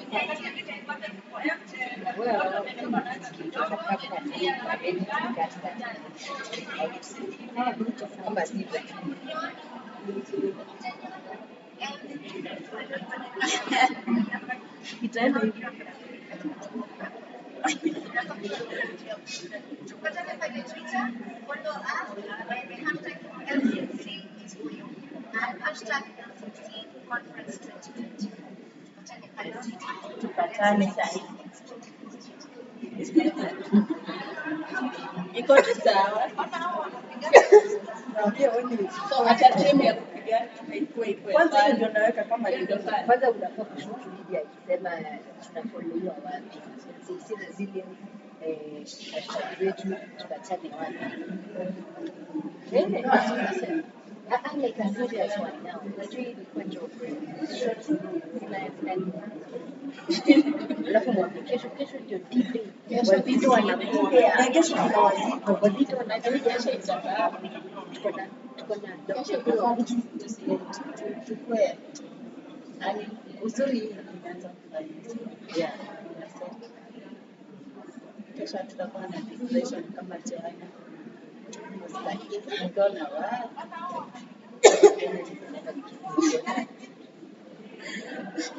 but unajua picha ziko they are very clear. Very clear.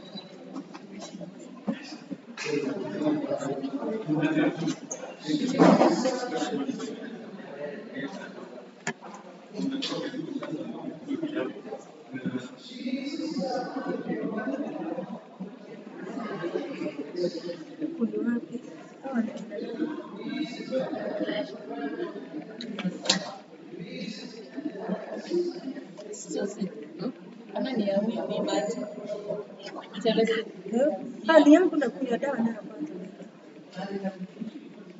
Si ungekunywa dawa kwanza ama unakula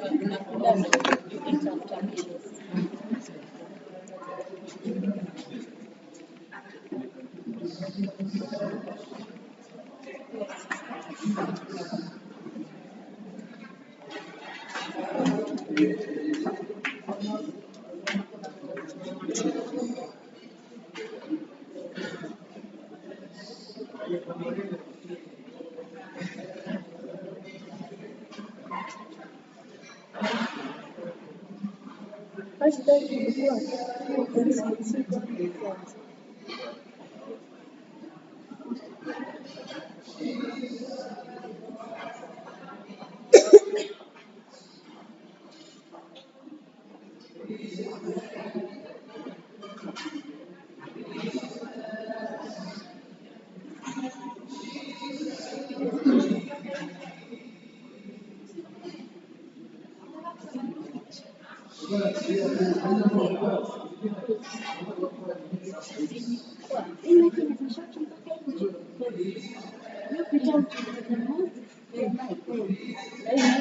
So just have people to come in.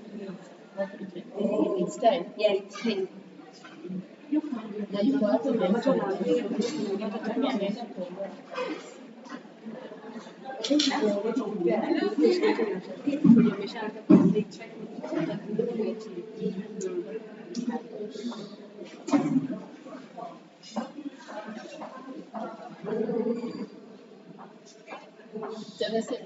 Mike iko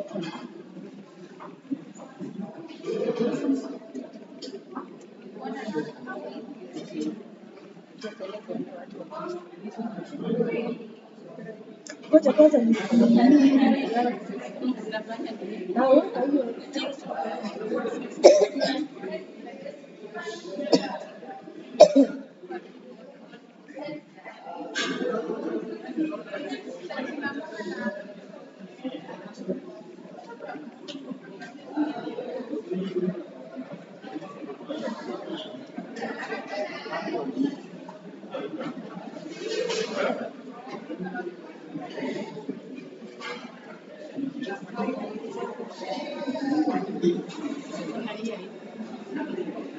imezima hiyo kamera.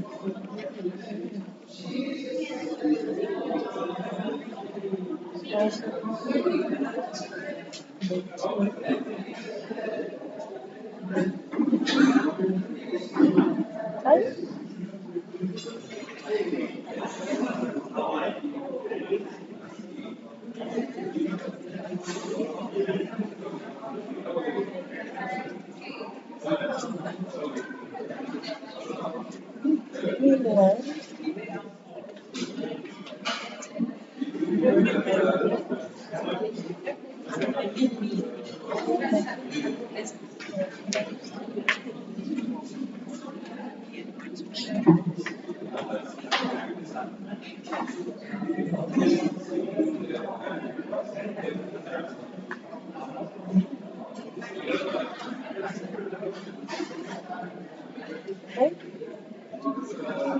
unaandika kwenye mrefu.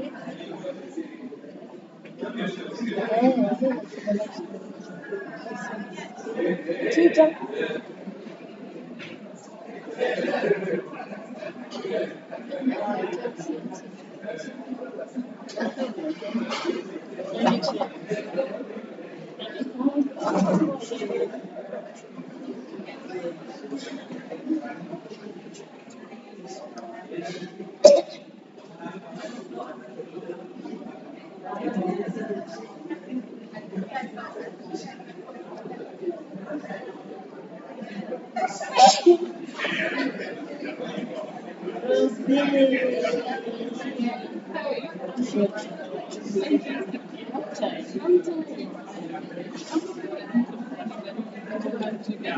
Cherry, have you gone to the loop? Umeenda loop?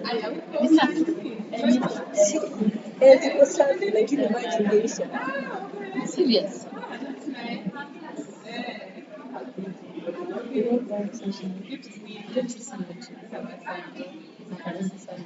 Thank you.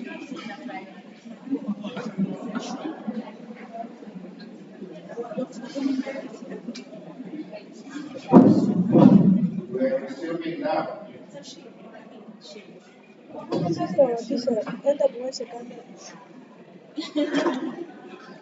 Those who are outside, kindly come in.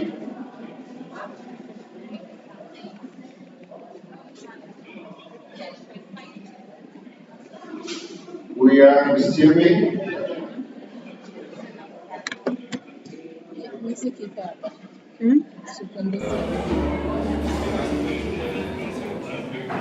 We are resuming.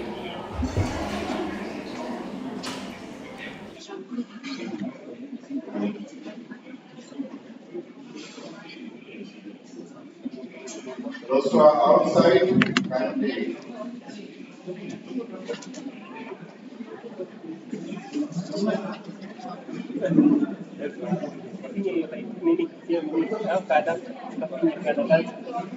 So I think it's better we get started. We already have the quorum. So today we are doing technical workshops so that we get the gaps. And tomorrow, of course, we get a panorama of ideas. But today we have these technical workshops. Yeah, kindly if we can follow one conference. Okay. So today, this afternoon, we have a very important guest speaker. He's going to give us some technical tools on how to measure values. I don't want to say more because he knows better that side. Dr. Wahome Ngare.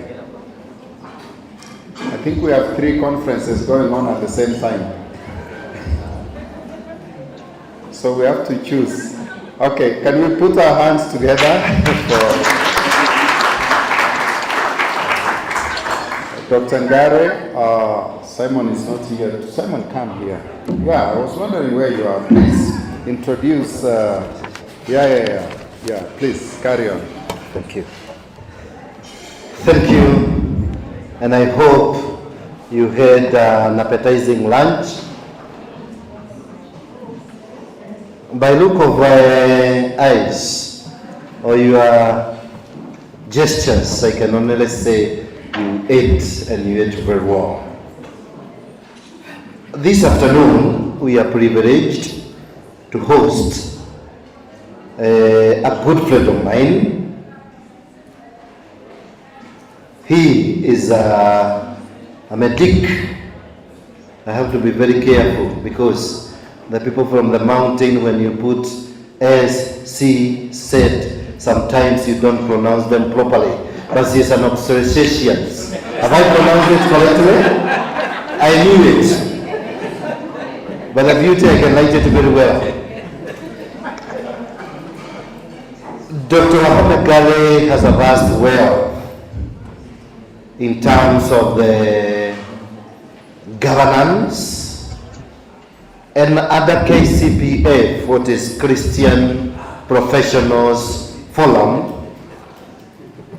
He's the chairman of the governance pillar. Dr. Wahome is a humble man, and we are going to witness that humility in his presentations. He's one of those guys who advocates for the values and the principles of good governance as it is enshrined in Article 10 of the Kenyan Constitution. Dr. Homegari, feel privileged to join this team. This team cuts across a number of religious organizations, civil societies, and backgrounds. We are here today because we must see how we're gonna cascade the message. Let us break the chains of corruption. With that introductions, put your hands together so that we may welcome this great man of faith. Makofi yake tena. And in the middle, he will be joined by another friend of mine who also happened to be a good citizen of the Republic of Kenya. And he is also the CEO of the private sector. He has a vast, and I say vast, knowledge in areas of economic governance. Every time when I have a sitting with his son, and we are discussing the issues of economy, I feel very, very, very, very privileged. But it is good because he was a student of my Kibaki. So you can imagine what kind of a person is that. He is also the CEO of the private sector development and trust. Put your hands together so that you can see this great. And because they're going to run this session, I thought you quit nice and said is it a session or a session? Because they are going to learn this session concurrently. God is good. And it's my humble and singular duty to ask Mr. Sam to come and take the stage, and from there, Dr. Ahmed will come and take us.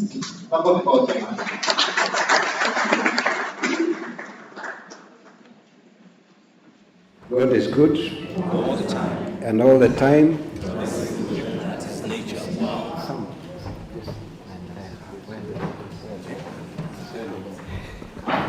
It is indeed a great privilege to have this opportunity to address this gathering. Just a few things I'll emphasize. I have very special titles I'm very proud of, and I would prefer to introduce them myself. I am a child of God. I am the husband of mercy. And I am the father to Ngare, Nyingi, and Gadoni. I am the father-in-law to Caitlin, and I'm a grandfather to Modoni and Washera.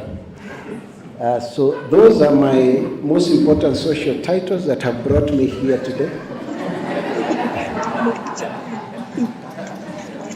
Now, the theme verse I've chosen for you today is Luke 16:10. So I am an unashamedly Christian, and therefore my presentation will refer to the Bible. And I come from an organization called the Kenya Christian Professionals Forum. Now, whoever can be trusted with little can also be trusted with much. And whoever is dishonest with little will also be dishonest with much. With little, isn't it? It will also be dishonest with much. If you have been paying attention to the politics of this country, you will know that this is self-evident, isn't it? Now, Einstein is said to have said those words. They still debate whether it was actually him. But he says insanity is doing the same thing over and over again, expecting different results. I am now 47 years old. And even when I was young, we were still discussing corruption. We were still discussing corruption in Kenya. And today I'm here to discuss corruption. I think there is something very wrong with the way we are doing our things. And today we are going to disrupt this so that we no longer considered insane.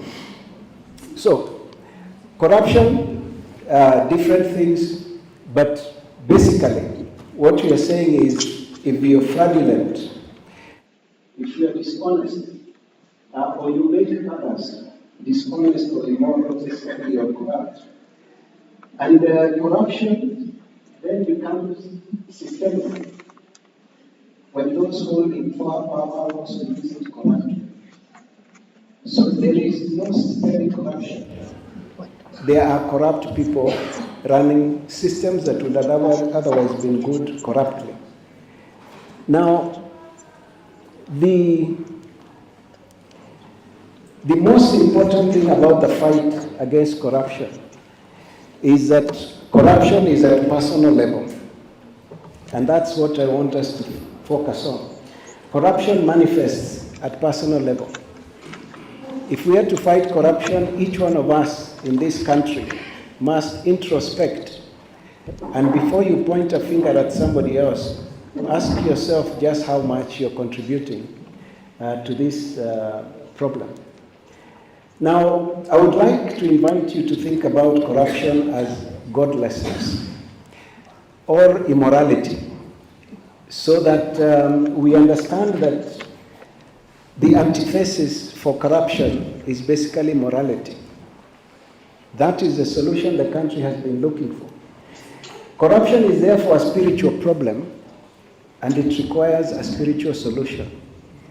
You can pass all the laws you want to pass, you can create all organs of government you want to create, you will never be able to deal with this monster until we come down to personal level and the fact that it is a moral or spiritual problem.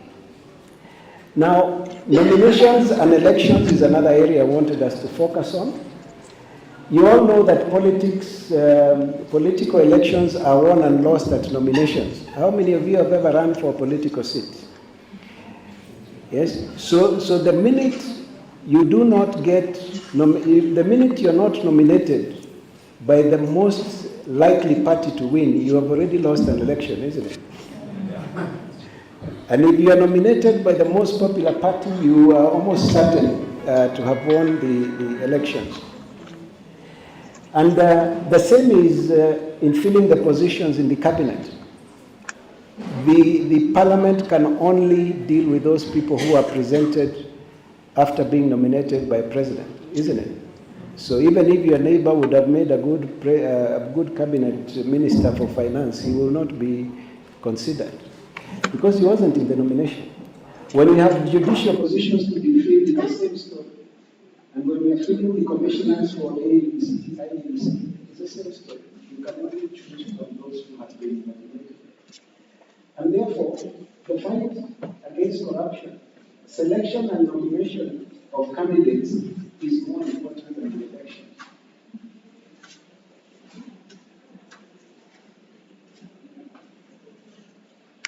The selection or nomination of the candidates is more important than the election. In the last election, we had 4 presidential candidates. And even if you would have done a better job than all of them, we couldn't vote for you because you were not in the ballot. Now, what lessons can we get from the early church? The first example I want to give you of how the early church dealt with corruption is the replacement of Judas. And it is important to understand that replacing a leader who has become corrupt is a spiritual exercise that is important. If you are corrupt, you have failed, you should be replaced. So Judas was being replaced. And what the apostles did is that they developed a vetting tool. They said, we shall choose one of the men who have been with us the whole time the Lord was living with us from baptism until the ascension. So is one who was taught by Christ, one who is like us, one who understands the good news. And that was the tool. And after they developed the tool, they asked to nominate. And they used a vetting tool and they nominated and ended up with 2 candidates. And it is out of these 2 candidates that they voted. And again, voting is a serious spiritual exercise because you're going to put somebody in authority who will have authority over others, and they actually prayed before voting. But it was the tool that gave them the 2 candidates for nomination that allowed them to choose from the most morally upright among them. And then you only elect from those who are nominated. So that's the first example I wanted to give you. The second example in Acts chapter 6, verse 1 to 5, there is one missing here, was about corruption in food distribution. The Hellenic Jews complained that their widows were not being taken good care of. That was the act of corruption. There was somebody who was giving more food to others. And the issue then was serving at table. The apostles understood that social governance was not their area. Spiritual governance and social governance are 2 different subjects. And the apostles said, we cannot manage distribution of food and still take care of the world. So they understood that serving at table is social governance, is for the disciples. Then they developed a moral tool, a moral vetting tool. And they said, choose from amongst you 7 people who are full of the spirit and wisdom. And that vetting tool is what was used to elect, to nominate, and elect 7 from among the disciples. So again, we see a vetting tool that is used to nominate before the election is conducted, so that you choose only the morally upright amongst you. So, electing the most morally upright among us to take charge of social governance is a serious spiritual exercise and responsibility. How many of us consider elections in this manner? It is about whether he's in my tribe. It is about whether he has given me money. It is about whether it is our region being represented, whether he is from this. We say this. He's a rich man, so he's not likely to steal. You remember that when we were electing the former president. So we never take it seriously, and yet these people we elect affect our everyday life and can destroy this nation. So to succeed, everyone must understand the gravity of this matter and be willing to engage. Everyone must understand the gravity of what election of leaders means, and that they also must be willing to engage, meaning we need a lot of civic education. So in order for us to fight corruption in Kenya, we need to do 2 things, is to develop a national moral tool that would be national, that would be applicable to all faiths. And we chose to use the Constitution of Kenya 2010 so that we don't have a Christian tool or a Muslim tool or a Hindu tool, but we have a national tool. Then we nominate using this moral vetting tool, and then we elect leaders only from those who have been successfully elected. Now, is it possible to find a morally upright Kenyan? Hebu uliza mwenzako, can we find one? Yeah? Now remember, we are not looking for an angel. We are only looking for the best among us, isn't it? Because we don't have angels. But we estimated to be 54 million now. We have 23 members of the cabinet, including the president, 47 governors, senators, and women reps. Then we have members of parliament who are about 394. And then we have about 700 civil servants. So that's our whole government. And civil servants here, I'm sure, would include the judiciary, the police, and others. And the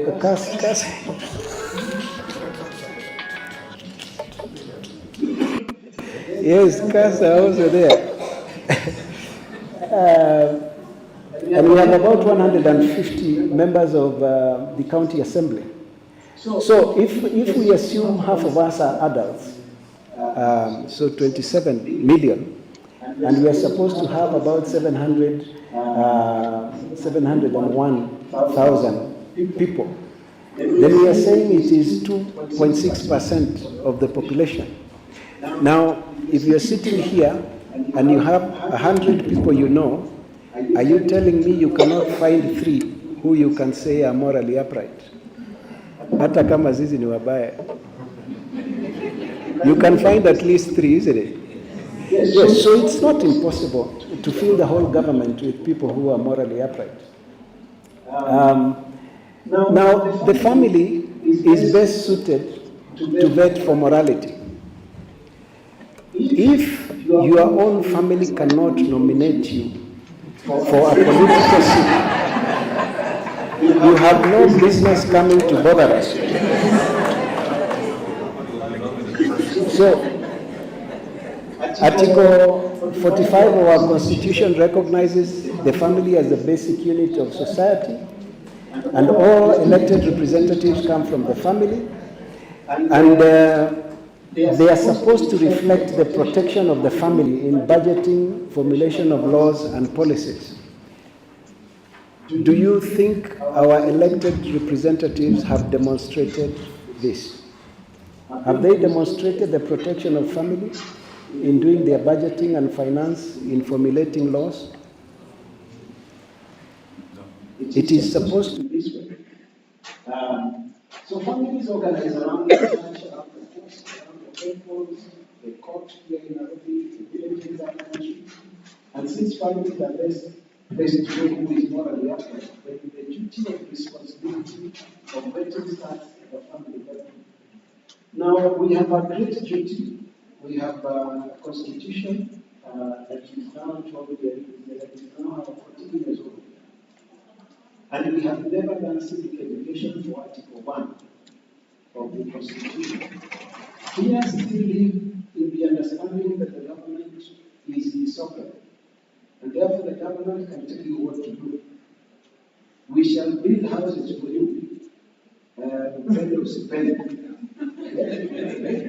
Now, all sovereign power belongs to the people, isn't it? And we have a democratically elected government, true? So if the government is to be of the people, it must be elected by the people and must be for the people. You remember that story? You know, government democracy is new to us, we must revise it. So a democratic government is of the people by the people. Now, the people must organize at family level if we are to take charge. Long before we go to the parties, we must organize ourselves at the family level. And if the government is to be of the people, we must elect more and more leaders. That is our responsibility as citizens. Otherwise, we lose our sovereignty. And if the government is to be for the people, then the people must engage in service delivery through public participation. We cannot sit back and watch the government, the country going to the dogs and keep complaining about these politicians. It is our country, and if we feel it is being destroyed, then we have a responsibility to do something about it. So people organize at family level, elect more and more people, and then they meet in governance. Now, if the family is the primary unit of society, then we know we have men and women. So Europe is having a problem with this understanding. The family is made of a man and a woman. Now, when a man and a woman come together, in our Christian faith is through Christ, through the sacrament of marriage, then the man takes a new office called a husband that has rights and responsibilities. Then the woman takes a new responsibility called wife, with rights and responsibilities, a new office. And if they are blessed with children, the boy is called a son because he belongs to the family, and the girl is called a daughter. And because of that parenting, the man takes on a new office called father, and the wife takes a new office called mother. and both of them then engage in parenting these children to bring them to the fullness of knowledge of God. This is what family is about. It has offices. When politicians stand up and say, hii serikali yangu, you know we've already gone south. When I was growing up, we used to be called wananchi watukufu. Then Moi came and we were called wananchi wa kawaida. Now we are called hustlers.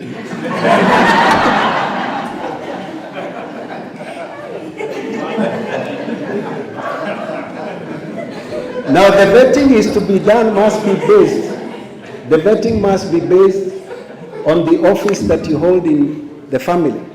So if you want to run for elections and you're husband and father, we are going to vet you as husband and father and see whether you actually fit the bill. If you are mother or wife, we are going to vet you and see whether you fit the bill. And if you are a son or a daughter, we are going to vet you and see whether you fit the bill.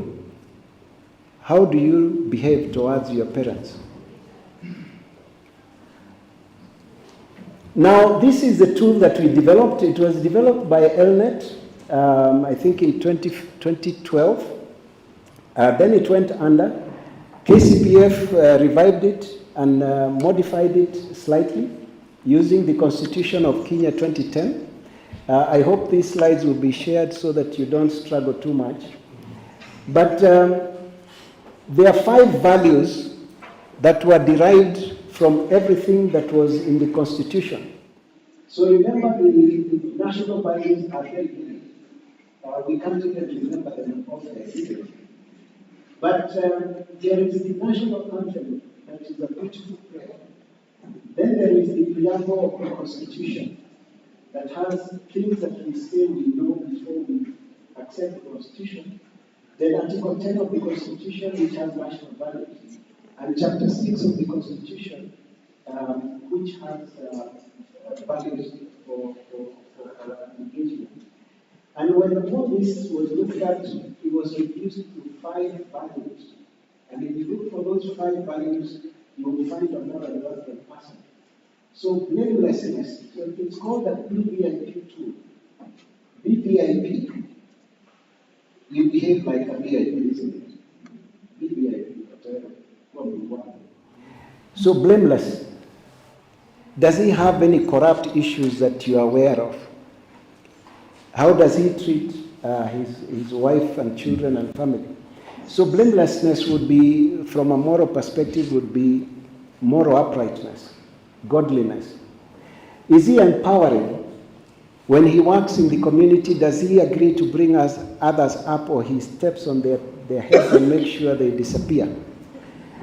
Is he a visionary achiever? Now, there is a difference between being visionary, in which case you could be a dreamer and give us very big, beautiful visions, isn't it?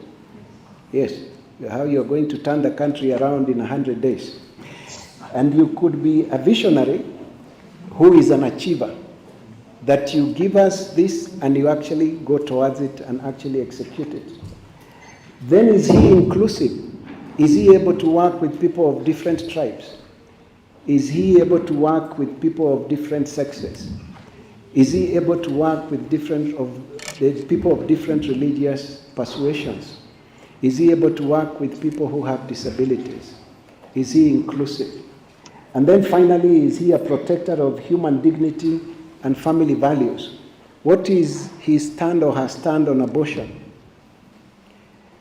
What is his stand on euthanasia? Does he behave like a good father, like a good husband, like a good wife, like a good mother, like a good son, like a good daughter? So that is the tool, and these are the values.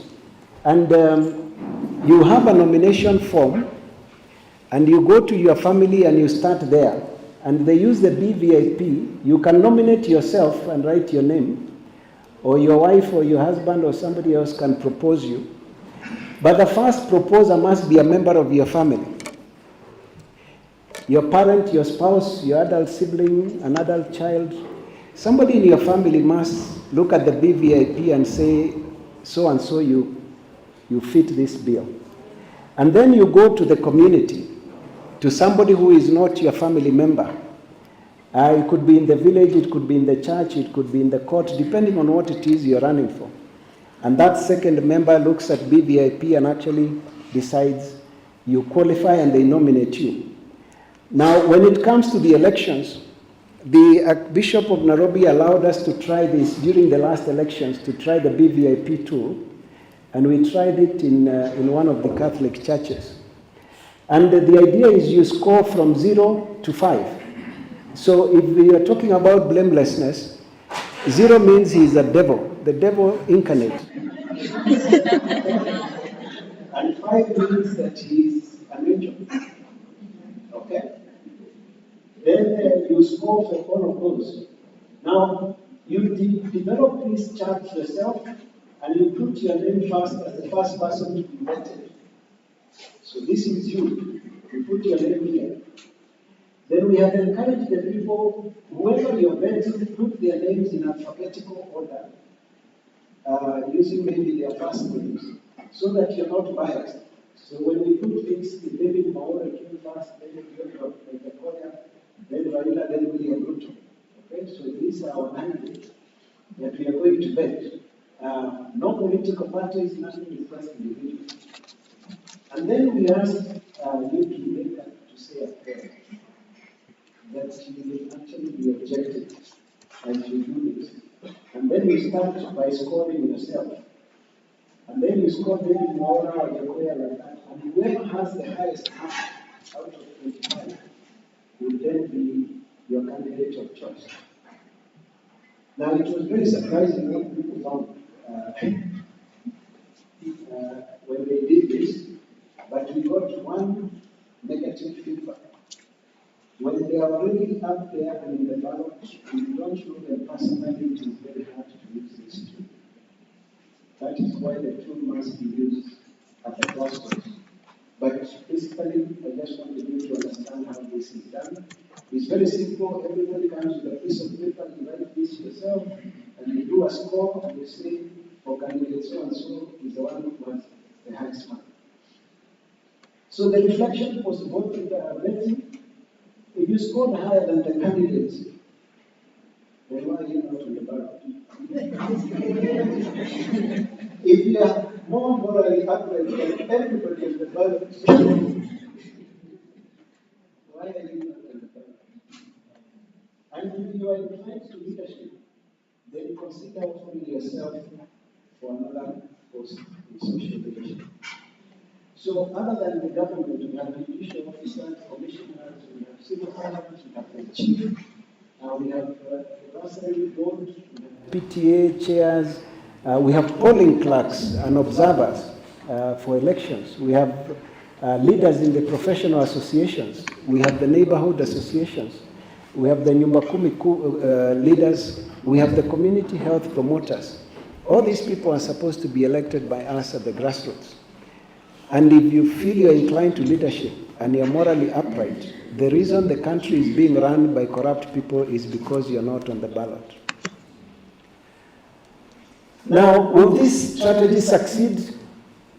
We only need a small band of men and women of strong faith from different spiritual groups, committed to the cause and working for the glory of the Almighty God of all creation. We just need a small group, because even Christ started with 11, isn't it? With 12, sorry. I'm forgetting the traitor. So, now if you are in doubt, if you are in this room and you doubt whether this is possible, then I give you the advice that Gamaliel gave when dealing with the apostles. And he says, therefore, in this present case I advise you, leave these men alone. Let them go. For if their purpose for or activity is of human origin, it will fail. So if we have no divine inspiration, we are going to fail, isn't it? You have nothing to worry about. Yes? But if it is from God, you will not be able to stop this man. You will only find yourself fighting against God. Thank you very much.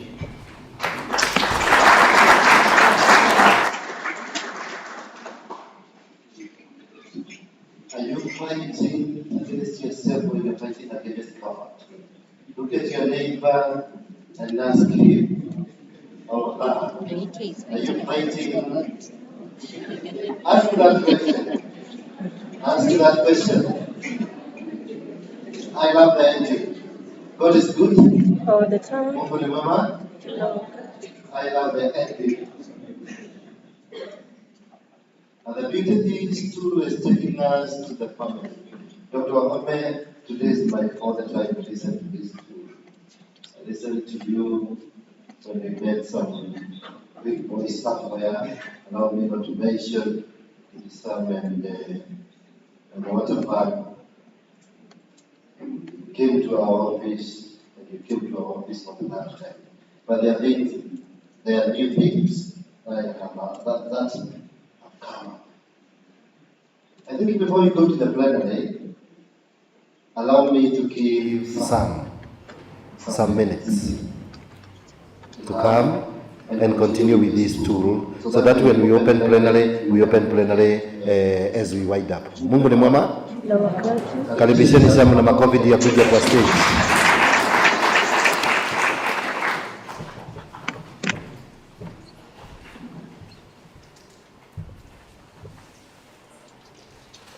We believe strongly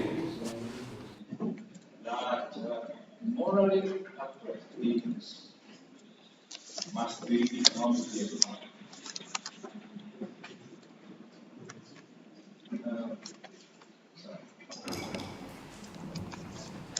So that is the heading of this presentation, of how you empower people economically to be able to fight corruption. We observe that there is a direct correlation between economic empowerment and the fight against corruption. Because poor people are vulnerable to bribes. That is the reality in Kenya. And in particular, during the elections. Poor service providers of government, and they are there who are poor, others are spiritually poor, but there are those who are poor in the pocket, and they are equally tempted to be corrupt. So that's the linkage I want us to bear in mind as we go through this presentation.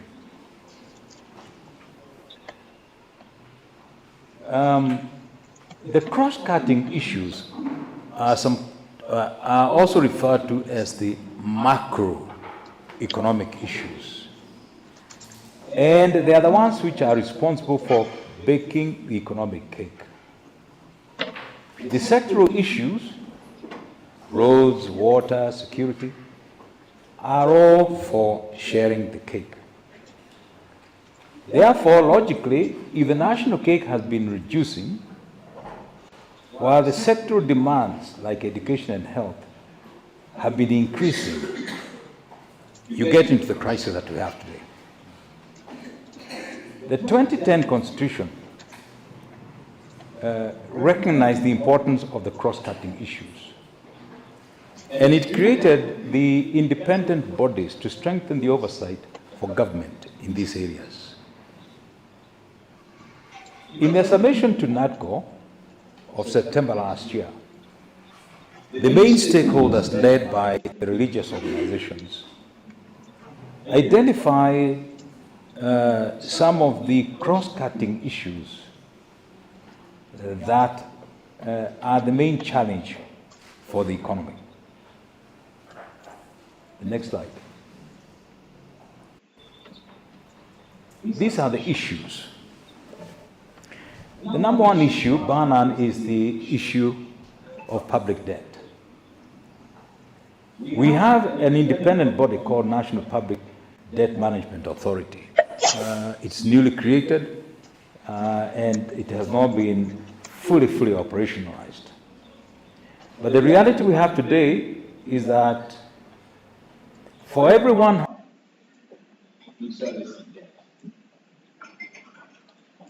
everybody, including you can see that if you 5 shillings and you're left with 15 shillings, you will not be able to run the government and you will not be able to sell. So the conclusion that we agree with. We have massive wastage and remuneration commission and the office of the head auditor general. It also provided for the management of the budget and what are key areas. Maximum of 35% of the tax revenue on the wage bill. But the reality is, at present, the government spends 47% of the tax revenue, resulting in an over-expenditure or a loss of over 160 billion shillings a year. This is the government estimate. And as you can imagine, if they're estimating for themselves, they will be conservative. Our estimate is closer to 300 billion that we lose every year on that one single item.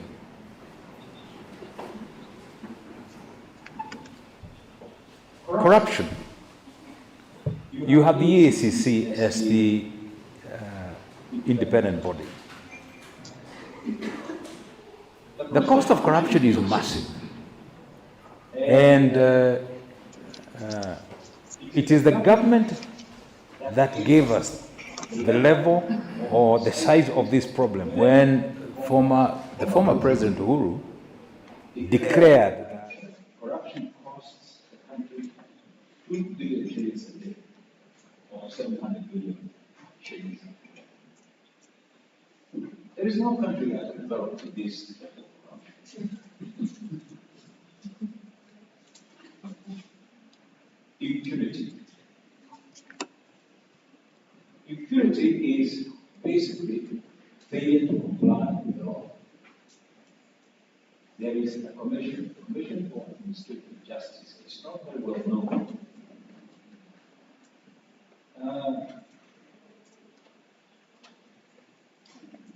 If we had complied with the law,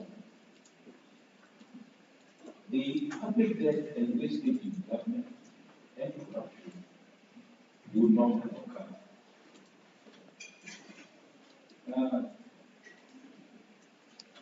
The law also provided this clear that the debt that you borrow should be used exclusively for development and not recurrent expenditure. 90% of our debt, that's maybe overstated, 75% goes into recurrent. It is illegal. This is the law, and the government wrote the law.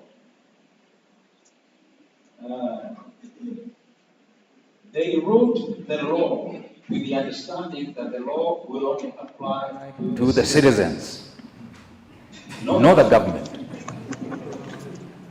They do not even pretend to respect the law, because in their mind, citizens will do nothing. They have 5 years that we give them. They will spend 5 years not providing services, but stealing as much as they can, so that come 2027, they'll have enough money to buy all of us, including the church. Land is an important asset. And we've had the experience of grabbing of public land for all the years. So the Dongo Commission was created under the Kibaki administration. And it documented majority of the cases at that time of the grabbed land. But the land was not recovered. Majority of the land which is documented in that report is still in the hands of the grabbers. And what is more, the grabbers have continued to grab more land. Politics. We have the IEBC. It's independent is the first word in that title. But we as citizens were cheated that politics is a dirty game and should be left to politicians. And we believe the lie. And the politicians have taken us to the cleaners. The country has gone to the dogs because we believe that lie. So what is the solution? The independent bodies are very professional because the people there are very well paid. They hired competitively. So you've got the ultimate professionals running these bodies. They produce very good quality regular reports identifying the failures of government and the proposed solutions. The reports are ignored because the reports call for increased accountability, and nobody, and least of all government, wants to be held to account. Unfortunately, the oversight bodies lack the political authority to enforce their recommendations on government. As luck would have it, that authority is vested in the citizens. Article 1, you are taken through by and it's been there for the last 14 years. 99% of the citizens in Kenya are very aware. If you don't have this amount of power and they're more powerful than the president, they'll think that you are absolutely, you impact the country with your good senses. But that is the constitution. Ultimately,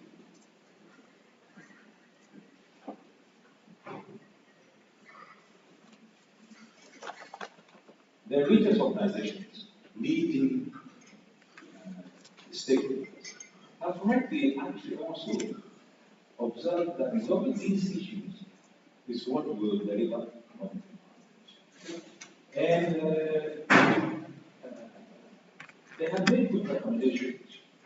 If you look at the Lenten guidelines for those who belong to the Catholic Church, both last year and this year, they recommend that the citizens exercise their sovereign power to advocate for these issues, to hold the elected leaders to account, to engage in public participation and carry out civic education. Those are the noblest objectives that you can find coming from the respected leaders of the religious organizations.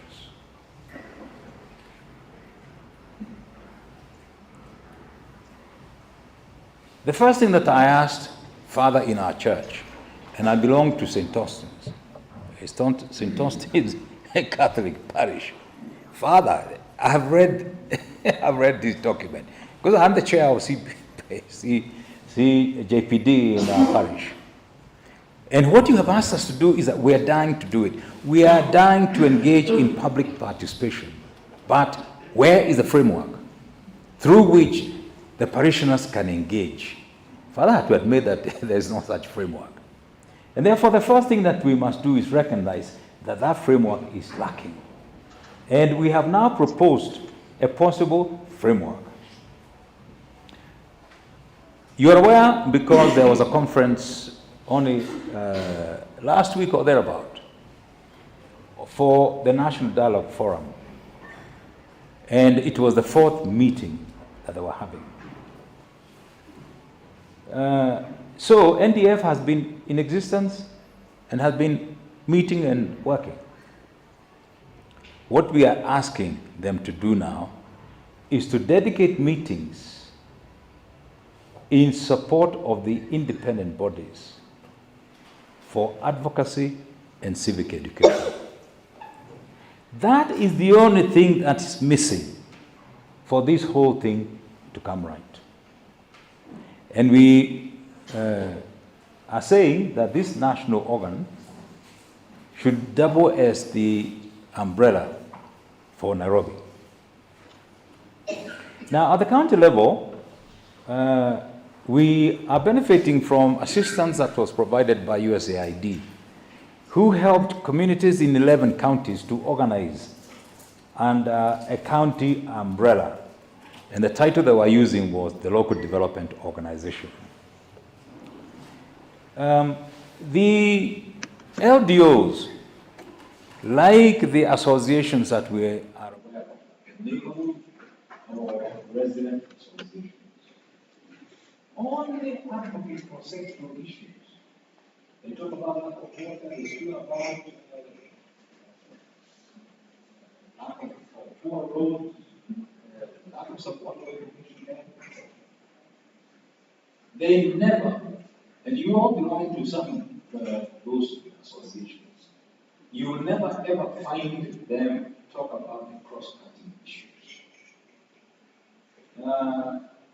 And therefore, what we are proposing is that these cross-cutting issues, which are more important and have far greater impact than the central or micro issues, be added to the advocacy agenda of these solutions.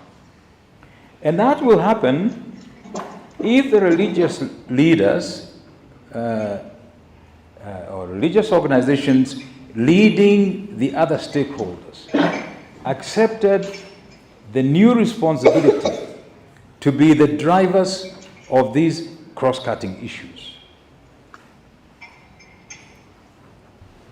And they would do that by subscribing to the LDO on behalf of their members, so that within the LDO they can push for the advocacy for these cross-cutting issues.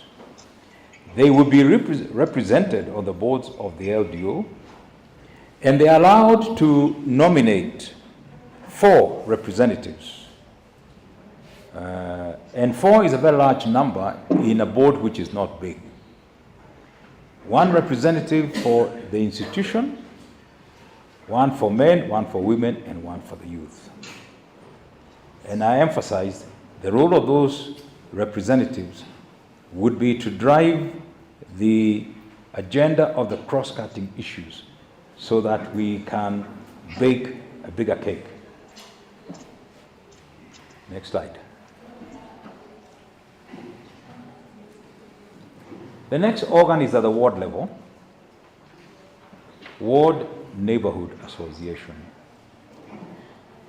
And like the LDO, the ward board or committee has representatives of the religious institutions, men, women, and youth.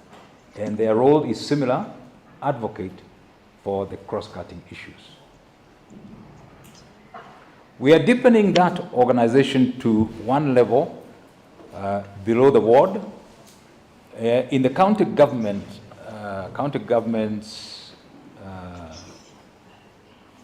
administration, that organ is called the village. For the national government, it equates in majority of cases. And we are proposing that we engage in politics this year, because this is where the polling stations are. And we are proposing that we organize a community and this is in appreciation of the fact that in Kenya corruption is driven by politics. There is no corruption of any magnitude in this country that does not have political fellow leading it. Because of the high cost of doing politics, politicians are led to be corrupt, to recover their investments, and to also prepare a kitty for the next election. That is the reality. We said we've got politicians here. Who are those who vied for? They came across this, and because they did not have any money to bribe, they failed. Luckily for us in Kenya, the elections begin and end at the polling station. As you know, the results are announced at the polling station, and you cannot change them. That's final.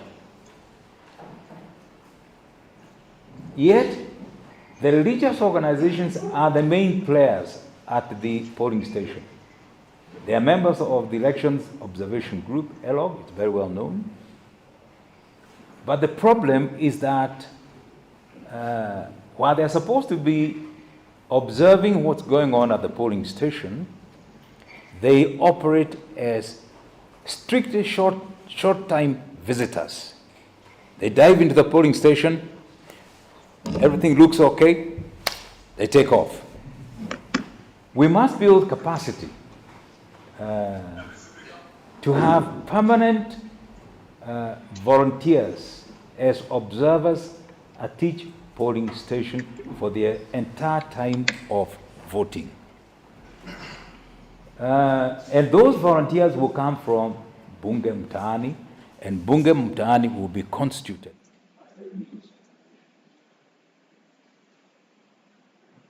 Those members will also be responsible for making the polling station presiding officers using tools. Because if there is any rigging, it's done at the polling station. We are all interested. And it's done openly because there is nobody who thinks it's their job to stop rigging. The next problem is the current system of nominations. And in my personal experience, and I've been through it in many decades, that system is actually completely nonsensical. Between corruption and rigging, it does not reflect the will of the people. So we must change it. And we will change it by creating an elected parliament made up of those who are participating in the movement. And we then nominate the party candidates using the tools of those who are clear under the BVF are then voted for by the college. Then the top two candidates do the final selection. So that you select the candidate with massive majority. So that would solve the problem of high cost of doing politics. And it would similarly be a very powerful tool of fighting corruption because you would have reduced substantially the cost of engaging in politics.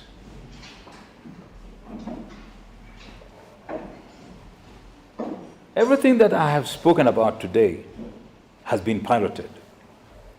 The first pilot was in Kileleshwa, and we helped organize the community, and the Kileleshwa Ward Neighborhood Association is known as Kiwana. Kiwana identified roads as the priority issue at that time. This was 5 or so years ago, because the Kileleshwa roads had completely collapsed. They issued one petition.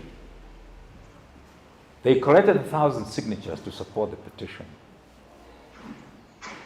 And they pointed out in the petition that the standard design of a road includes footpaths and drainage. The government panicked. Within 6 months, all the Kileleshwa roads were recarpeted. Those of you who may come from Kileleshwa will bear witness to this one. In addition to that, the footpaths and proper drainages were created for the first time. And this benefit of footpaths and drainage extended to other roads of Nairobi. And we have seen in the last 3 years the extent of work that has been carried out to provide good roads, good footpaths and drainage. But not many people know what it means. One successful act. Next. Next slide. We are continuing. We went to the rural area. I come from this rural area. And we replicated the relation. In fact, we organized them not under an association, we organized them under a CPO, because that is cheap and very good. The prime issue for our community was land, which they had nowhere to create such a place for the kids and the community members. We all know there's no land grab that is not led by politicians. And those of Lendero are not an exception. So we knew they are the ones who are behind it. But the CBU organized a demonstration, and about 4,000 community members came out. The politicians panicked. And without telling the grabber, they switched sides.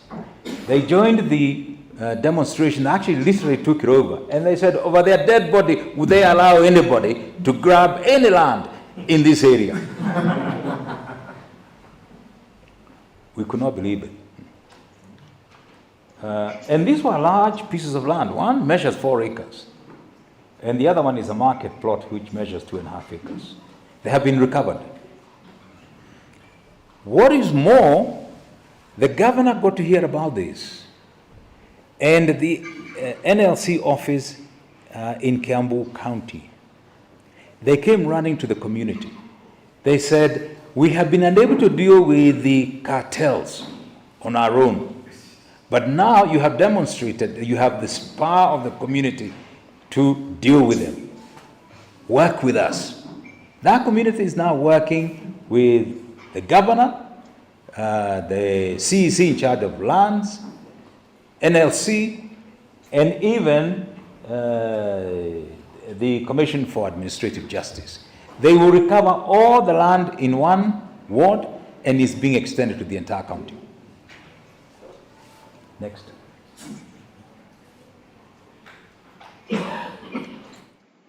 So what is the sustainability of these? Again, this is from our own practical experience. We've been active in the last 6 years. We are proposing that the institutions across the place, especially the most independent, become the #1 subscriber to the World Association and to the LPOs, and they become the founders, so that they occupy a certain a sustainable report in every county will be labeled as the national plan.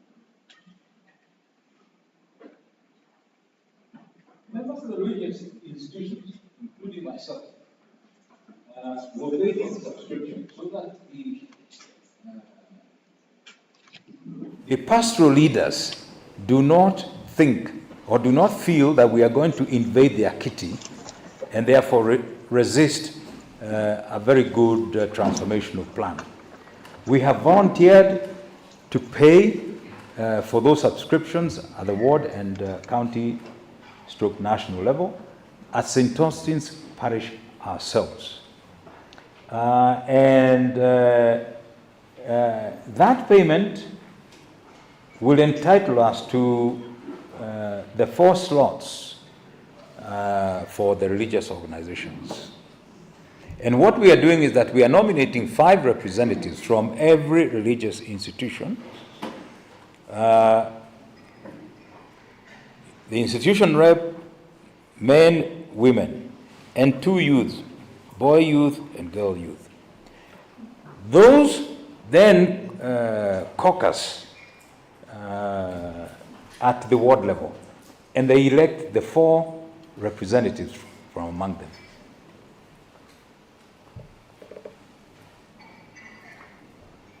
This payment of subscription, while we are the ones who are paying it, it will be channeled through the institution. So it is the institution that will be recognized as a subscriber, but it will be entitled to those 4 positions collectively for all the institutions.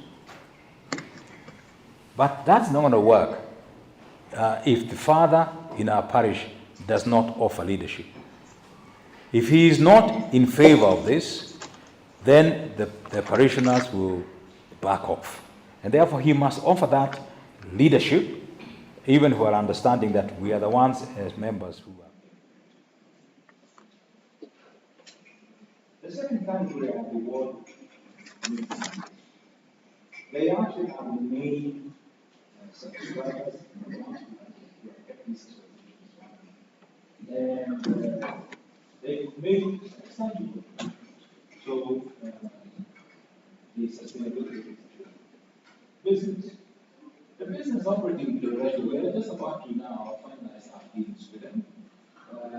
Federation community employs a lot of business. They provide business to many companies. starting with the security company. We've agreed that every security company will pay an agreed percentage of the revenue they derive from the community, not the association. And you talk about Romano once this government. Good governance has a supply side of our government and the demand side by the citizens. Government works for the citizens. So if the citizens are not indicating to government what they need in a very organized and structured manner, and if they are not oversighting government to make sure that those needs are delivered free of corruption and other evils, then you don't have good governance. So this is a principle that we are marketing very strongly to government. And we are making a compelling case for the government to become a contributor to the sustainability. He's one of the several contributors.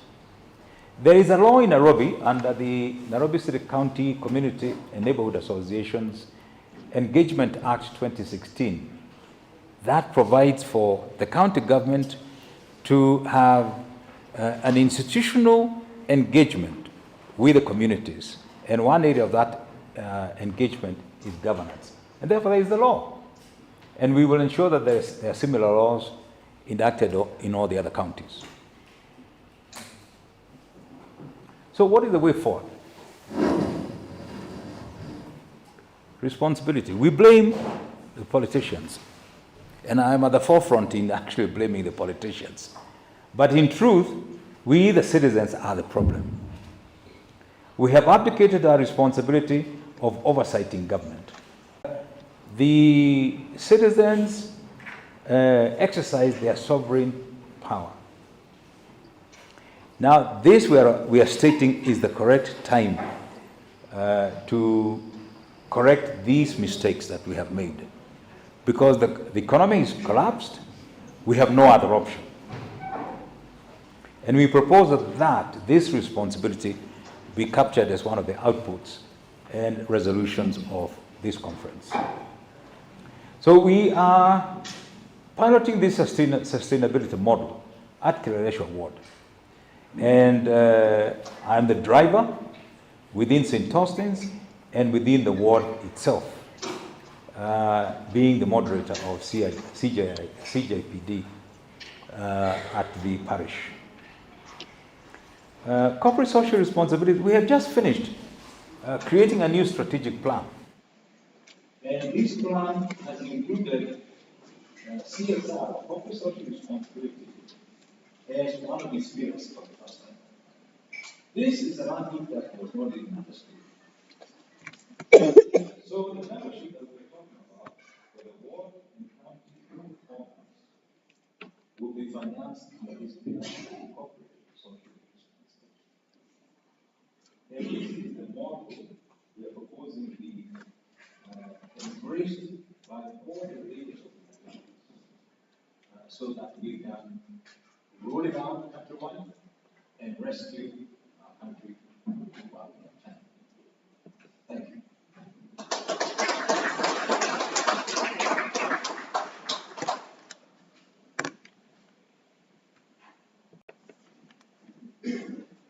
It's a wonderful afternoon, but it's starting from where Sam started, a stressing afternoon. He started on a slide which indicated Kenya is losing $2 billion on a daily basis, which was mentioned by the former president. And he went further and calculated that. This is the beauty of economists and mathematicians. And then that comes to how many billions per annum? And some statement, I started stress from there. Because some statement was, I didn't quote it because I don't want it to stress my notebook. There's no country which can develop in such a way. And I said, oh my goodness. We are talking about Kenya. And we are Kenyans. We have listened to that tool, which which was given by Dr. Ahmed. Dr. Ahmed also told us this is a spiritual call that requires for spiritual solution. Even on the nominations, starting from the families. Families are. The motto is 2010 Constitution. Some came and mentioned about the framework. The 2010 Kenyan Constitution. The National Public Debt Management Authority, EACs.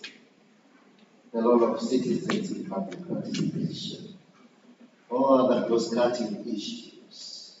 After listening to these able, serious materials and leaders who are ready and willing to work with us, I would wish to open the plenary, and I would wish to have a roving microphone. Those who have questions, those who need some clarification, those who need some more input, so that we can answer them. I don't know whether the Lorexis or Danson tanisaidia kuchukua hii maswali tafadhali kwa heshima. Any question on this law? Yes. Let's start from my classmate there from University of Angaza, no longer university, and then we come to my colleague here.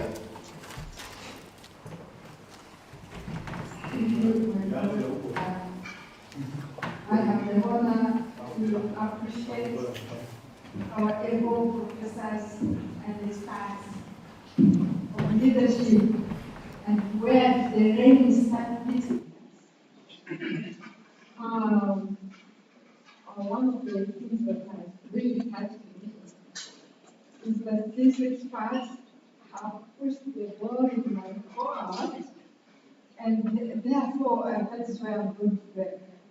Kima actually in his book entitled No Longer Thief, argues that a kinsman must first of all be rescued before he is warned. Yeah, and now I have to ask a simple question. Supposing I were a very good candidate, and it is my family that has volunteered me as the president of the Republic of Kenya. I am you people will not choose me unless I have given you something small. Now, is it I was correct from you guys? Thank you. Thank you. Thank you, sister. Let's come here. We first of all take those three and make sure your question short, precise, and direct to the point. Don't make another presentation. You have already listened to the presentation. Ask the question. Here. We have those three, then we go another round. Thank you so much. So my name is Mutisi, and I come from the CJTV of Nairobi. But most of my activities are engaged in people. And I was really following the discussion more by Maura. And he mentioned something about one of the solutions was actually like provoking the citizens to start like the independent institutions, including the Office of the Auditor General, to publish reports.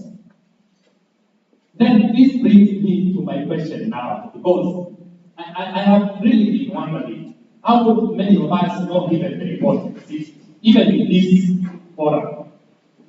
How many of us maybe know, like, now we are complaining maybe about Nairobi. How many of us even know that Nairobi recently did a public participation on budget estimates? I went to a forum for some CJPT members to just make them, and I was surprised that I was asking them, do you know that there was a public participation? And they said no. Then we went to the website and realized that the public participation was taken back to the parish hall. So I just want to ask and really take the question to both of you. Then because I've been to public participation forums, and even the religious leaders do not attend them.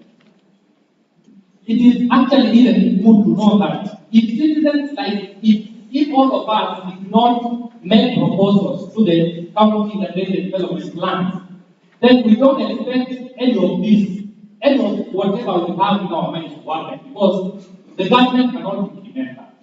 So my point is, how do we really provoke this congregation here, even as we go back to where we come from, that we can be able to participate in these decision-making processes of government? Because so long as we do not participate in them, we will continue crying that our government is corrupt. And it is hard to do not attend such forums as they are called. Thank you. I knew that would be a presentation. That's the reason I wanted you not to make a presentation. Yes.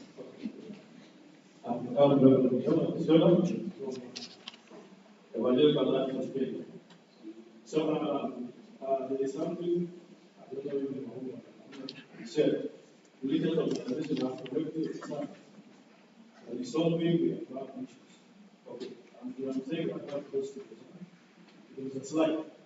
One of the issues that exercise their sovereign power, advocate for their issues, all the members bring us into account, the guidance to education. I'm bringing out this by bringing an example of that England, we had a problem with the cats.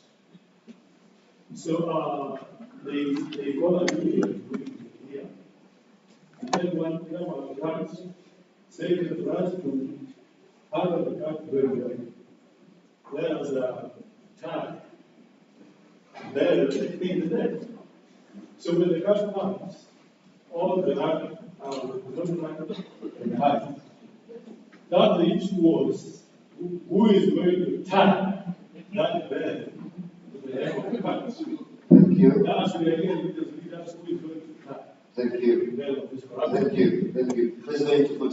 We have already started the question. Let's go to the sister, and then at least the ladies now asking the question. Then that lady and that gentleman, we close that there. Thank you. Very, very, very. My name is I want to ask some about the subscription. Do you mean that the community members, they subscribe to some fee, or what is that subscription? And how is it going to be managed if it is an amount of money? Thank you. I love that precision. There is another lady there. Good evening, everyone. Good evening. Okay, I'm Brenda from CJDB, Nairobi. Okay, my question goes to the assessment tool that is called? Dr. Wahome. Yeah, Dr. Wahome, when we assess someone from the family level, when you come up with an assessment tool, I think you have to look at the practicability part of it. For instance, if you ask I to assess my husband, how practical is it? How genuine is it? Thank you.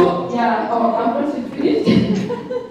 So I'd like him to share the practical aspect of that assessment tool, because it's easy for me to assess Simon because we don't stay in the same house. But assessing my husband will just bring the real person outside. Sometimes it's not genuine and honest. So how comes, what informed you to come up with that assessment tool that it might be the best tool to assess our leaders when we want to elect them? Thank you. There is a gentleman there, the last one, but not the least. Thank you. Mimi ni Thomas Sakani kutoka Standard. Radio Maisha and the other radio platforms. Now, I have a question around the BVIP tool. I have a feeling that that BVIP tool is an amazing tool, but I also feel it's working on an assumption that the Kenyan citizen is not able to discern candidates and be able to know, for example, this is a corrupt guy, this is a good guy, and so on. And I'm asking that question because I attended a conference a few weeks ago, an EACC conference, and EACC was expressing its frustration at what they were calling citizens are not aiding their fight against corruption. And I'll give a case. just 30 seconds. Towards the last general election in 2022, there was a list of around 241 candidates that was issued by ESCC, and ESCC was asking IEBC to bar the 241 from vying for election positions. But now, fast forward, elections, some of those guys are now members of parliament, are now senators, are now governors, and so on. Is it a problem of we don't know where corruption is, we don't know who is corrupt, to the extent that we need to discern and be able to say, my husband is corrupt, so don't elect him? Or is it just an issue of it is now part of our culture, a bad culture for that matter? Thank you. Thank you. Thank you. Sitaki kukasirikiwa na madem, na hiyo ndio ya mwisho.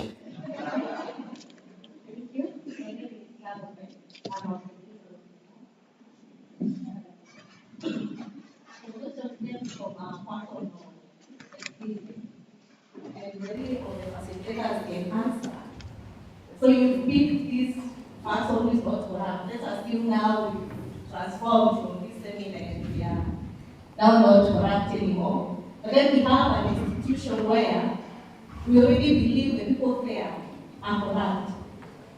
My experience was this: when I got to government, people would be offering you bribes that you not asked for. Now I'm asking, how can we restore trust in the government institutions so that when I'm seated there, people don't offer me something I didn't ask for? You know, and you did not ask for this thing, you didn't even understand, you're just there to do your job. But then they already believe if you don't ask for something, you're not going to deliver. How do you restore that trust? Thank you.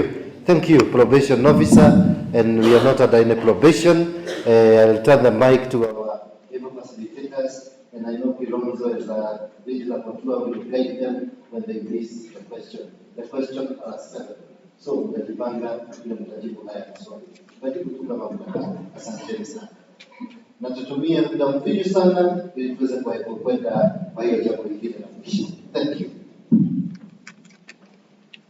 So, the first one was not a question, and I think the person who asked the question answered themselves. If the voter is corrupted, if the voter accepts to receive money, we will not be able to solve our problem. And that's why we insist in corruption is a personal problem. Before you complain about government, we must introspect ourselves. Then there is the Kennedy Mutisia. Civic education is needed, and a lot of civic education. This must go to the grassroots, must be understood. And even those documents you're talking about need professionals, and that's what organs like the KCPF can do, to reduce them into what Wanjiko can understand, so that the information that gets to Wanjiko is something she can understand. The report is not useful unless it is made understandable. The one on subscription and management, I will leave that to Laura. The vetting tool, our sister says if it was to vet the husband, she will have problems. It means it's good to accept that we are corrupt. Because if we are not honest at home, we will not manage the nation. So if you genuinely feel he doesn't deserve to be nominated, then you must do your spiritual duty and not nominate him. That would be the only way we can solve that issue. We have to take personal responsibility. If we listen, it is not, the time for pointing fingers is gone. Each one of us must take a personal responsibility. And then Thomas talked about the BBAP assuming that Kenyans do not discern who is good and who is evil. We must work together with those organizations you're mentioning, the ESCC. But this is what Sam was talking about when he mentioned impunity. If ESCC says so and so should be elections, but the party goes ahead and nominates them, and he is actually cleared to run for election, it is not the citizens who have a problem. There's the institutions and those managing the institutions who have failed. And those are the people we must emulate.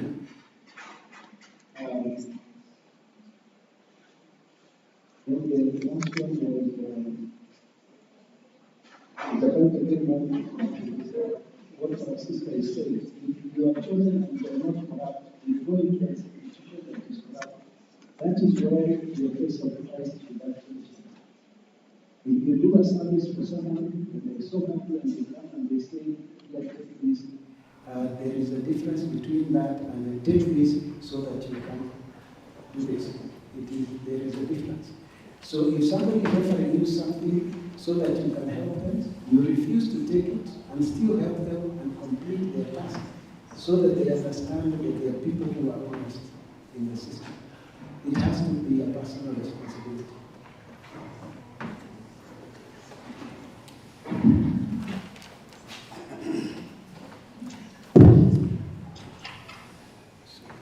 Now, I will add my comments on the question about the reports of the Auditor General not being understood by the ordinary citizen, and that's a fact. Organized citizens at the national level is the dialogue, the National Dialogue Forum, partner with the Office of the Auditor General. The next partnership is with the civil society organizations. Civil society organizations are run by people who have the technical skills that we are looking for. And I'll give an example of one civil society organization called National Taxpayers Association. I'm on the board of that institution, and I was the founder chair when I was chief executive of the Kenya Private Sector Alliance, KEPSA. They have an MOU with the Auditor General, the Salaries and Remuneration Commission, and the Controller of Budget. So what we will ask them to do is to create a popular version of each report, a version that can be understood by the citizens. In addition to that, we will create advocacy material, even further simplified material for advocacy, and then finally create material for civic education. How are we going to do civic education? Because this is important. The problem we have at the moment in civic education is that there is a perception that civic education is something that you do around the elections. So in the last month of the elections, there is a hype of civic education, and everybody then queues to be appointed to do civic education. Civic education will become a continuous process from the minute you vote in the government all the way until you vote in the next government. And the framework I spoke about is for advocacy and civic education. And I want you to picture a situation where you have a civic educator who is also the manager of the ward association. He has everything. The ward is not a very large area.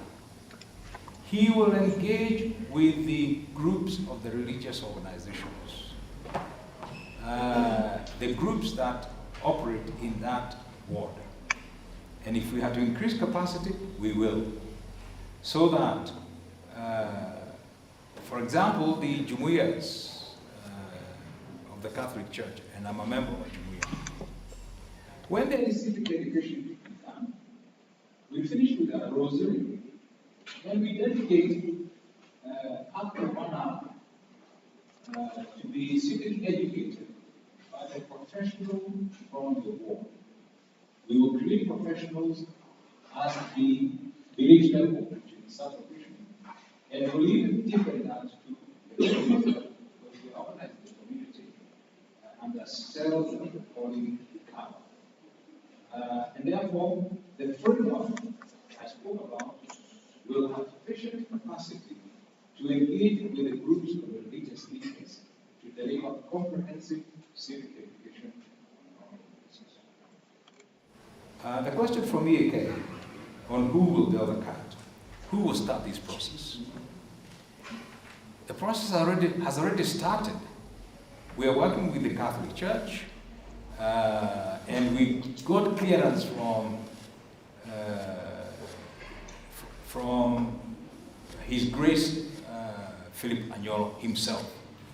He's instructed Simon here and the chaplain in charge of CPD to work with me and Dr. Wahome to roll out this program across all the Catholic communities.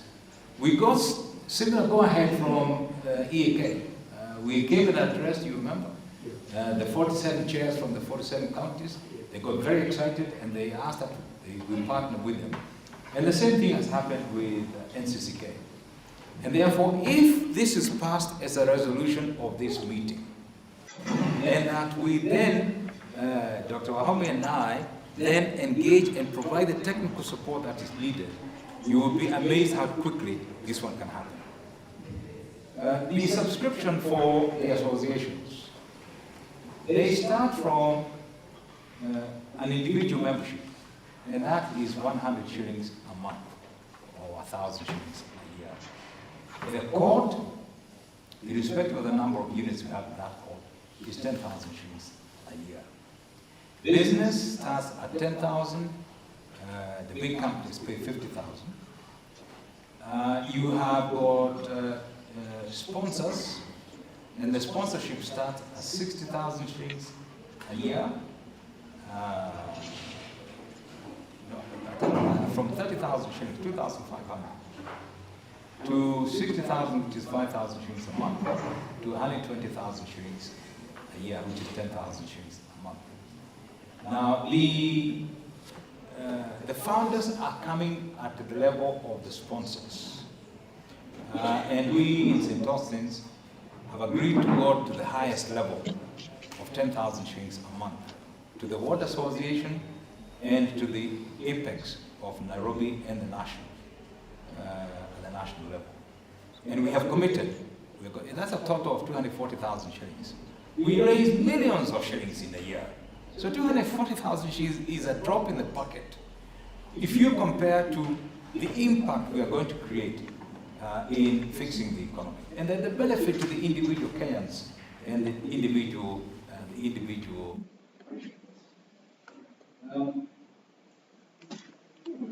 The issue of the VVIP, VVIP is a tool we're using with the development. We hold town hall meetings. 500 students attend. We invite the leaders. At the moment, we're using the tool to monitor the performance of the leaders. And we are amazed at the impact it is creating. And therefore, by the time we get to the elections, the community has already been sensitized and got used to using the tool. And they will bet, and the communities are good. They will bet and only clear those people that have confidence that they are upright. And then those become citizen candidates. And then the citizens will select one from one to be the one that's nominated. The secret here is to start. If we start, it's going to snowball, it's going to move like bush. Thank you. Wow. Just to add to that, we have also visited the previous council and we have spoken to the CEO. Actually, before we started, we had a chat. Yes. But there was one problem. We had to meet last year with the religious council because this is not a Christian movement, it's a national movement. And as soon as we can be able to speak to our brothers and sisters and Jews, each one of us must engage. Thank you. These guys, they have eliminated our stress. I want them to take back their seat, but as they take their seat, Let's take them there na makofi jamani. Wakienda tukaa chini. Asante sana. There is one thing I would like to tell you because I don't want to keep you for long. Moderating a session is an easy task. Ni kama kuwa speaker wa National Assembly. Wewe ongea, wewe usiongee, you are out of order. Once upon a time I met Dr. Wahome. And Dr. Wahome challenged me and he asked me, let me not go to the entire story because it's a big story or a long story. And Dr. Wahome asked me, what kind of a country would you like to leave to your kid? Daktari hata walewe sijapata answer. Lakini I'll try to get the answer by attending these conferences and getting all these insights that we get and we're going to cascade this throughout our Christian. We are coming to a closure of today's session, but before we do that, allow me to invite one and only Dr. Brother Elias Mukua to come and take us a session on the way forward, and we see whether there's an exhibition that we're going to make this evening. So let's appreciate Dr. Elias.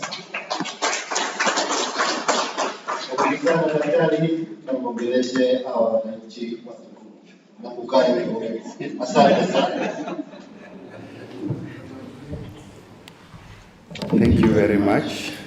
If it were not for time, I would have sung for you a song. No, I love to sing.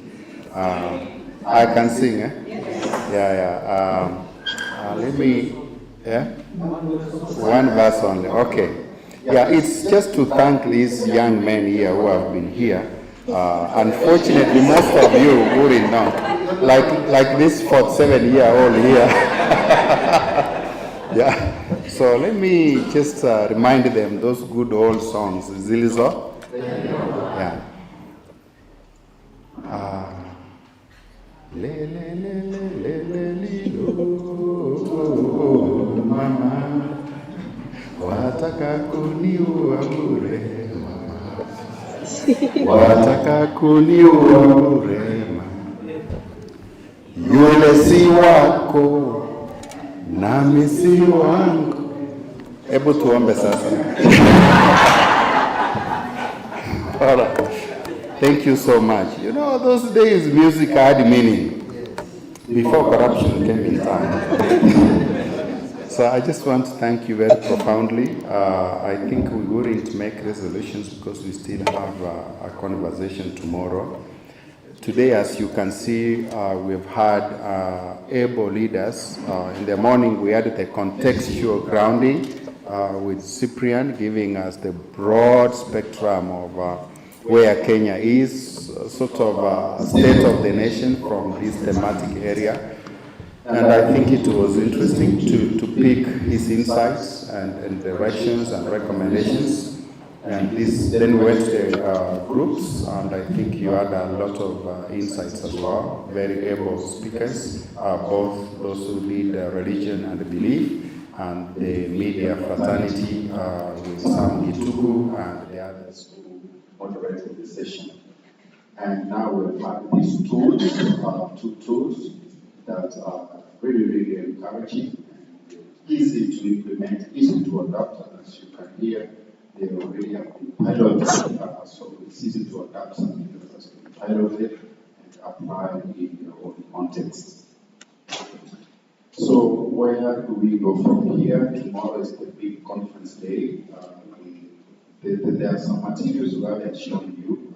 Only the media had a little chance to see some videos. But if you come early tomorrow, we'll play some of those videos so that you can appreciate the extent to which corruption is destroying.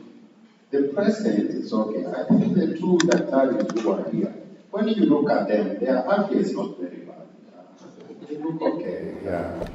But if we bring other Kenyans from other quarters and put them here, yeah, we will say, who has a mask, who has a sanitizer? Yeah, fellow Kenyans, yeah. So I want to really recommend if you can come as early as possible, so that by 8:30 we run some of those videos. You see the extent you interact with figures. A number of us haven't interacted with figures today. Tomorrow, that's the task, and the first session is to show you what those figures, what 1 million can do, what 1 billion can do, so that you appreciate the tools and everything, what difference we can make. We have a number of speakers, so the government is fully represented tomorrow. So the government spokesperson. Who else do you want to speak to you, if not the government spokesperson? Yeah, and in the afternoon, I hope all the invitees will come, so that tomorrow afternoon we have the legislatures. Yeah, isn't it? Yeah, we want to hear what they say, how they look at things. So I hope they don't chicken out. No, they don't chicken out. They will chicken in. So hope to have a very, very good session tomorrow. Otherwise, with that, I want to thank you. Our friend, Sheikh is gone. Which religion has gone? Where is today? Can you come? Father, thank you. You know, we're very ecumenical here. Yeah, now to pray for us. Yeah, yeah, please come. So as he comes, thank you so much. God bless you. As you go back, we are happy we finished 20 minutes past the time. We needed to finish at 4, but that's not too bad. Thank you so much. God bless you. After prayer, you leave at your own discretion. And then if you want the notes, or if you want the PowerPoints, kindly, if you didn't write your email at the desk, please write your email so that we're going to send those to you together. Okay? Thank you so much. Pastor, please close with the word of prayer. Okay. So we can stand up as we pray. Father, in the name of our Lord Jesus Christ, we give you praise and give you thanks because of today. Lord, as we have come here, we're discussing about our nation. And we pray that, Lord, as we come out of this place even tomorrow, you will give us a good way forward. As we carry our country, even on our shoulders, in our hearts, we shall go everywhere, even bringing this transforming message